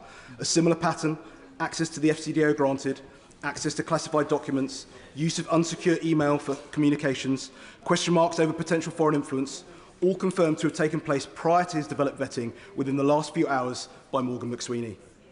Only this was 6 months prior to the Mandelson farrago. As I said at PMQs last week, playing fast and loose with national security is a key characteristic of the Prime Minister's chumocracy. The question of Mandelson's security clearance itself asks a host more questions. When Peter Mandelson commenced his role, he had already been given developed vetting, although UKSV had highlighted concerns. That's now well established. But if full due process was followed, why was Ollie Robbins sacked? On the 4th of February, less than a week before Mandelson started his role, the Appointments and Interchange Officer of the FCDO informed him via email that the role also required STRAP in addition to DV, and that a new STRAP application would need to be made. So Oliver Robbins confirmed that it was clear to him that he had received STRAP clearance from the STRAP authorities. In the chamber during the statement on the 16th of March, I asked the Chief Secretary to the Prime Minister there in his place what level of security clearance Mandelson had been granted. Notwithstanding the minutiae of whether developed vetting is a clearance level and STRAP as a role-specific access, the reply I received from the Minister for the Indo-Pacific, somewhat conveniently 1 hour after The Guardian broke its story, only stated that Mandelson had developed vetting upon commencement of his role on the 10th. So when was his STRAP application made, and when was it granted? I asked the Prime Minister last week, and despite his legendary forensic eye for detail, he had no idea.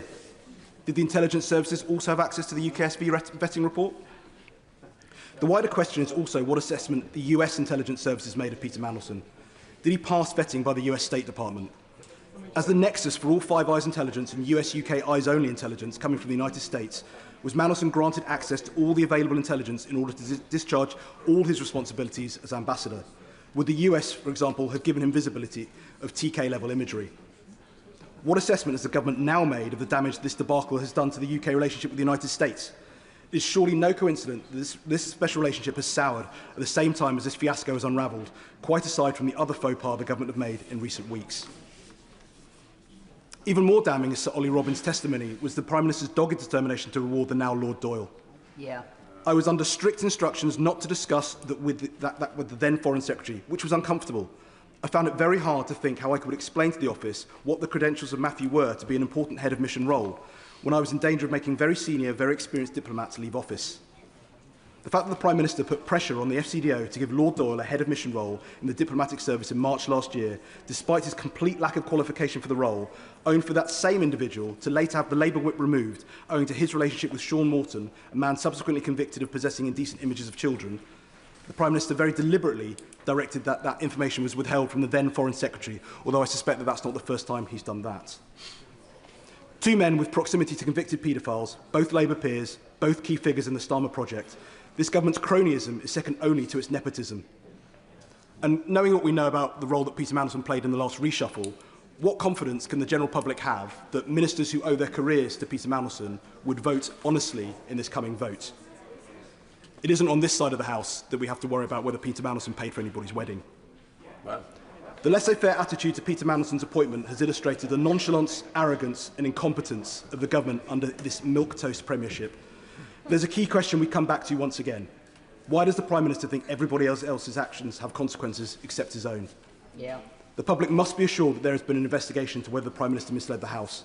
The Privileges Committee must investigate the Prime Minister, and Labour MPs must vote for this motion, for transparency and truth, not the defence of a Prime Minister who doesn't deserve their blinkered loyalty. Ayub Khan. Madam Deputy Speaker, can I first of all extend my thoughts and prayers to the victim of Epstein. Can I also commend the bold and courageous contributions by the honourable members that sat opposite, which will be voting with the motion. Madam Deputy Speaker, I was elected as an independent member of Parliament to represent the people of Birmingham Perry-Barr without fear and without favour. I was sent here without a party whip, without shackles, controls, or indeed hidden notes given to me behind closed doors. I was sent here to exercise my judgment, my discretion, and my conscience at the behest of my constituents. And that is exactly what I do each and every day. Because the truth is, the British public feel deeply, profoundly disenfranchised. Too many people no longer trust politicians. Too many believe that we say one thing and do another. Too many people feel that there is one rule for those in power and another rule for everyone else. And we cannot simply dismiss this sentiment. We must confront it. Honesty matters, integrity matters, credibility matters, and above all, transparency matters. Because without these fundamental elements, public confidence does not just weaken, it disappears. And once it's gone, it's incredibly difficult to rebuild. So I ask colleagues across this House, especially those colleagues that sit opposite, what message do we send today if we refuse even to allow a committee to examine the facts? What are we saying to the public if we block scrutiny before it has even begun? This motion is not a verdict. It's not a judgment. It's not a declaration of guilt. It's a process, a fair, established parliamentary process to examine evidence, to determine the facts, and to allow the truth to emerge. And yet we are told that members on the Labour benches are under a three-line whip. For those outside this chamber who may not know, that means they are being instructed, compelled to vote against this motion, to vote against even allowing the question to be examined. So let us be honest about what that looks like. If an individual votes to prevent this investigation, they are not defending due process. They are denying it. They are not upholding transparency. They are obstructing it. And they are not strengthening public trust. They are further eroding it. Because to the British people, it will look like they are shielding. It will look like blocking. It will look like protecting the powerful from scrutiny. And that is precisely the perception we should all be fighting against, not reinforcing. If we expect the public to follow the rules, to respect the law, and to have faith in our institutions, then we must hold ourselves to the same, if not higher standards. We cannot ask for trust while refusing accountability. We cannot demand integrity while avoiding scrutiny. And we cannot rebuild confidence by closing ranks. This is a moment that calls for courage, not partisan courage, but moral courage. The courage to say, let the process take its course. The courage to say, no one is above scrutiny. And the courage to put principle above party. As an independent member, I answer only to my constituents and to my conscience. And I'm confident that every member that sat opposite and their conscience too tells me that supporting this motion is the right thing to do. Not because of politics, not because of just principles, not because of personalities, but because the standards we owe to the British public. So I urge colleagues across this House, particularly those under instructions today, to reflect carefully on the message your vote will send. Will it be a message of openness, or will it be a message of obstruction? Will it be a message of accountability or a message of avoidance? Because the public are watching and they will draw their own conclusions. Mr. Speaker, if we are serious about restoring trust in politics, then we must be serious about transparency. If we are serious about integrity, then we must be serious about scrutiny. And if we are serious about public confidence, then we must allow the truth to be examined, wherever that truth leads. And for that reason, I support this motion. And finally, can I say this? The Prime Minister is willing to put each and every member of Parliament of his political party at risk at the next general election, but he will not risk himself going in front of this privileged committee. Thank you. Shadow Secretary of State Alex Burkhardt. Thank you very much, Mr. Speaker. It has been a long and sometimes interesting debate. We have had some revelations. I was very interested to hear the speech by the Right Honourable Gentleman, the Leader of the Liberal Democrats. I'm sure we will all be delighted to hear that the Liberal Democrats are now opposed to sanctimony. I was also interested to hear from the Father of the House that he's not particularly political. And I welcome the Chief Secretary to the Prime Minister back to his place.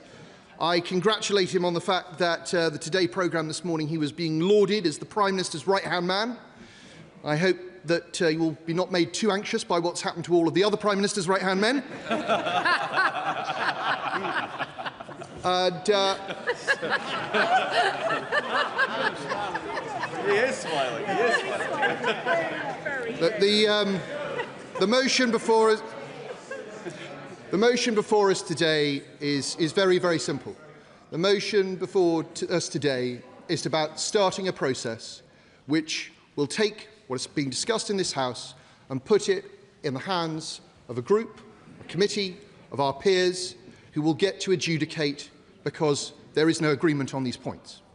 This is the process that has long existed in this House to resolve issues such as these.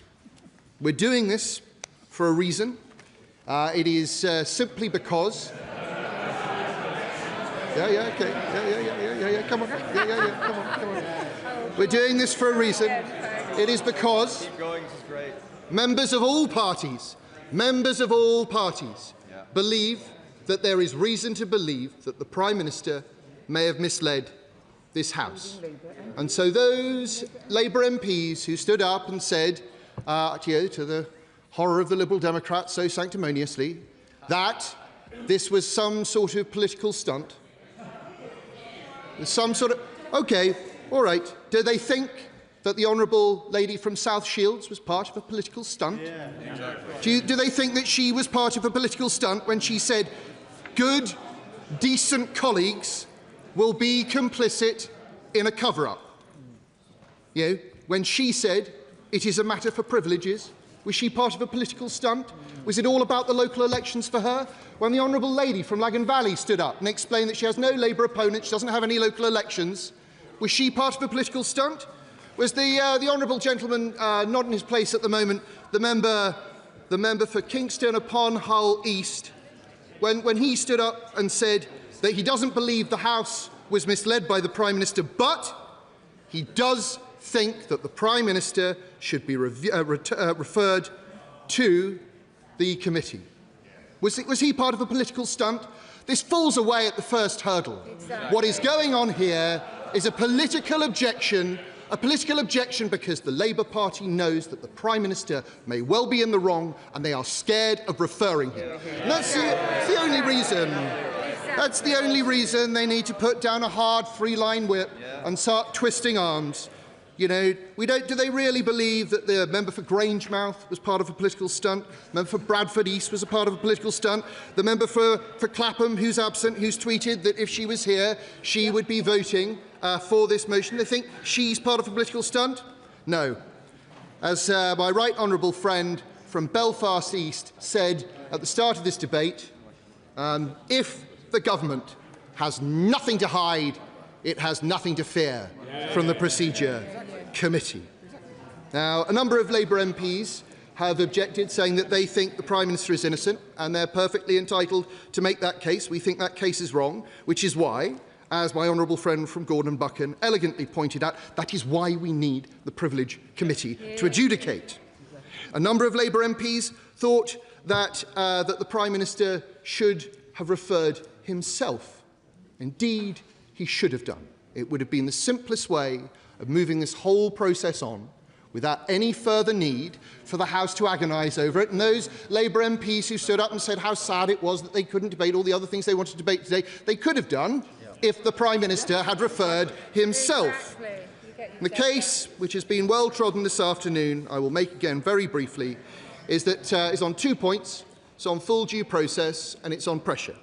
And on full due process, we know, because of the humble address, and only because of the humble address, a point made elegantly by my friend from Beverley, that Simon Case, the then Cabinet Secretary, set out in November 2024 what full due process looked like.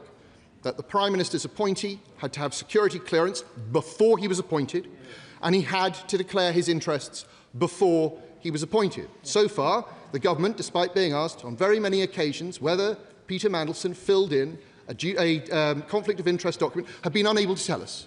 Did not release it in the humble address and have not been able to tell us whether such a document even exists. And on the case of security clearance, well, we know that this wasn't followed. We know that the Prime Minister immediately went ahead and made the appointment anyway, despite the fact that he had been told by the Cabinet Secretary that he should not do this.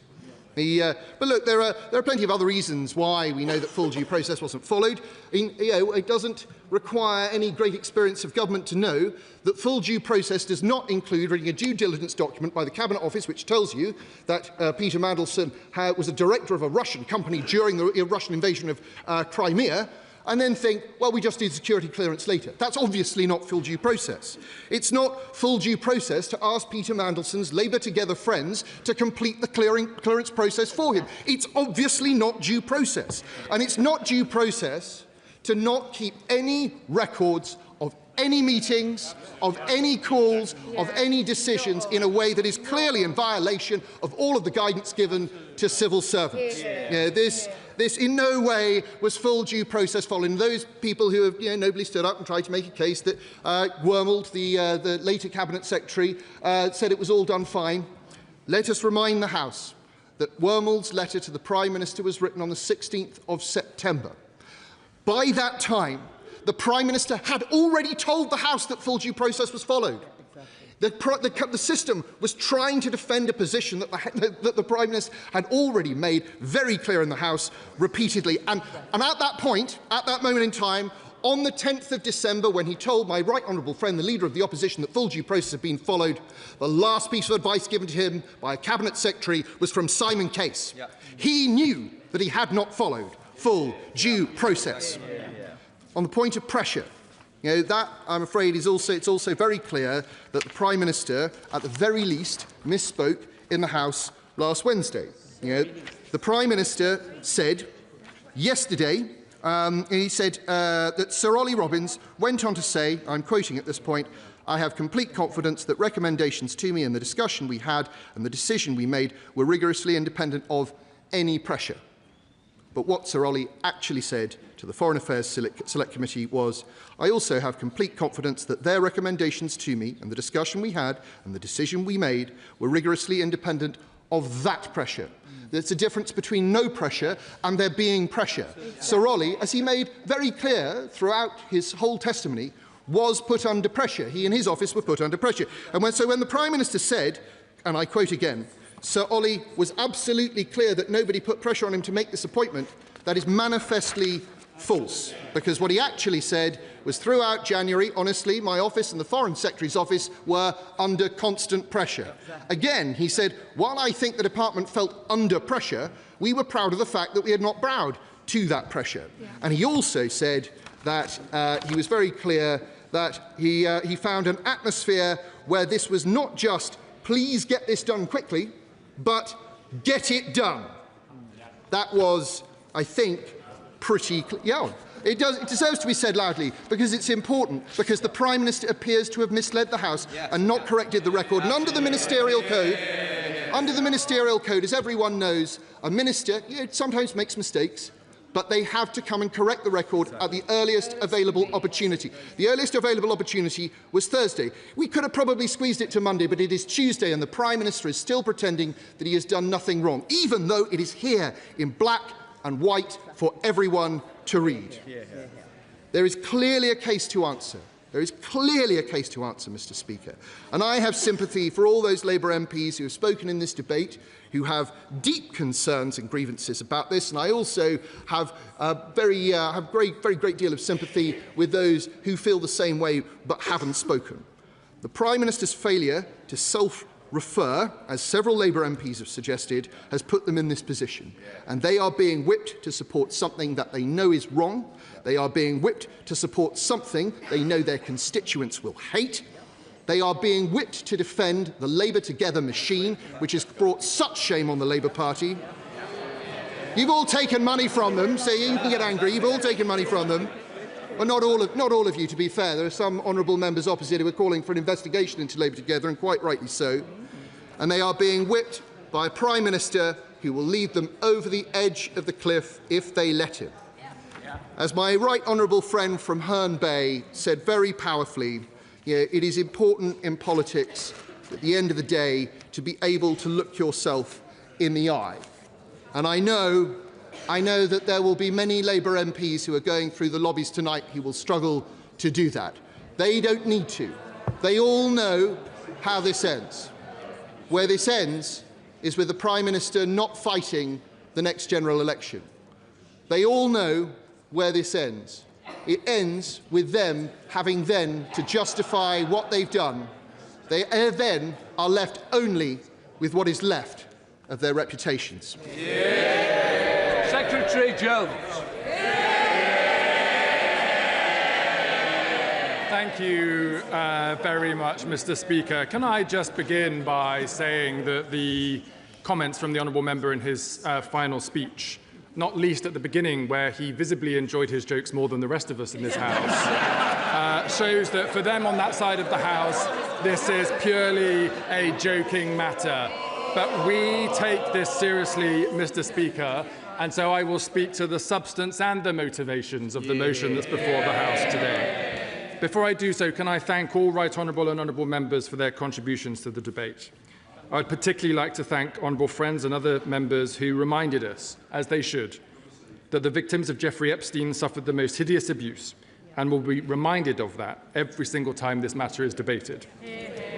The Prime Minister has apologised to them and expressed his ongoing regret for having appointed Peter Mandelson in the first place, which he knows is at the heart of this matter.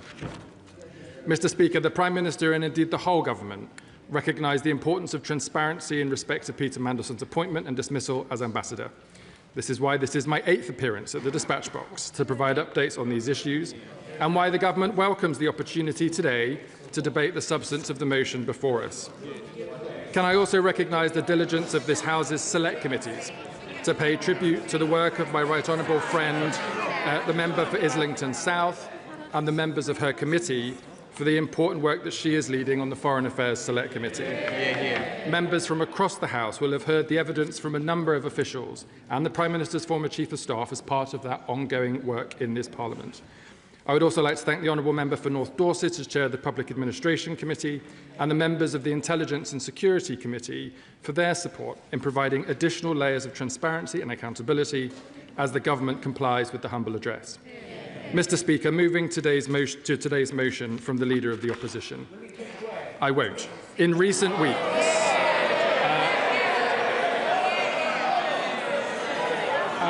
Mr. Speaker, I will happily give way in due course, but I want to turn to the substance of the motion first.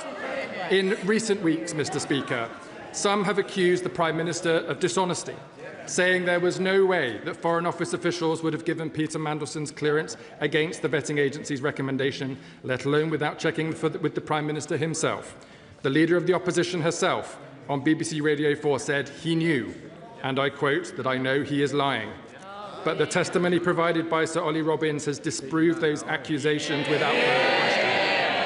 So rather than focus on the issues affecting our constituents and the country's most, what do the opposition benches do?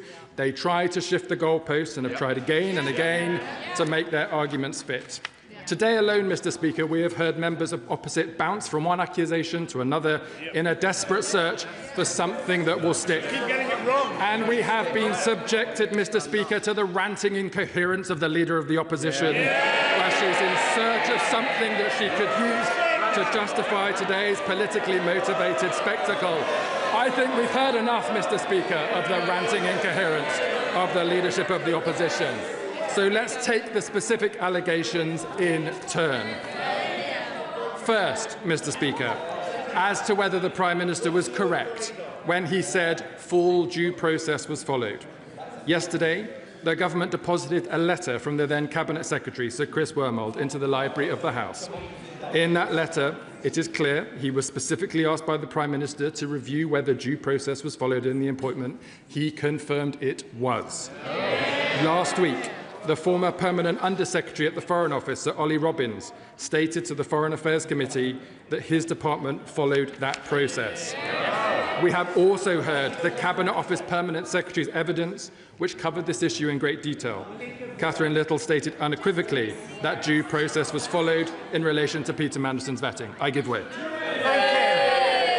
I thank him for giving way. Would not full due process have required the vetting to be completed before announcing the appointment as advised by the then Cabinet Secretary and ignored or overruled by the Prime Minister personally? The Right Honourable Gentleman should listen to my speech, Mr. Speaker. I have just said that Catherine Little, Sir Chris Wormold and Sir Ollie Robbins all agree on the point that due process was followed. When the Prime Minister received new information about the UKSV process this month, he immediately asked for the full facts to be established, and he then came to this House on the 20th of April. And, Mr. Speaker, on the statement that Peter Mandelson's appointment was subject to developed vetting, the Prime Minister has always been clear that this appointment was in line with the processes at the time. I understand there have been some questions about this process, but to be clear, as Sir Ollie Robbins told the Foreign Affairs Select Committee in November, and I'm quoting, "As is normally the case with external appointments to my department, the appointment was made subject to obtaining security clearance." As Sir Chris Wormold told the same committee, and again I quote, "The normal thing is for the security clearance to happen after appointment, but before the person signs a contract and takes up post." And as the former Cabinet Secretary said in his letter to the Prime Minister, having conducted a review into the process, and I quote again, "The vetting process was complete before the previous HMA Washington took up post on 10th of February 2025, and it is more usual for security vetting to happen after appointment." I'll give way. Can I thank the Minister for giving way? Clearly, he believes that he has a defensible position. So will the Minister support the withdrawal of the whip against the backbenchers? Yeah. I'm not going to answer silly questions, Mr. Speaker. Next, Mr. Speaker, on the question of pressure. On the question of pressure, because many members on these benches, many members have asked questions today about a general pressure or a specific pressure or a variety of different pressures, so they may want to listen to the answer. It is important to be clear about this because there is pressure. There is pressure to get stuff done every day across every area of government as we work hard to deliver for the British people. The Leader of the Opposition and other members who had previously served in government will no doubt recall this from their time in office. But there is clearly a difference between asking for progress updates and putting pressure on officials to predetermine an outcome or not to follow a proper process. That was not the case in this scenario. Is it due process to make a public announcement of an appointment before vetting is completed? And is it not the case that having made a public announcement, the government created pressure on the process? Mr. Speaker, I'm trying my best, but I've just answered both of those questions already from the dispatch box. I refer the Honourable Lady to her comments. I'll finish this section, and then I'll come to the Honourable Lady, the Right Honourable Lady. And as Sir Philip Barton told the committee this morning, and I quote, "During my tenure, I was not aware of any pressure on the substance of the Mandelson DV case." I give way. Mr. Speaker, I asked the Chief Secretary to the Prime Minister really just one question in my speech. Will he repeat on the floor of the House the exact words that the Prime Minister used at PMQs in front of all of us, that no pressure whatsoever was put on the Foreign Office? It's an important question, Mr. Speaker. It is an important question because it's going to the very heart of the motion before the House today. I'm going to just, rest your horses. It is important. It is important to place the Prime Minister's words in the right context. When the Prime Minister's, Mr. Speaker, they don't want to listen to the answer again. They don't like the facts, but I'm going to try my best. They should pay attention. When the Prime Minister said there was no pressure whatsoever to answer the Right Honourable Lady's question directly, he was specifically responding to the allegation that there was pressure that Peter Mandelson should not be vetted at all and that he should be sent to Washington regardless of the vetting outcome.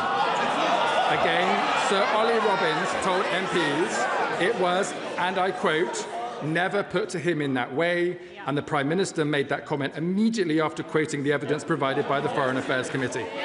Regrettably, Mr. Speaker, regrettably, and we're seeing it again today after time, the opposition is just trying to expand their interpretation of the Prime Minister's words in bad faith because their previous claim that the Prime Minister must have known about Peter Mandelson's clearance has fallen apart in front of their eyes, and now they are grasping at straws.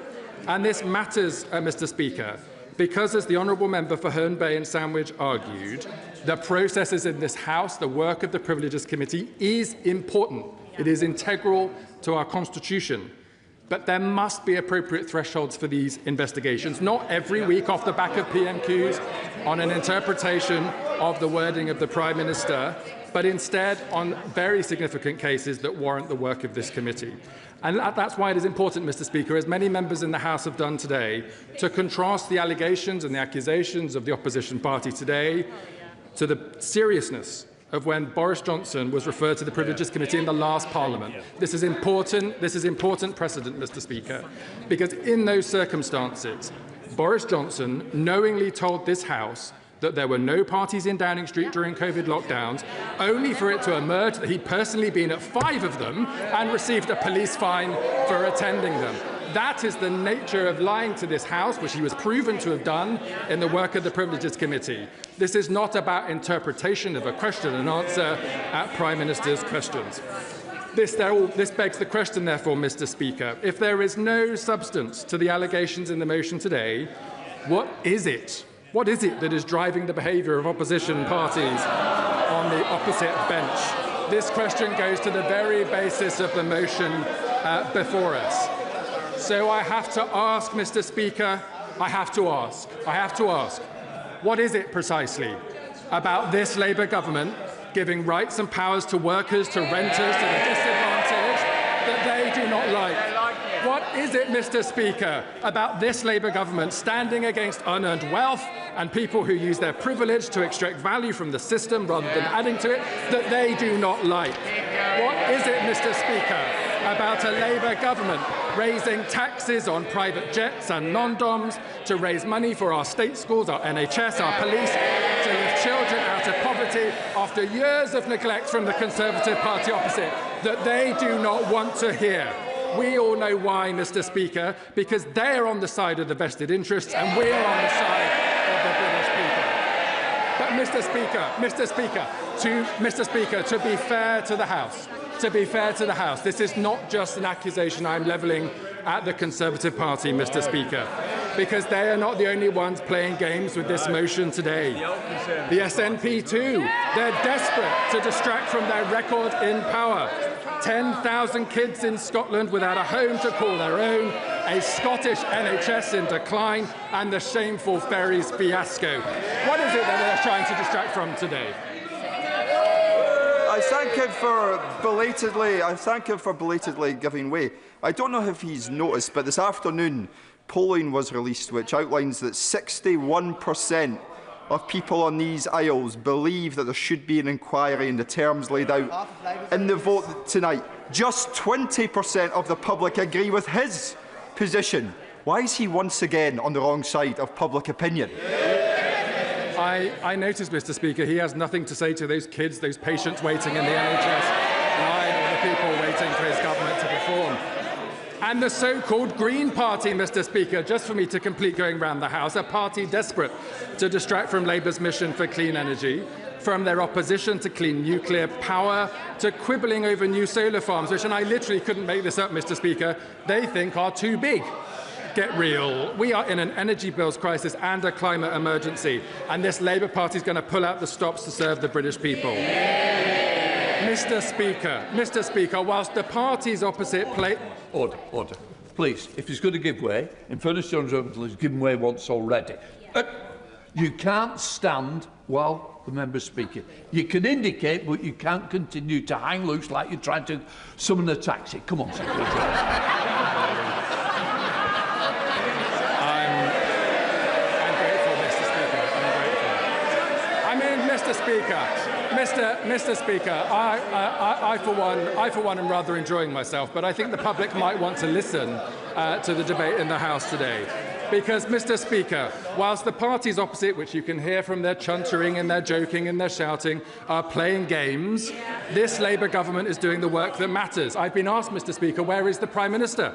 The Prime Minister has been chairing this afternoon the Middle East Response Committee, bringing together the government to mitigate the impact of the war on the Middle East. In contrast, Mr. Speaker, the parties opposite want to distract from the fact, after years of ordinary people facing pressures from the cost of living, a feeling like hard work isn't rewarded like it used to be, that they, the Conservative Party and their friends in Reform, wanted the UK to go to war in the Middle East, making it harder for families up and down the country. Distraction, distraction, distraction. In contrast, Mr. Speaker, this government is investing in new rail, roads and nuclear reactors, new scanners for our hospitals, free breakfast clubs for our kids. It is this Labour government that has saved British Steel, investing in sovereign AI, renewing our high streets and delivering homegrown energy. This is relevant, Mr. Speaker, because it goes to the behaviour, the motivation behind the motion today. This Labour government is doing the hard work of building a better Britain. A Britain that gives people hope for a better future. All these opposition parties, they want to tear that down. They want to tear down this Labour government and the Labour movement.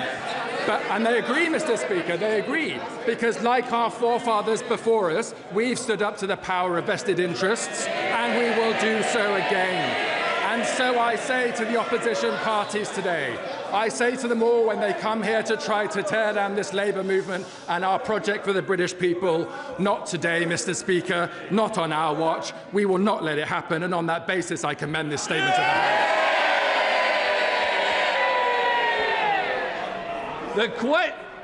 The question is, as on the order paper, as many of that opinion say aye. Aye! Of the contrary, no. No! Division, clear the lobby.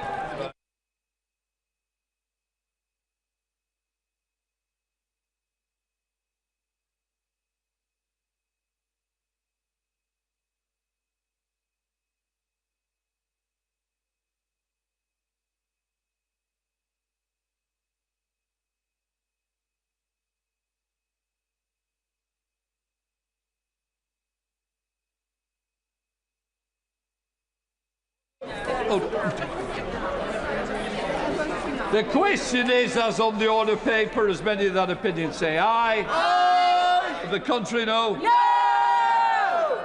The tellers for the ayes, Elliot Cross and Gregory Stafford. For the noes, Deirdre Costigan and Nesl Caliscan.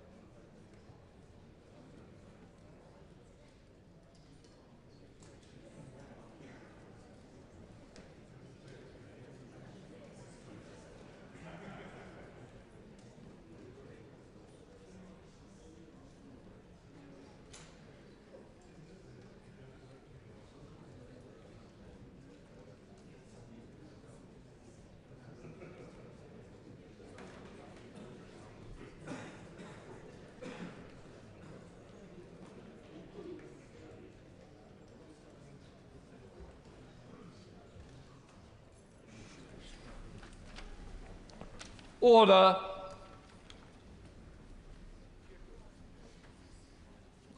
The ayes to the right, 223. The noes to the left, 335.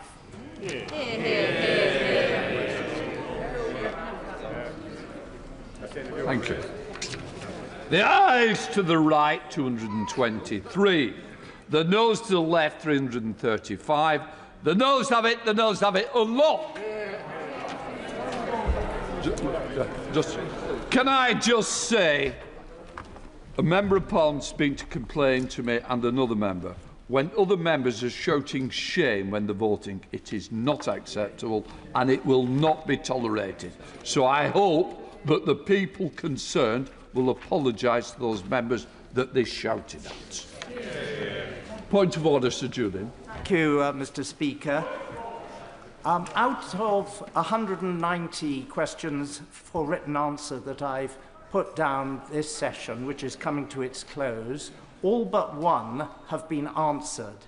The one exception is one that I mentioned on the floor of the House yesterday during the Chief Secretary's statement. And he responded that he always ensures that he honours parliamentary questions in a timely fashion.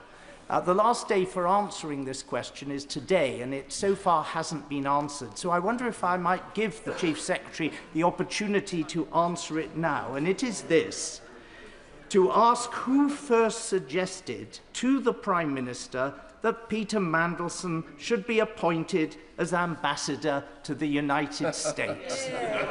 Just to say, we're not going to carry on the debate, but Secretary Jones is desperate to answer. Whilst I'm here, Mr. Speaker, first can I apologise to the right honourable gentleman? I would have cleared parliamentary questions, but I've been in the House all afternoon. To answer his specific question, I will refer him to the evidence given today to the Foreign Affairs Select Committee from Mr. Morgan McSweeney, who confirmed that the first person to recommend Peter Mandelson to become ambassador was Peter Mandelson.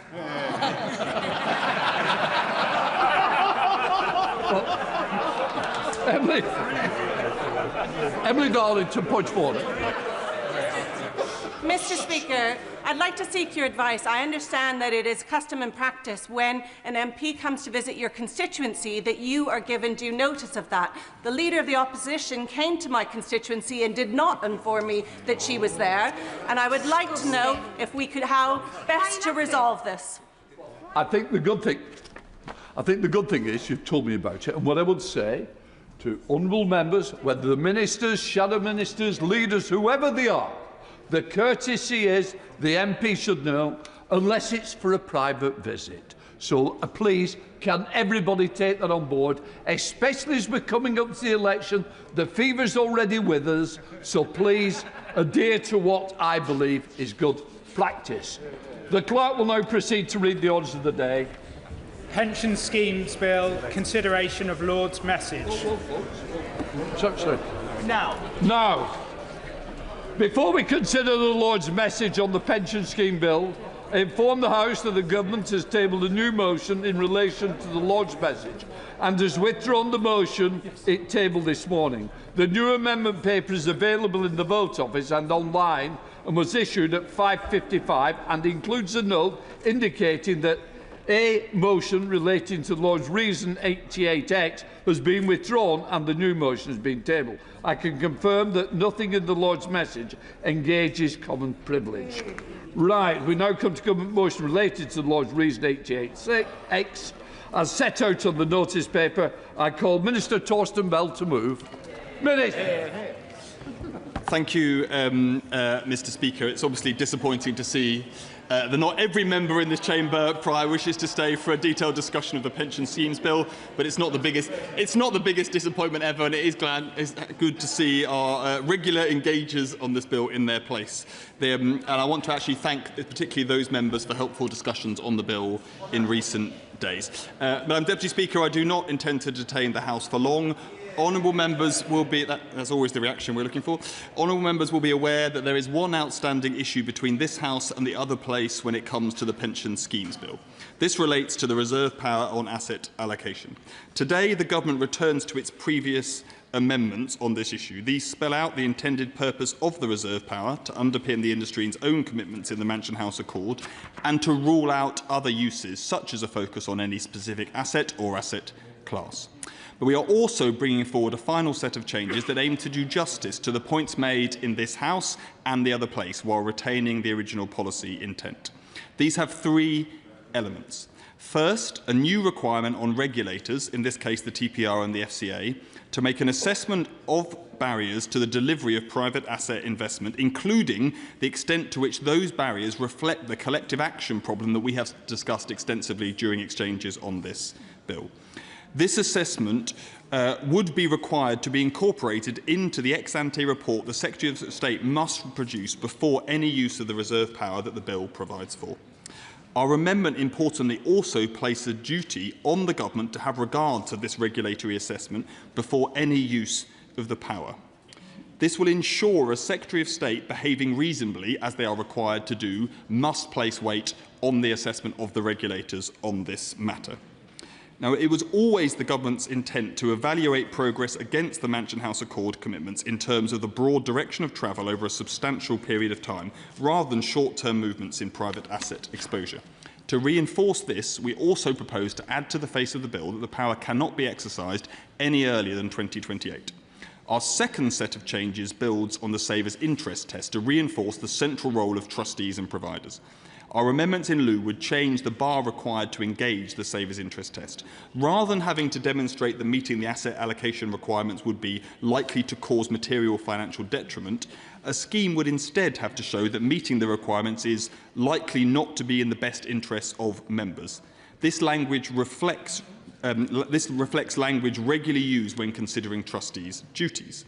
In addition, we have more tightly specified the regulator's role, confining it to ensuring that the trustee or the provider's own assessment of what is in the best interests of members is reasonable, rather than replacing that assessment with their own. Thirdly, our amendment address worries about the differential treatment of particular investment vehicles by allowing for consideration of direct or indirect holdings in the 6 asset classes named in the Mansion House Accord. Madam Deputy Speaker, I would remind the House that this bill has its roots in much work that was underway for some time in government, but also the commitment in the Labour Party manifesto to ensure workplace pension schemes take advantage of scale and invest in a wider range of productive assets.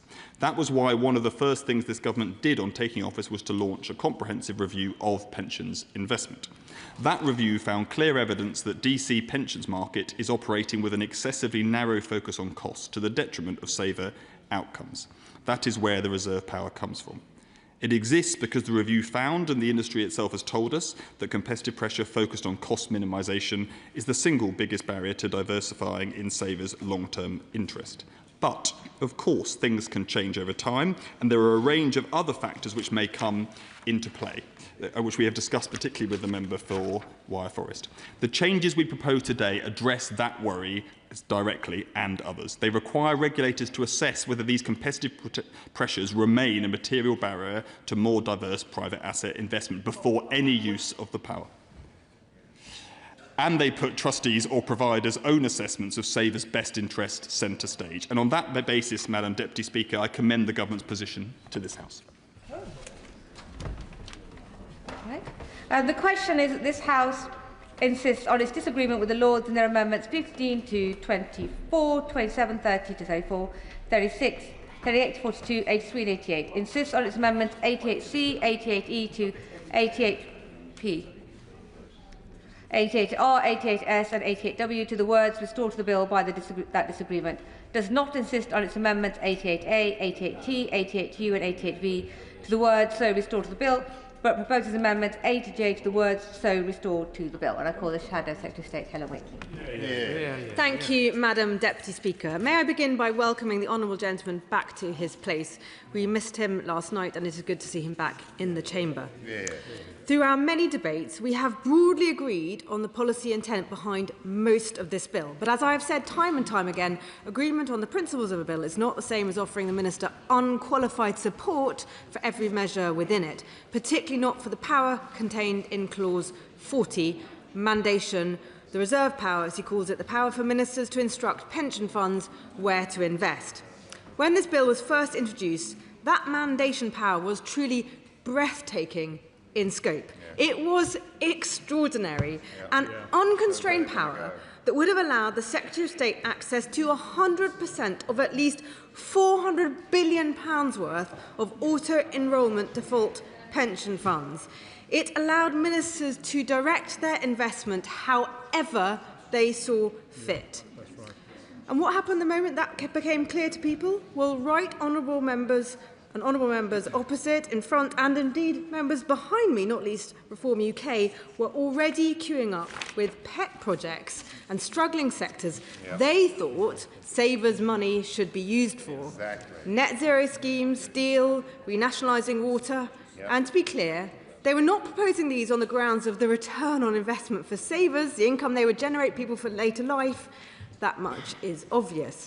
But we said no. No to politicians having that power, no to ministers directing pension savings into their pet projects, and no to overriding the interests of savers in favour of politicians desperate for access to capital. I was clear from the outset. This power was dangerous and it had no place in this bill. But after sustained pressure from the industry, from the other place and from this side of the House, the government has slowly, very slowly, been forced to row back. They have rowed back from a power grab that threatened trust in auto-enrolment pensions and risked damaging savers' retirement incomes. And let us be clear about what those concessions amount to.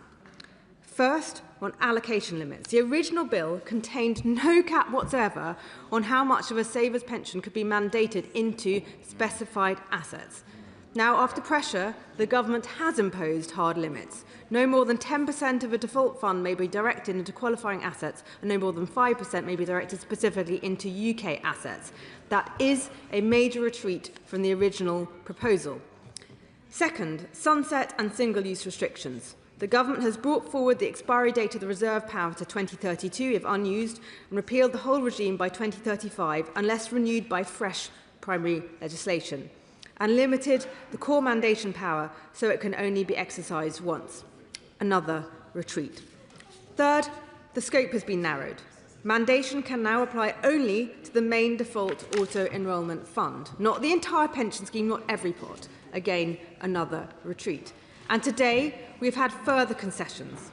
The government now accepts that before this power can ever be exercised, regulators must conduct an independent assessment of whether a genuine collective action problem exists, whereby no one wants to be the first mover, and whether that problem is inhibiting investment in private markets.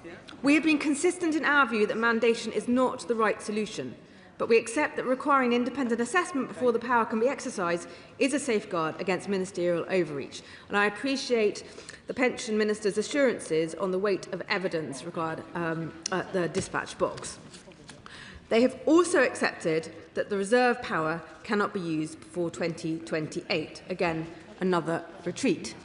The government has also further strengthened the savers' interest test since yesterday's amendment. Schemes will no longer have to prove that compliance would likely cause material financial detriment. Instead, they need only demonstrate that compliance is likely not to be in the best interests of members, thereby aligning that test with trustees' existing fiduciary duties. This matters because fiduciary duty must be protected. It is sacrosanct. Nothing is more important in a modern pension system than the duty to act solely in the best interest of savers. That duty is a foundation upon which trust in our pension system rests.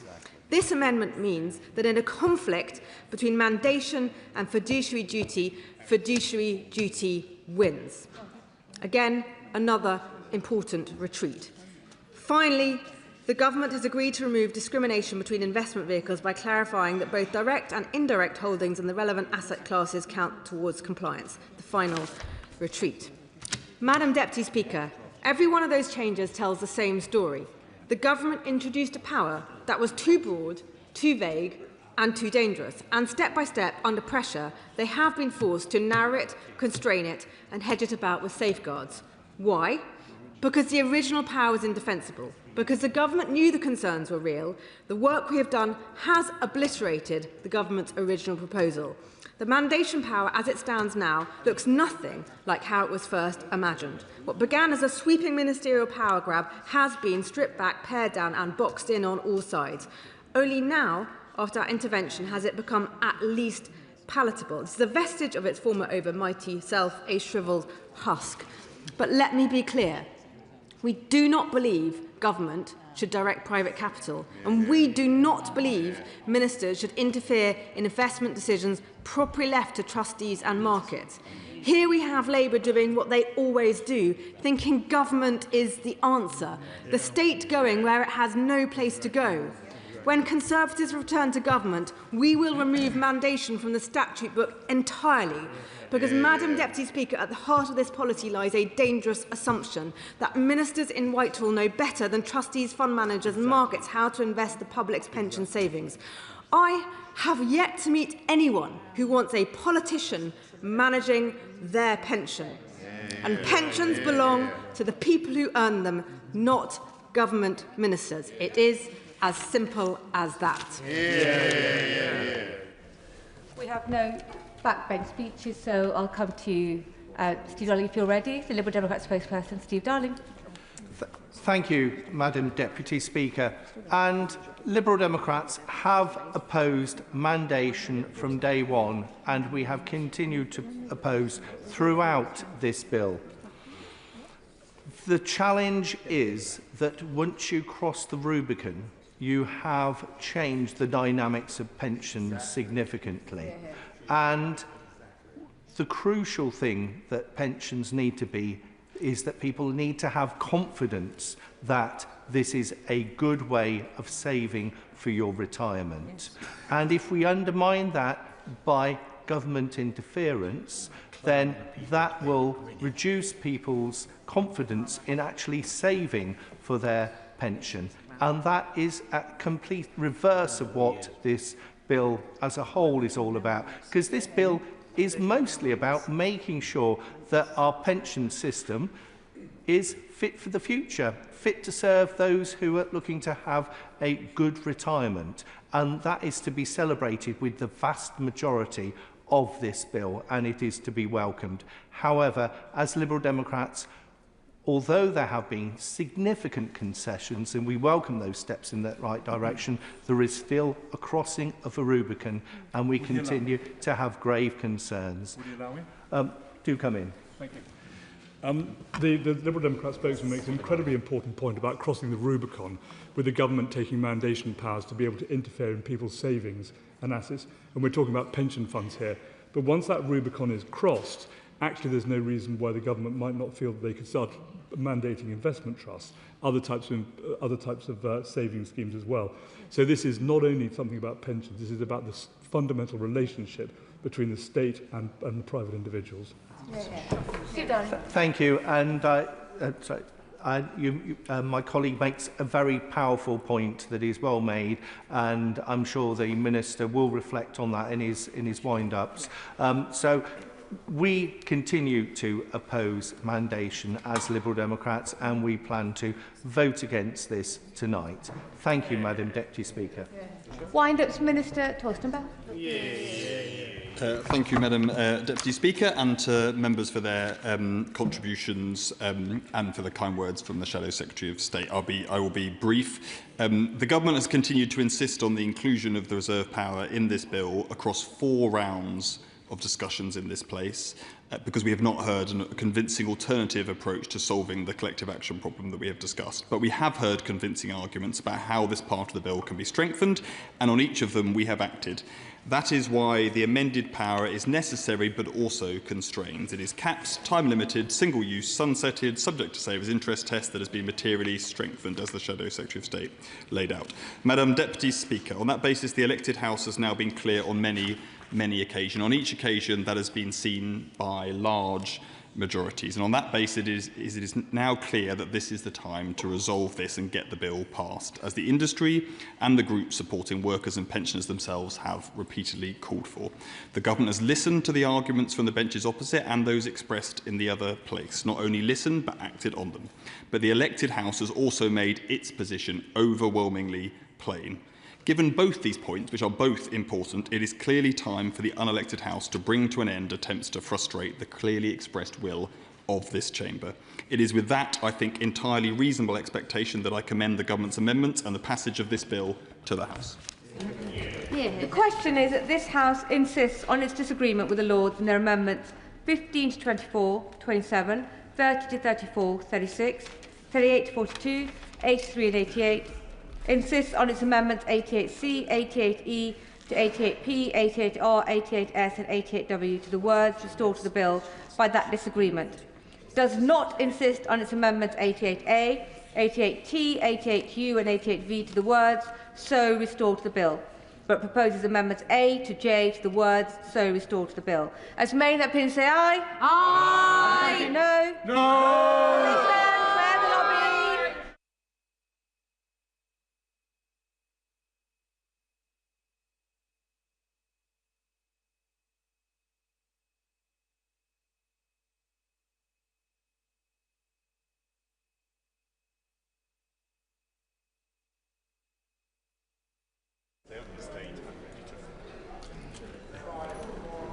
Miss Waitley, are you exiting the chamber? Mr. Darling, wonderful.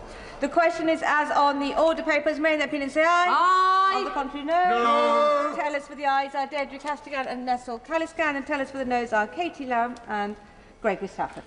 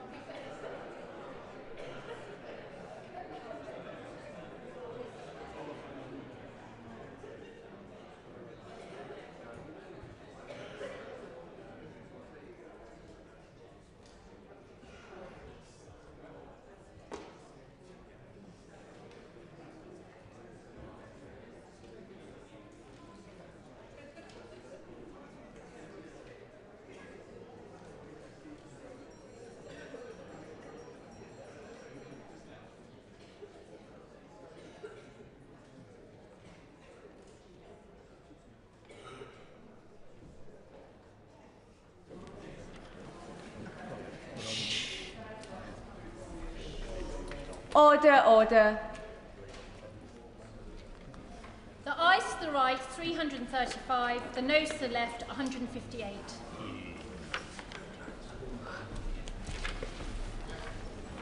The ayes to the right, 335. The noes to the left, 158. So the ayes have it. The ayes have it. Unlock. Here, here.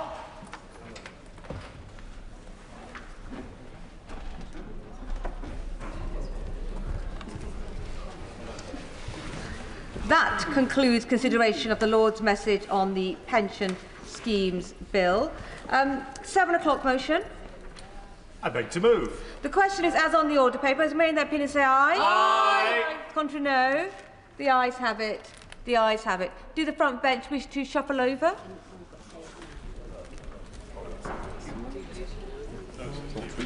Thank you.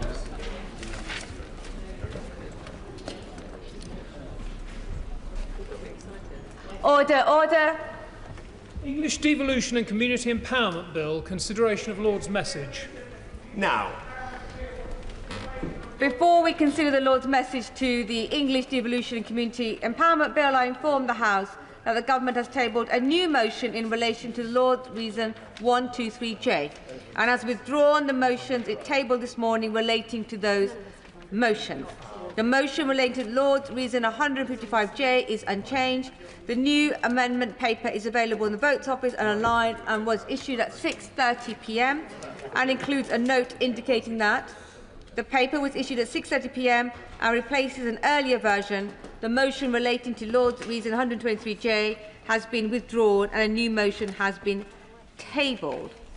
We will begin with the Government motion relating to Lord's Reason 89F as set out on the notice paper, with which it will be convenient to consider all other Lord's amendments, Government motions and amendments. I call the Minister to move the motion. Minister, Thank you, Madam Deputy Speaker. I am pleased to speak once again on the English Devolution and Community Empowerment Bill. Can I start, Madam Deputy Speaker, by thanking members from across the House for their constructive engagement in getting the bill to this point. And why this bill matters is that if we are to transform our economy, if we're to drive up living standards and deliver better public services in every community, a fundamental change is needed in the way that the country is run. This landmark bill will deliver just that. It represents the biggest transfer of power out of Whitehall to our regions and our communities in a generation. And so I am glad that we have found a way forward on several of the issues we most recently discussed, namely the role of strategic authorities and mayors in rural affairs, agents of change in the planning system, and the role of town and parish councils in neighbourhood governance. We have listened carefully to the concerns raised in both Houses on remaining issues: the ministerial power of direction in Schedule 1 of the bill, prioritising development on brownfield land, and the models of governance in local authorities. This is why the Government has today tabled 3 amendments that I will now outline. On the question of ministerial power of direction in the bill, I remind the House that ensuring every part of England can benefit from devolution remains a key objective of this Government. I repeat for the record that we on this side of the House believe strongly that Government has a duty to drive economic growth, unlock investment and deliver better outcomes for our communities. To deny communities that opportunity would be to hold them back.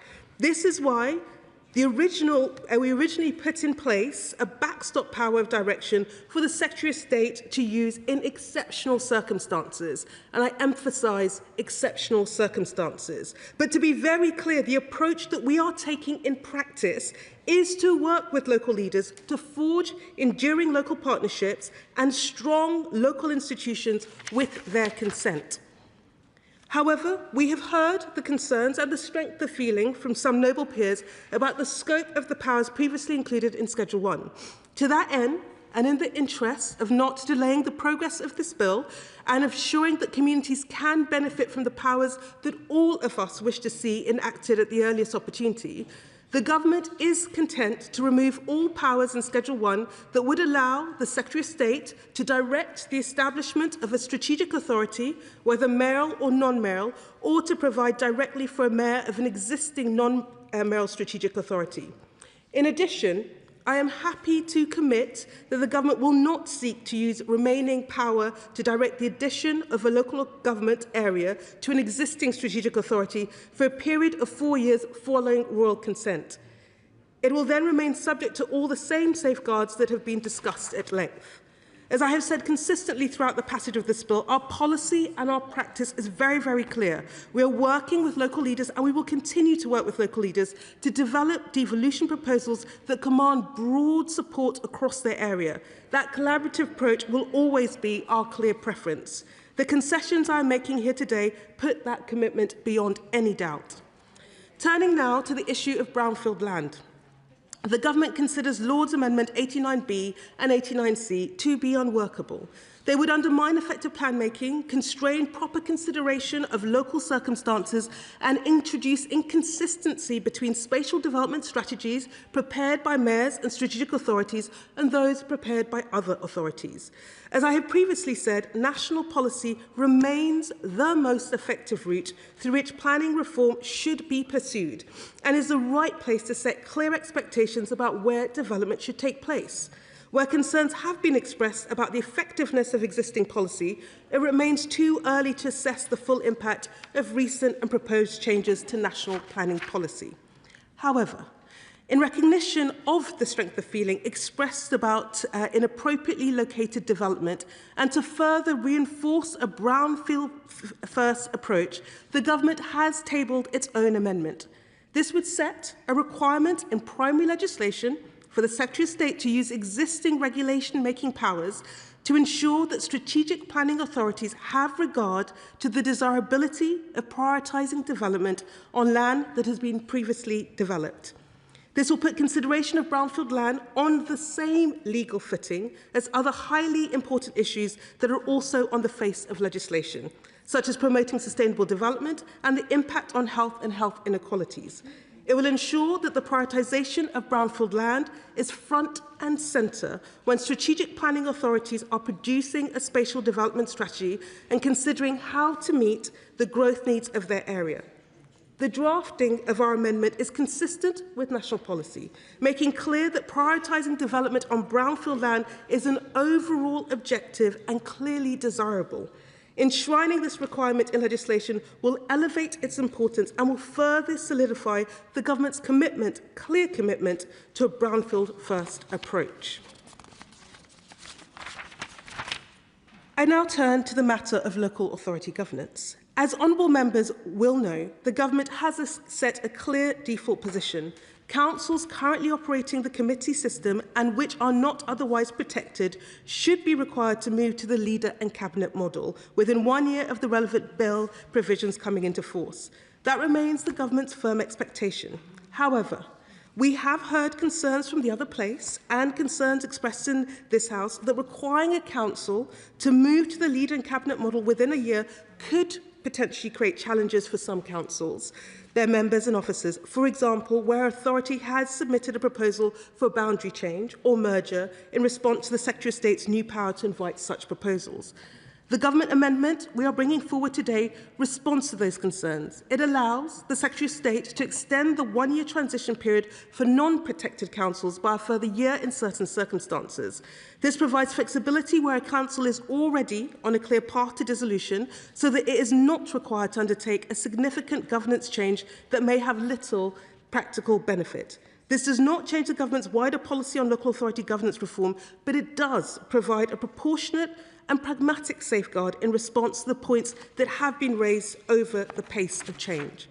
To conclude, Madam Deputy Speaker, the bill has undoubtedly been improved as a result of scrutiny in ping-pong so far, and I thank the noble lords and this place for their contribution in helping us with that. We are pleased to be able to offer concessions on brownfield land, local authority governance and the ministerial power of direction, and I urge the House to support the government's position and to accept these concessions. The question is that this House insists on its disagreement with the Lords with their amendments 89B and 89C, but proposes amendments A in lieu as on the notice paper.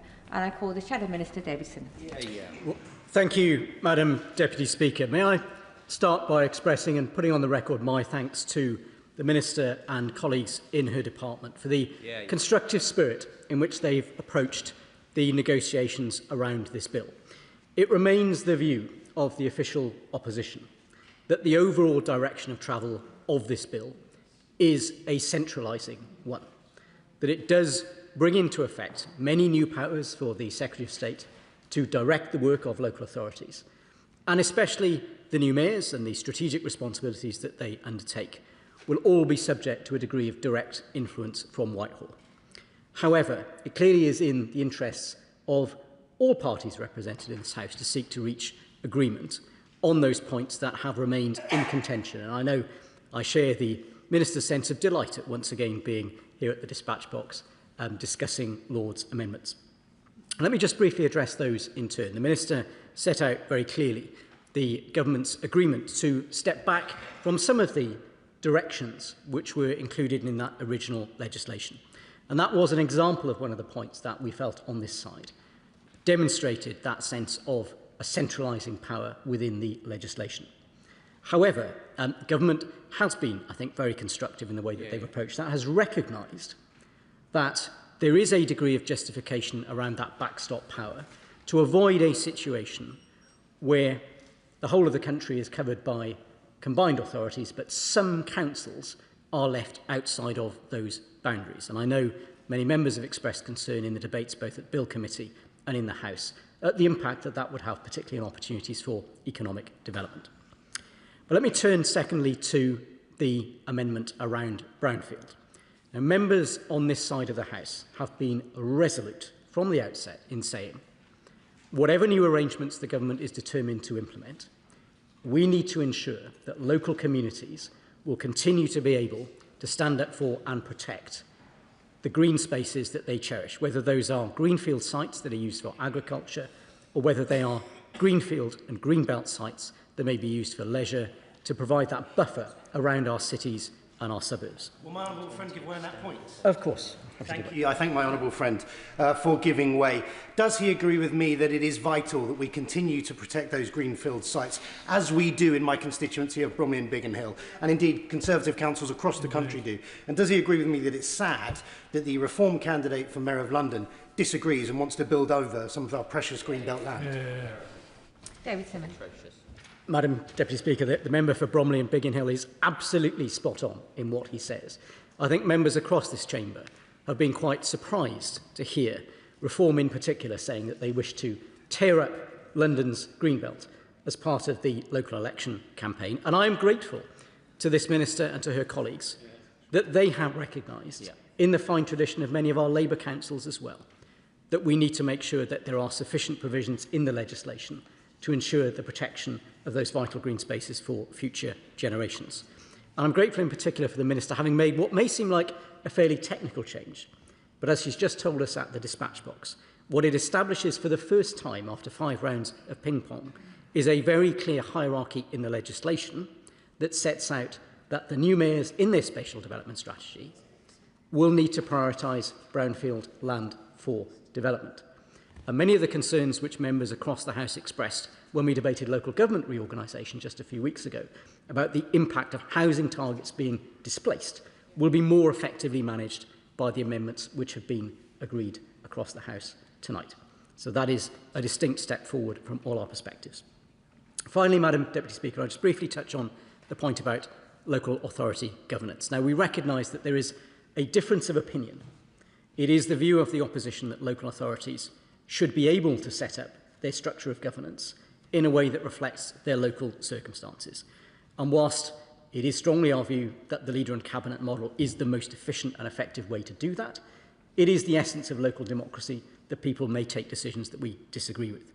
But the government's agreement to pause the use of that requirement so that there will be a period in which local authorities can reflect on their governance arrangements, can consult if they wish to do so, in which the normal cycle of local elections can take place, and in which, of course, there will also be a parliamentary election.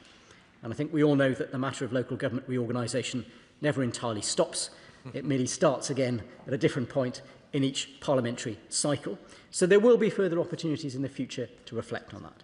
But all of those do represent, in the context of a bill with which we do still have some significant concerns, progress in a direction that makes us much more comfortable. For those reasons, we do not propose to divide the House on these matters this evening.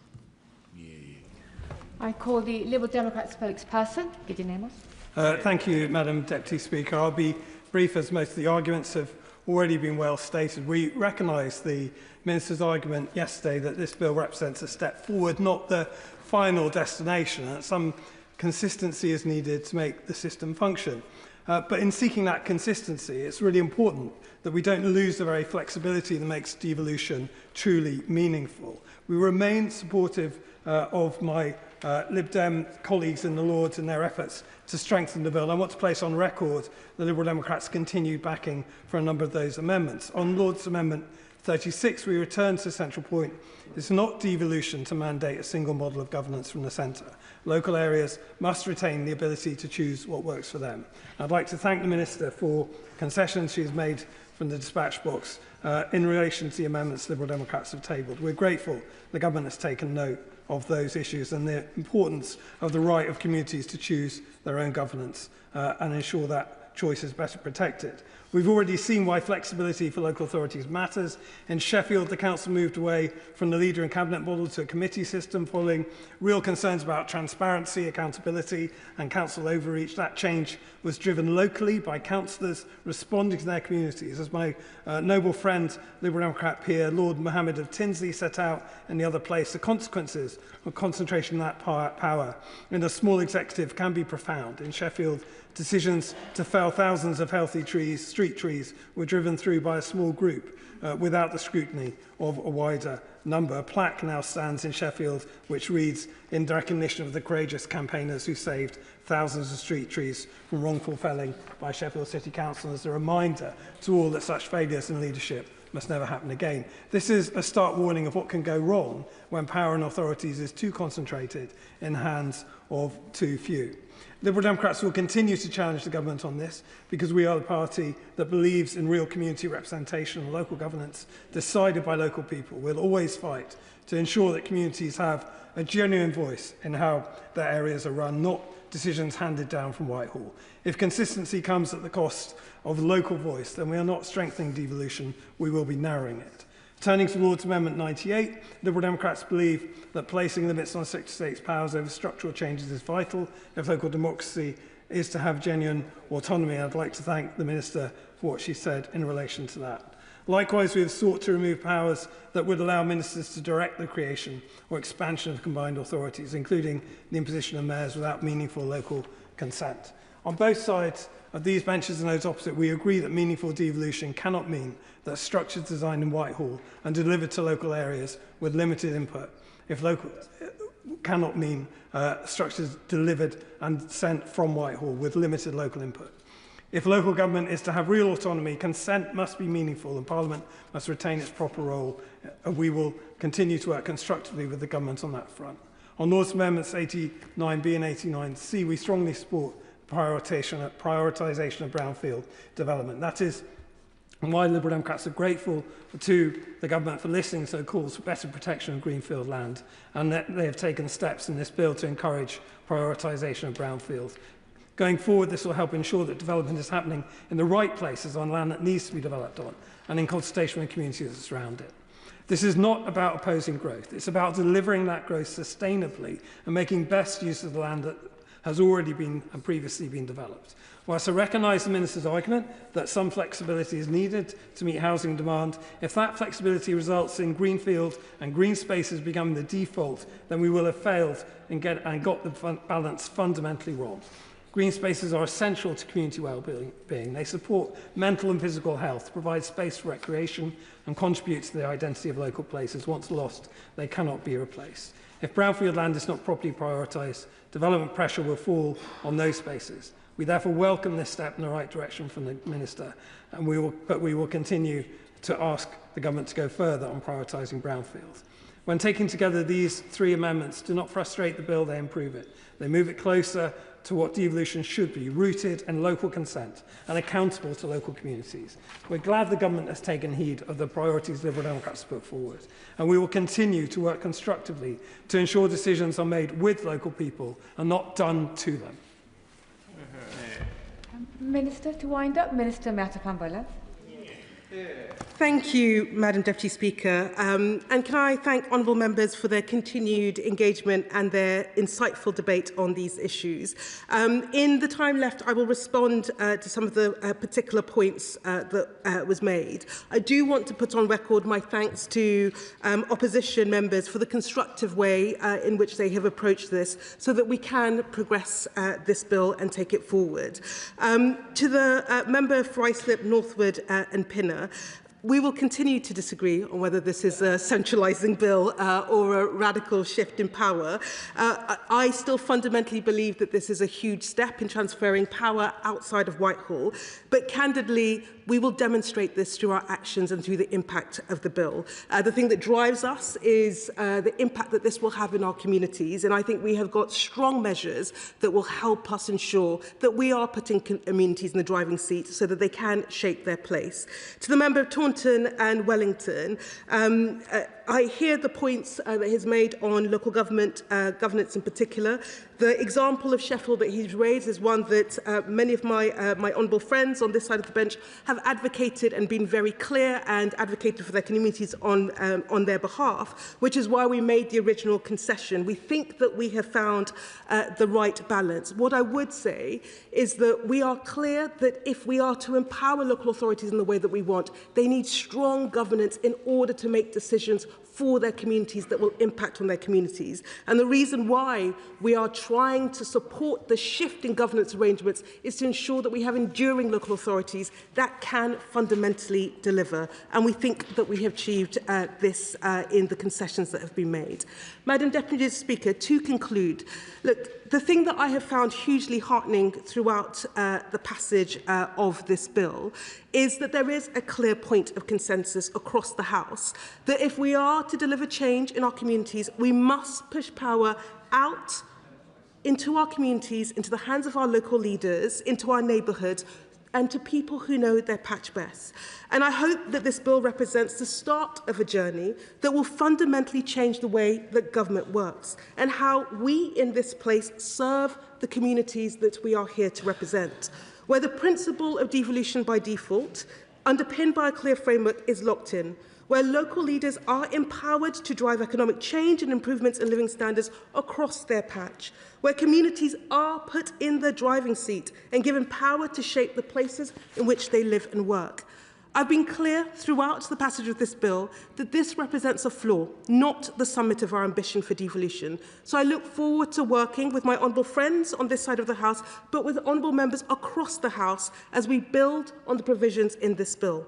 Finally, I'd like to thank my brilliant team of officials that have worked on this bill. Hannah, Carrie, Guy, Jenna, Marie, Alice, John, Rachel, Wendy, as well as my private office, Molly, Simon and Lucy, who have all done an absolutely heroic job in taking through an absolutely mammoth bill through the House. And with that, Madam Deputy Speaker, I would like to commend the Government's amendment to this House. The question is, this House insists on its disagreement with the Lords with their amendments 89B and 89C, but proposes Amendment A in lieu as on the notice paper. As may in that opinion say aye. Aye. The contrary no.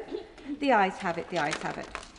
We now come to the motion that this House insists on its disagreement with the Lords' Amendment 36, 90 and 155, insists on its amendments 155A to 155F and 155H to the words so restored to the bill by that disagreement with Amendment 155 and proposes Amendment A to the words so restored to the bill as on the notice paper. Minister to move formally. The question is that this House insists on its disagreement with the Lords' Amendments 36, 90 and 155. Insists on its amendments 155A to 155F and 155H. To the words so restored to the bill by that disagreement with Amendment 155 and proposes Amendment A to the words so restored to the bill as on the notice paper. As may in the opinion say aye. Aye. The contrary no. Aye. The ayes have it. The ayes have it. We now come to the motion to insist on disagreement with the Lords in their amendments 85, 86, 97, 216, 120 and 121 and 123. It sits on its amendments to 123C, to 123H and 123J. to 123k in lieu, and to propose amendments A to E in lieu as on the notice paper. I call the Minister to move the motion formally. The question is that this House insists on disagreement with the Lords in their amendments 85, 86, 97 to 116, 120, 121 and 123. Insists on its amendments 123C to 123H and 123J to 123K in lieu, and proposes amendments A to E in lieu as on the notice paper. As many as that opinion say aye. Aye. No. The ayes have it. The ayes have it. That concludes consideration of the Lord's message on the English Devolution and Community Empowerment Bill. A point of order, Michael. Thank you, Madam Deputy Speaker. Last week I tabled a written question to the Foreign Secretary asking whether Jonathan Powell was subject to scrutiny vetting before or after he was appointed as the Prime Minister's Special Envoy on the Chagos negotiations. I have not yet received a response. Given that Morgan McSweeney appeared to tell the Foreign Affairs Select Committee this morning that the vetting process only began after Powell was later appointed as National Security Advisor, how can I secure an official answer from the Foreign Office to this basic question before Parliament prorogues? I know that the honourable member is diligent in getting answers on behalf of his constituents and will no doubt explore every avenue to get that answer. And for the Treasury front bench, it is only appropriate that backbench MPs are able to get responses in due time on behalf of their constituents. No doubt they have heard, and no doubt the honourable member has got his words on the record. If the front benches wish to shuffle over, this is the time to do so.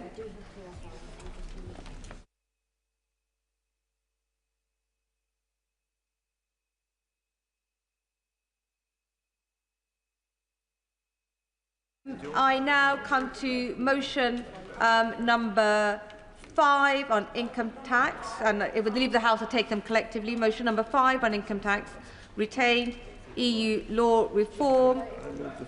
That's motion number 6, retained EU law reform. Motion number 7 on energy. Motion number 8 on financial services and markets, and motion number 9, services and markets. And motion number 10. Motion number 9 on financial services and markets. Minister to move. To move. The question is as on the order papers. May in that opinion say aye. Aye. Of the contrary, no. The ayes have it. The ayes have it. And now come to motion number 10 on retained EU law reform. Minister to move.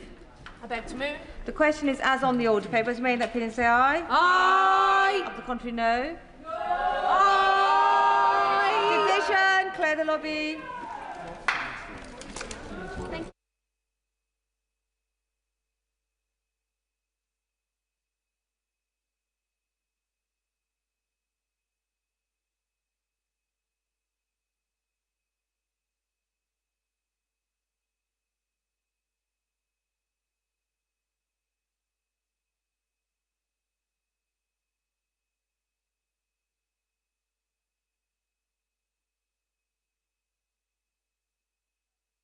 The question is as on the order papers. May in that opinion say aye. Aye. Of the contrary, no. No. Tell us for the ayes are Nessel Caliscan and Deirdre Castigan, and tell us for the noes are Charlie Maynard and Tessa Munt. Happy.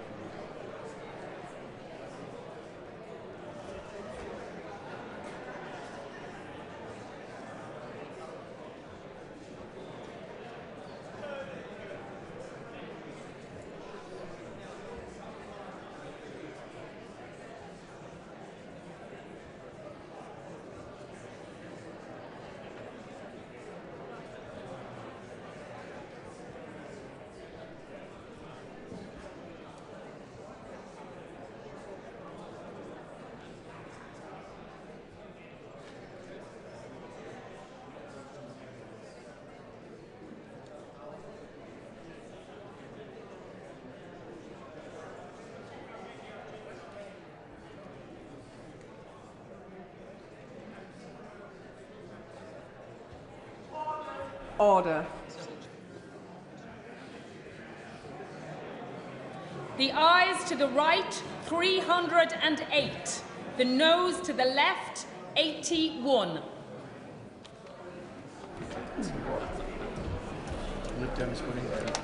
The ayes to the right were 308. The noes to the left were 81. So the ayes have it. The ayes have it. Unlocked.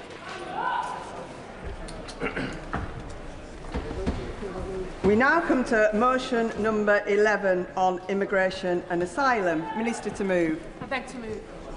The question is, as on the order paper, as many as are of that opinion to say aye. Aye. Of the contrary, no. Aye. Division, clear the lobby.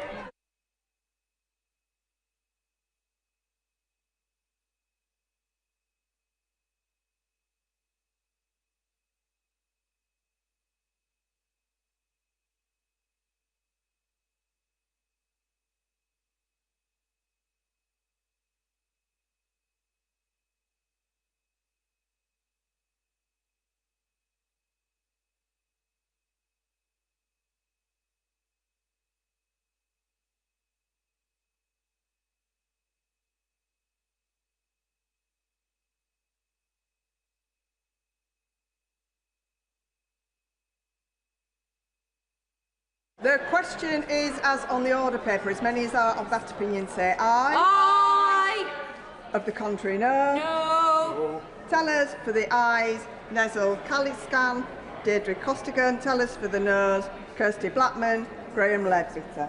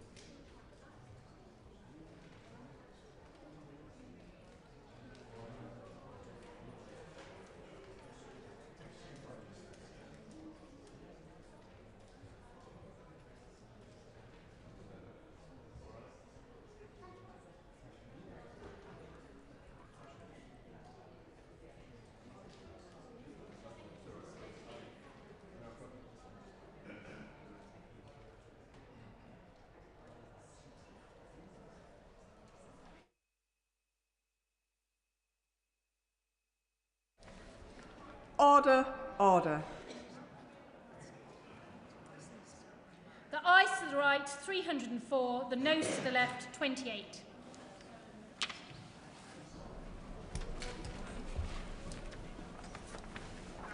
The ayes to the right were 304, the noes to the left were 28. So the ayes have it, unlocked.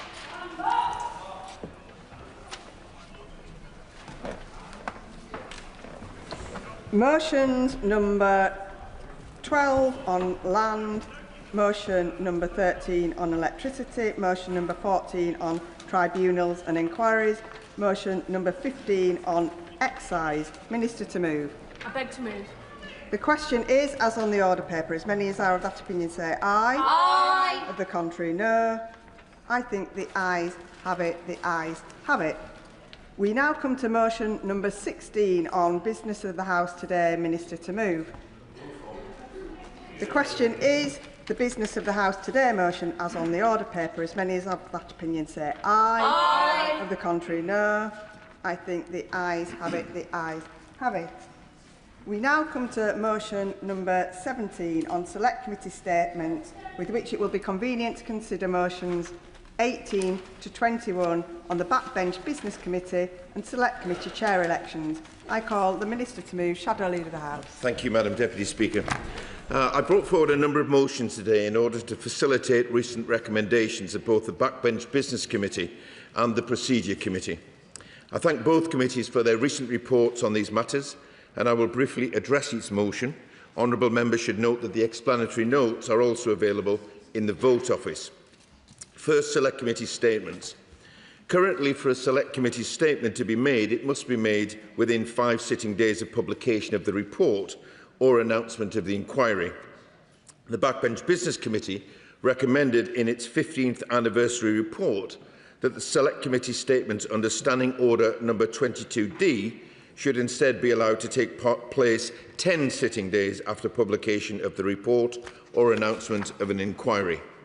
Select Committee statements have increased in popularity in recent years, and the Government agreed with the Committee in their recommendation, and therefore the motion asks the House to amend the Standing Order to enact this change. Madam Deputy Speaker, turning to the motions relating to the operation of the Backbench Business Committee, both the Backbench Business Committee in its 15th anniversary report and the Procedure Committee in its report on elections in the House of Commons proposed that members and chair of the Backbench Business Committee should be elected in line with all other elected select committees, that is, for the whole Parliament rather than each session.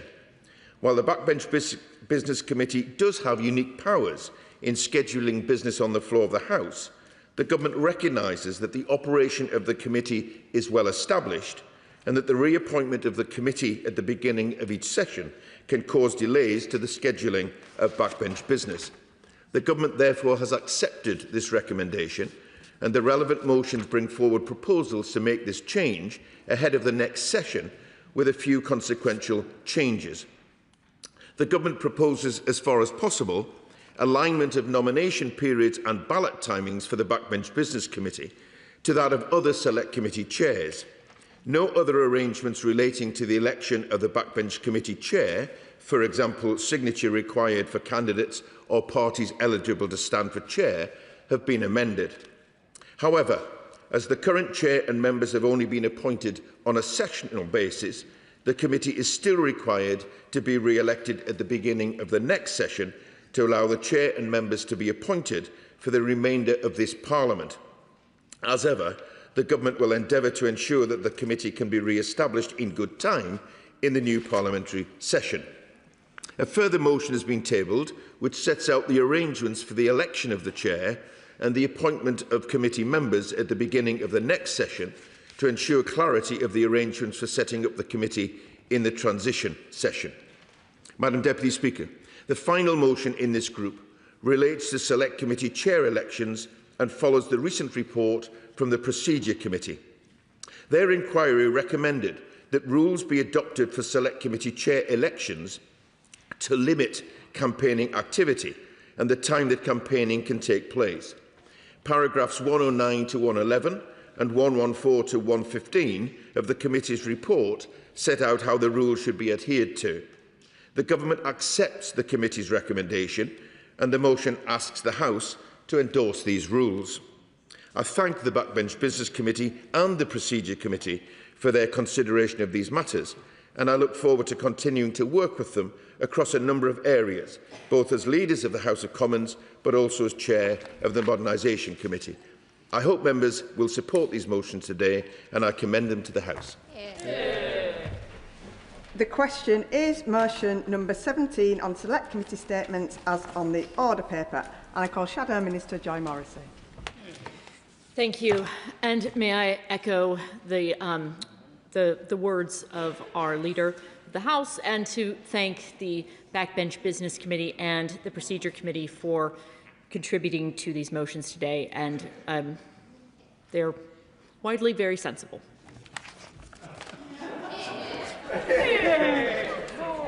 I call Chair of the Procedure Committee, Kat Smith.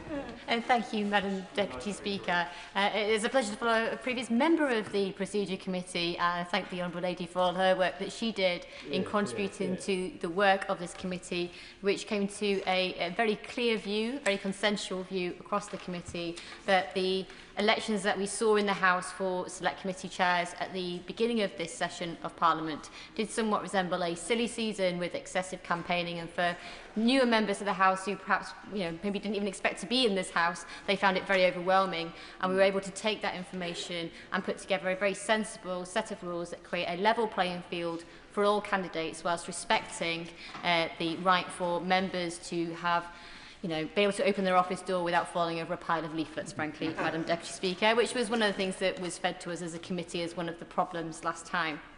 And I hope that the change to the election of the chair of the Backbench Business Committee to be in line with other select committee chairs will be able to bring that in line, and shows the Backbench Business Committee is a select committee in the same way as other select committees are in this House. So I'd like to thank the Leader of the House for bringing this forward and accepting the committee's findings in full, and I look forward to supporting them. Thank you. I call the Chair of the Backbench Business Committee. Thank you, Madam Deputy Speaker. And I'd like to thank the Leader of the House for listening to the Backbench Business Committee and the Procedure Committee and bringing forward these long overdue amendments. I have to say, when the Backbench Business Committee was inaugurated, when I was first elected to this House in 2010, the government of the day refused to listen to those on the backbenches who said, why is this position having to be elected every session? Unfortunately, what had happened, of course, was, if I can put it politely, members of the awkward squad managed to get elected to the committee and cause the government of the day immense problems. However, I suspect that the government now sees that their power within the Parliamentary Labour Party to control their members who sit on the Backbench Business Committee and elect them appropriately. And of course, I regard him as my honourable friend who sits on the committee. Thank the Chair of the Backbench Business Committee for giving way, and I just want to generally just put on record my thanks to his able chairing of that committee throughout my time on it, and I think he would agree with me that we've had some really good and useful debates in this place and also Westminster Hall because of the work of the Backbench Business Committee. The honourable member for that intervention, and clearly I'd like to thank all the members of the Backbench Business Committee for the excellent work they've done over the last year and a half, effectively, in bringing forward debates, ensuring that members on all sides get the opportunity to debate the issues that they want to debate rather than what the government wants to debate, which sometimes can be embarrassing for the government. We know that. However, that is the will of the committee. And indeed, it has been a pleasure to oversee that work.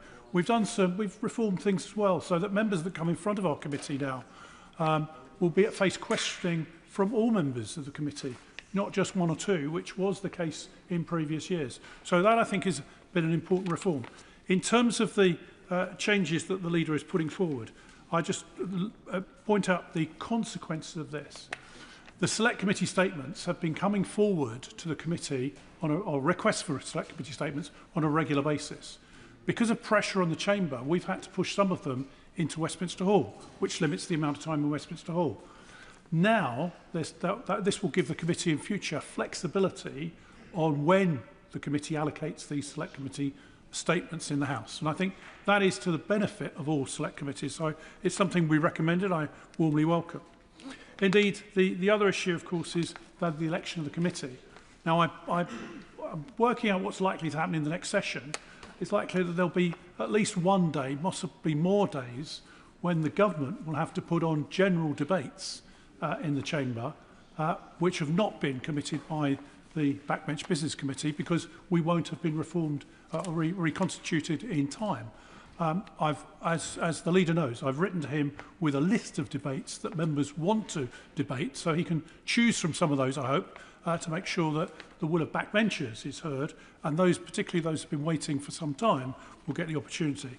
It does mean that it brings the Backbench Business Committee in line with other select committees, and so the chairman and the committee will be elected at the beginning of Parliament and serve for the duration of Parliament unless the parties decide to remove members of the committee. And indeed the chairman, of course, will serve for the duration of Parliament, which is, once again, I think, sensible and a good move.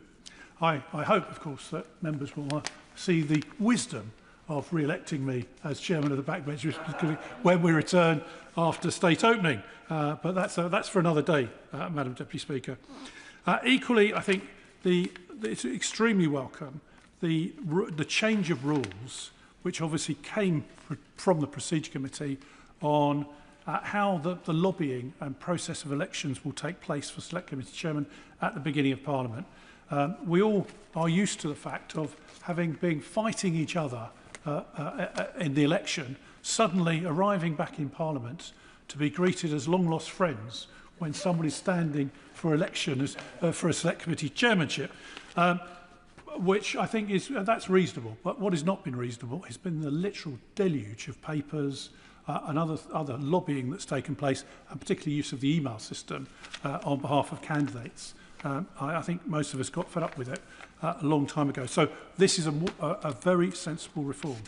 So in closing, Madam Deputy Speaker, I'd like to thank the leader for listening to what we had to say and acting upon it as we asked him to do, and bring forward these motions, albeit literally at the last minute before we prorogate, but nevertheless, it's welcome nonetheless. House.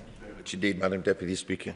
Firstly, can I thank all members for their contribution to today's debate, and thank the Shadow Minister for her kind words, and I agree with her that these changes are, as she said, eminently sensible. The Chair of Procedure Committee, Madam Deputy Speaker, does a fantastic job, and we work very closely together with her and with her committee and our Modernisation Committee. And I thank her and all of the members for all of the important work that they do. In welcoming the changes to campaigning, I think that it will be to the relief of members to know that once we're into the campaigning season, there is campaigning, but there are limits as to what they can do. So I thank you for that. Again, that is eminently sensible. The Chair of the Backbench Business Committee posed the question, why are there different rules? And suggested it might be because of the awkward squad on his side. I couldn't possibly comment on that, but I do remember those days. And I have to say, in the good job that he does, it's less awkward and more respected. I did say to him that I would bring forward these motions, and I have done.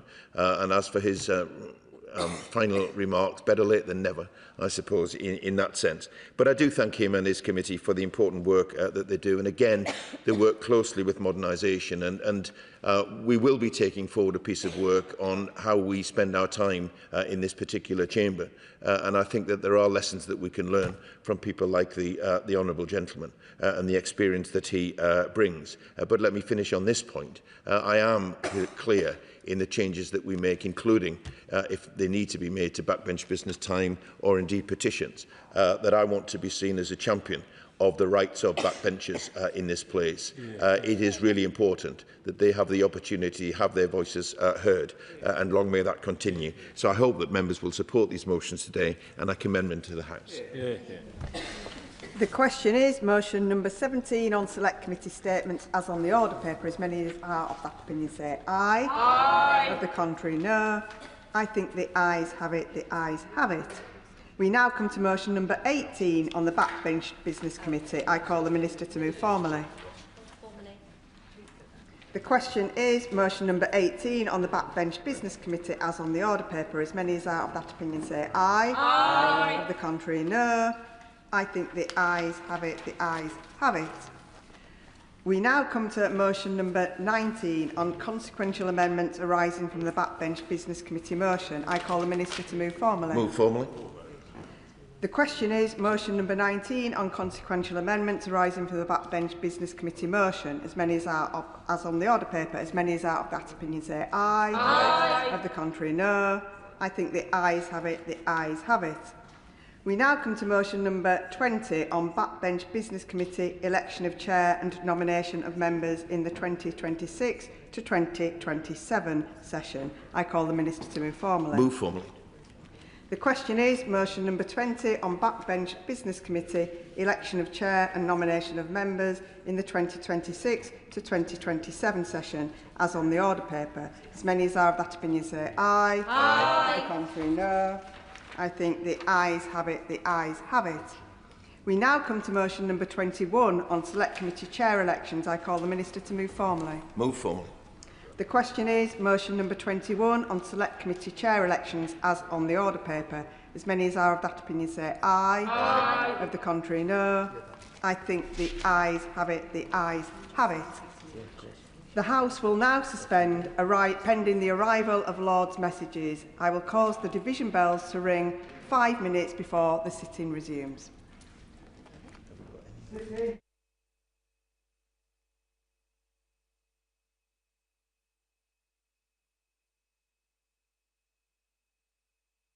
Order.